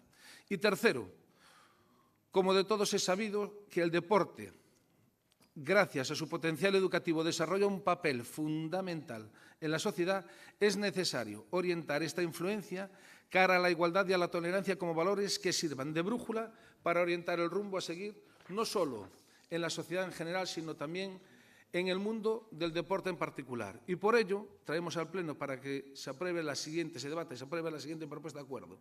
Instar a la Junta de Gobierno de Pontevedra a que se adhiera al manifiesto por la igualdad y la erradicación de la violencia de género en el deporte de la Secretaría Xeral para o Deporte e de la Secretaría Xeral da Igualdade de la Xunta de Galicia que se adjunta a la presente moción. Muchas gracias. Muchas gracias, señora Beigón. Señora Moreira, ten a palabra.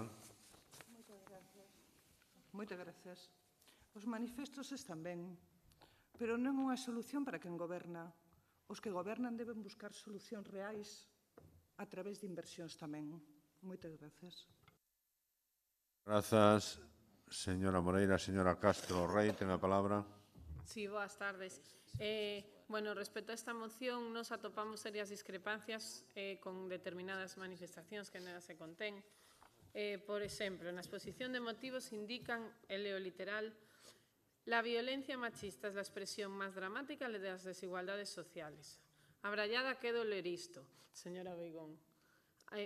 Métase na cabeza que o genocidio de mulleres ou terrorismo machista, que eu como prefiro chamalo, é consecuencia dunha cultura patriarcal creada por unha sociedade machista e afecta a todas as escalas da sociedade.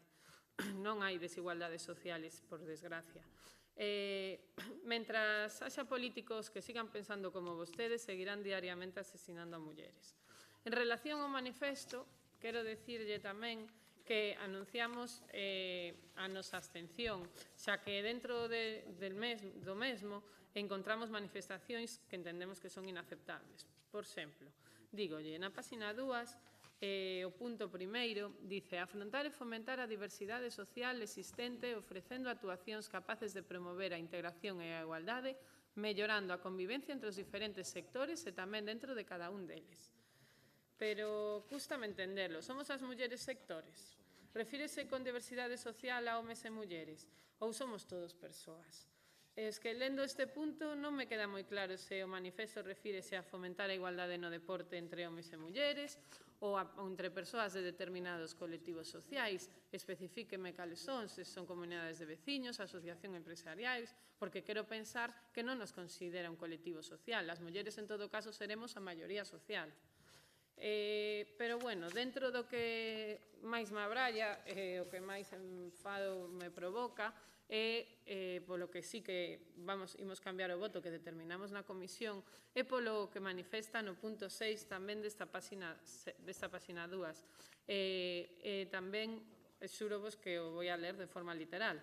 Di, promover a integración, a solidaridade coas persoas débiles e vulnerables. Somos as persoas débiles e vulnerables, señora Beigón, as mulleres? Isto creo que é necesario modificalo ou retiralo.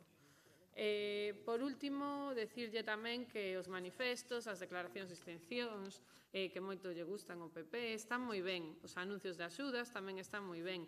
Pero despois de aprobar un orzamento en solitario, grazas á maioría absoluta que teñen na Xunta, non existe dinero destinado a isto e non aparece por ningún lado. Isto sería o importante. Moitas grazas, señora Rey. Bueno, señora Rey, sí. Paloma Rey. Castro Rey.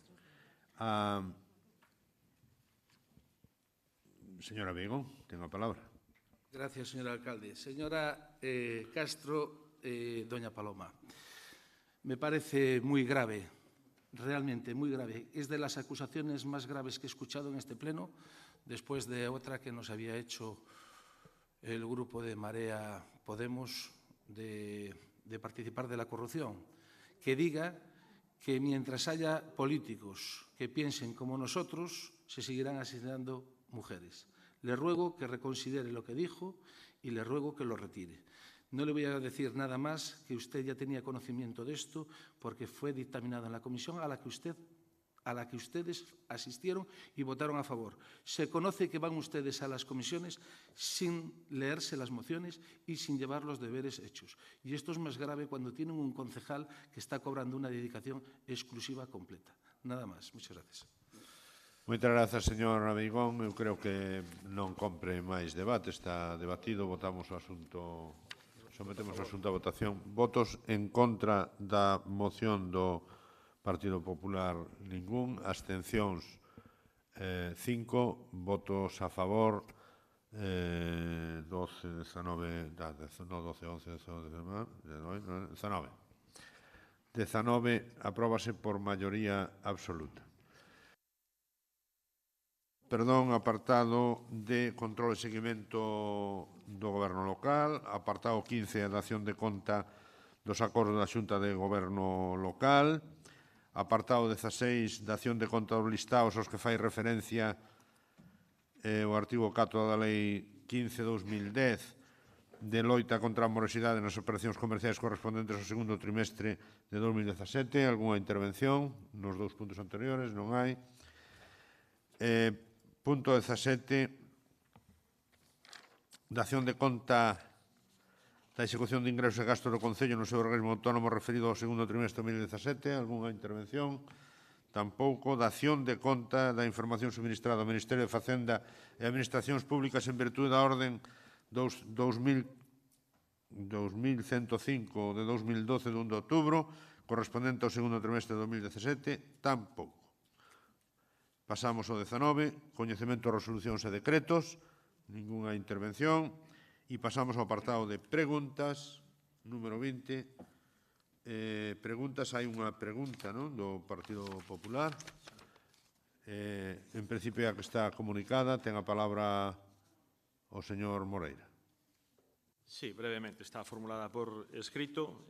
Simplemente, a pregunta xorde a raíz da rolda de prensa do voceiro da Xunta de Goberno na que anunciou a adquisición de 8.000 composteiros individuais que se irán entregando polas vivendas que dispoñan dun terreno, tanto do ámbito rural como urbano, pero que dispoñan dun terreno, o cual nos parece ben. Pero a pregunta que nos facemos a raíz de declaracións, porque quedou un pouco no aire, primeiro saber se esta recepción vai a ser obligatoria ou voluntaria, e, en segundo lugar, coñecer si no día que este todo isto desplegado e non se vai prestar, como se dixo, ou polo menos eso foi o que leímos, non se vai prestar o servizo de recollida de lixo orgánico, si isto vai supoñer, pois, se non unha eliminación, pois ao menos unha reducción da taxa do recibo pola recollida do lixo. Nada máis e moitas gracias. Señor Moreira, a esta pregunta iba a contestar a señora Carme da Silva, pero se tuvo que ausentar.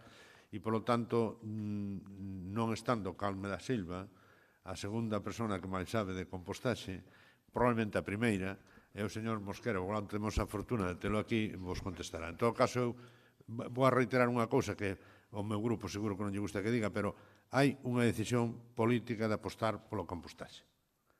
Vai salir probablemente máis barato. Pero, aínda que non salira, a decisión política está tomada porque é o que hai que facer, vale? Por lo tanto, repita usted as preguntas ás veces que queira sobre o custo, porque non depende do custo que se tomara unha decisión política neste Concello de apostar pola recuperación da materia orgánica no Concello de Pontevedra, vale? O sea, que lle queda respostada xa para Pita Gaterra. Señor Mosquera, ten a palabra. Sí, gracias, señor alcalde. Vamos a ver. Eu creo que isto era mellor falalo con bastante calma, pero, bueno, hai unhas preguntas aquí e se contestan. Obviamente, a ninguén se pode obrigar a poñer un composteiro na súa finca privada, nin lle vamos a entrar ali ao asalto para poñerlle, obviamente. Por lo tanto, vai ser voluntario. A resposta creo que está clara.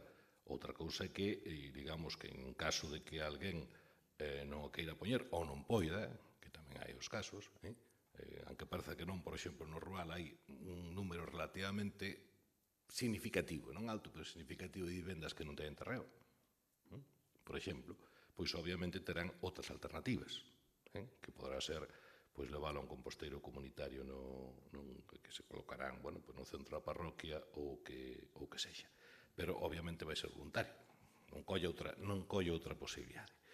Con respecto á segunda cuestión, tamén creo que xa está máis ou menos explicada nunha comisión hai tempo que agora se está afinando.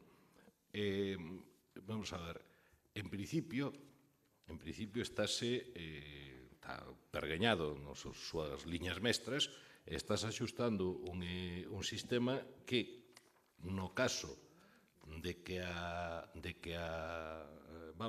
resposta sexa razonablemente boa, estamos convencidos de que vai ser así, polo menos a experiencia dos comunitarios actuais así o fai prever, pois podría ter un recorte de custos, co cual repercutirías en abaratar o recibo.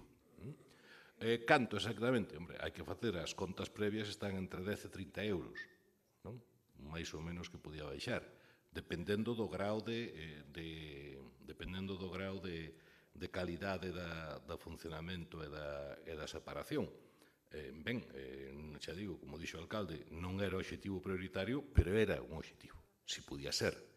Desde logo, devanámonos os sesos, porque chegas a Italia, por exemplo, alrededor de Milán, en Novara, o que sea, en Varese, pois están facendo a uns custes francamente moi elevados, elevadísimos, non? Por que? Porque o sistema é centralizado, etc. Por iso queremos descentralizalo. Claro, porque se hai que recoller a todos, leválos a todos a unha planta de tratamento, etc., pois estamos uns custes que non...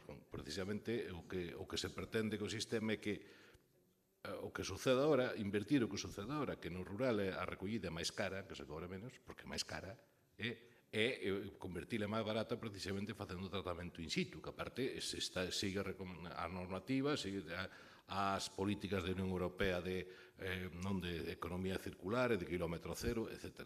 Bueno, con todos os elementos está prácticamente ultimado e eu agardo que non sei exactamente cal é a tramitación, se ten que vir a pleno ou non, e se ten que vir a pleno, pois eu agardo que máis ou menos no mes de novembro poidamos ter, digamos, unha cifra aproximada do desconto que se pode facer de inicio, porque só se sabrá ao final, cando este funcionando todo, é o nivel de calidade que de separación. O sea, que en principio esa é a previsión.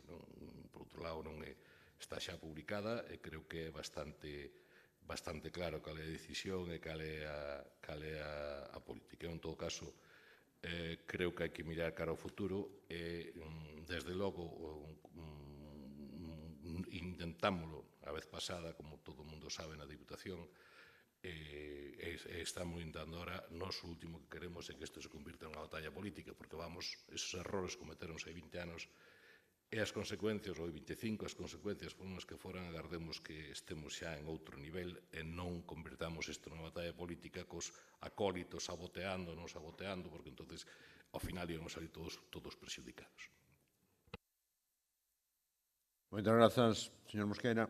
Señor Agustín Fernández, ten a palabra. Aí vai. Bueno, ben, a miña a miña primeira pregunta vai en relación co pleno anterior, non? Se presentaron unha serie de preguntas por escrito por parte do Partido Socialista que ainda están sin contestar. Había un plazo de 10 días e todavía non se contestaron. Por tanto, é unha pregunta rogo. Espero que se solucione esta tardanza e que se proceda a contestar por escrito as preguntas formuladas no seu momento. Esa é a primeira pregunta. A segunda pregunta é con respecto á situación da rúa Rosalía de Castro, non? Que hai un anteproxecto que foi presentado fai uns meses. Na última sesión, precisamente, o señor Mosquera fixo referencia a que estaba falado coas administracións e que faltaba por realizar os trámites administrativos. A miña pregunta é se xa se realizou algún trámite administrativo, sobre todo coa Xunta, para poñer en marcha ese proxecto que vostede xa presentou no seu momento. Non sei se fago todas as preguntas seguidas e logo se me contestan ou... Sí, hai máis, sí. Hai un par delas máis, sí, sí. Bueno, outra pregunta é con un tema que veo aquí e que vostedes decidiron non apoiar como a adaptación de medidas para erradicar a erva conocida como erva da Pampa. Estes días estamos a ver unha auténtica proliferación salvaxe de erva da Pampa por todo o municipio, incluso en parcelas que son municipales. Baste ir ás parcelas da antigua Tafisa, as non municipales, pero sí tamén as municipales que están ao fondo, para ver que está invadida. A nova pasarela está chea de erva da Pampa, pero o que é máis peligroso, na Illa das Esculturas, na xunqueira da Illa das Esculturas, hai erva da Pampa. Entón, a miña pregunta é se vostedes van a adoptar algunha medida para, alo menos nas parcelas municipales, loitar contra esta plaga, aínda que aquí non mostraron no pleno, vostedes no seu momento non mostraron ningún interés por erradicar esa erva. Espero e supoño que ver a súa proliferación os fará reconsiderar. E por último, a última pregunta é que fai uns meses se presentou aquí un rogo por parte do Partido Socialista con respecto á situación da barandilla que está na altura do Ponte dos Gafos, na rúa Rosalía de Castro, que presentaba certos elementos de perigosidade, e a pregunta é se tomou algunha medida para eliminar esa situación de risco. E nada máis. Moitas gracias.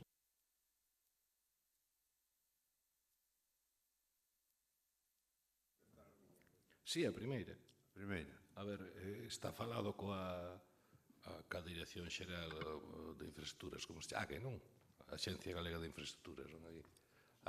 Está falado do da Rosalía de Castro, en principio non pon ningún problema, e por outro lado, está tamén falado incluso está falado coa Diputación de que para evitar, digamos, pola cuestión da tramitación, que si é necesario, en principio o camiño ese, que sexa a Diputación a que se encargue de xestionar ese cacho, independentemente de financiación. Como todos sabemos, aí é necesaria unha modificación urbanística, e cando hai unha modificación urbanística, cando hai que abrir un novo vial, pois hai varias vías. Pola vía urbanística, igual embarrancamos 3 ou 4 anos.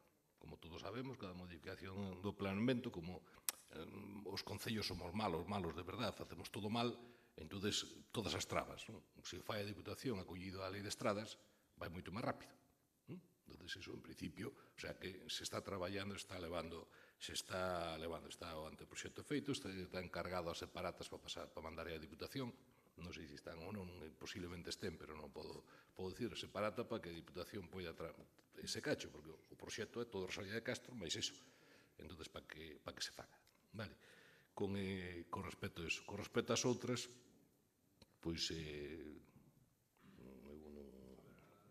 que están pendentes de contestar por escrito, procuraremos contestarlas o antes posible, e a outro tipo de cuestión será un tema dos servicios técnicos de encargar no tema da barandilla, e outro, non sei que era o da Pampa. Estamos preocupadísimos polo da Pampa,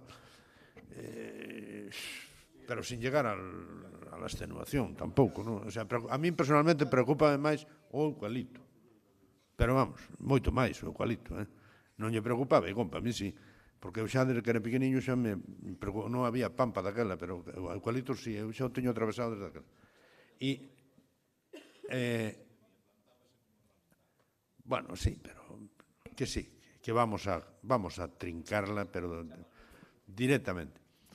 E, bueno, os servicios técnicos están con esa cuestión. De todas maneiras, agradecemos todas as preguntas e todos os rogos, porque eso nos fan estar máis atentos ás necesidades que os ciudadanos teñen. Home, malamente, pero nos enteramos. Algúnha outra pregunta? Pois, se non hai máis preguntas, hai un rogo. Pregunta. Señor Aval. Gracias, señor alcalde. Menos mal que las preguntas le hacen seguir atento y con esa energía que usted nos acaba de trasladar aquí, porque no hace caso absolutamente a ninguna. En el caso de Hierba de la Pampa, le aconsejo que vaya a Tafisa, porque es verdad lo que ha dicho el señor Fernández. Tienen 3 metros de altura, incluso tapan la zona de columpios en la que juegan los niños. Los vecinos han alertado de la peligrosidad porque queda totalmente visualmente bloqueada, una zona de columpios que han puesto ustedes en la zona municipal, visualmente bloqueada. Entonces sí que es algo para tener en cuenta debido a la magnitud que ha alcanzado debido a su dejadez y a no atender las preguntas. Y mi pregunta es un clásico que voy a hacer reiteradamente en cada pleno. Ya estamos en septiembre, todavía no tenemos ninguna noticia de ese magnífico acuerdo que arrancó Marea Pontevedra para apoyar el presupuesto municipal relativo a la renta social. Lo único que sabemos ahora es por la prensa que a lo mejor sí, a lo mejor no, está este año. En el último pleno me contestó que había un anteproyecto ya en los servicios técnicos. Nosotros tenemos muchísimo interés en que salga adelante, queremos que esté cuanto antes. Entonces, va a empezar ya a elaborar el nuevo presupuesto, señor González Carballo. Por lo tanto, no sabemos ya si llegará a tiempo para este año o tendremos que esperar para el año siguiente. Señor González Carballo.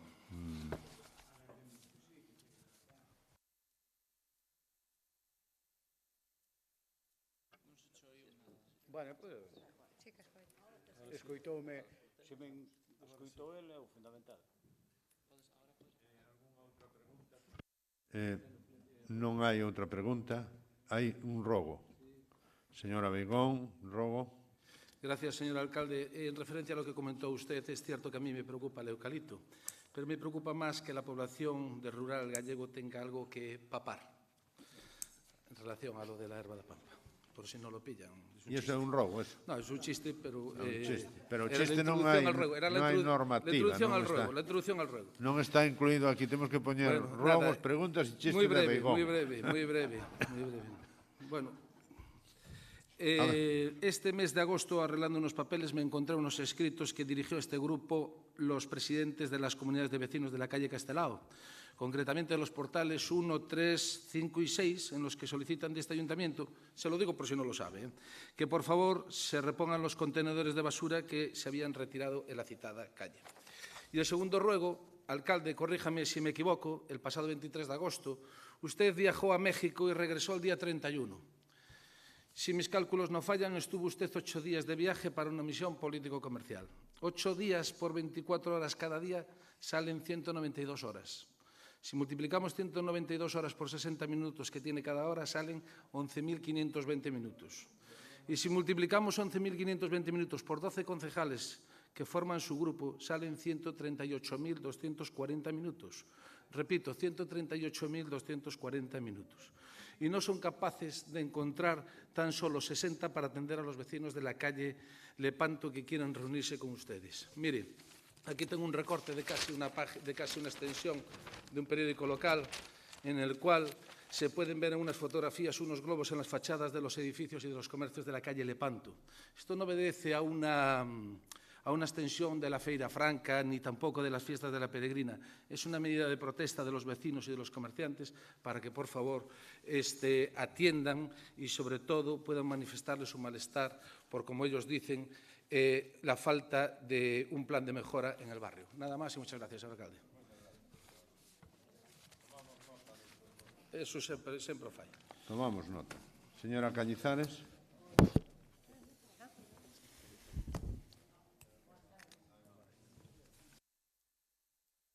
Aí vai. Vale, boas tardes a todos e todas. Ben, eu pediría fago un rogo porque fai meses presentamos aquí unha moción para o arranxo da Praza da Constitución, dos xardíns, do Parque de Campolongo, do paseo de Valle Inclán,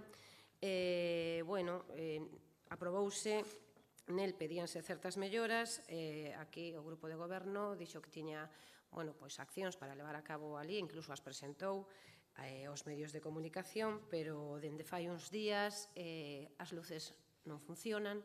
Si, vostedes arreglaron a fonte, puxeron unhas luces psicodélicas moi bonitiñas, verdes, azules, rosas, funcionan, pero cruzar ese parque pola noite sigue sendo un peligro nestes momentos. Entón, agradecería que arranxaran polo menos o que é a luz e que non deixen morrer o parque ata que non haxa esa acción que teñen vostedes pensado levar a cabo. Ahora sí, é verdad. Non hai nada máis, aquí non teño nada máis, pois boa tarde a todos e remata o pleno. Levanta a sesión.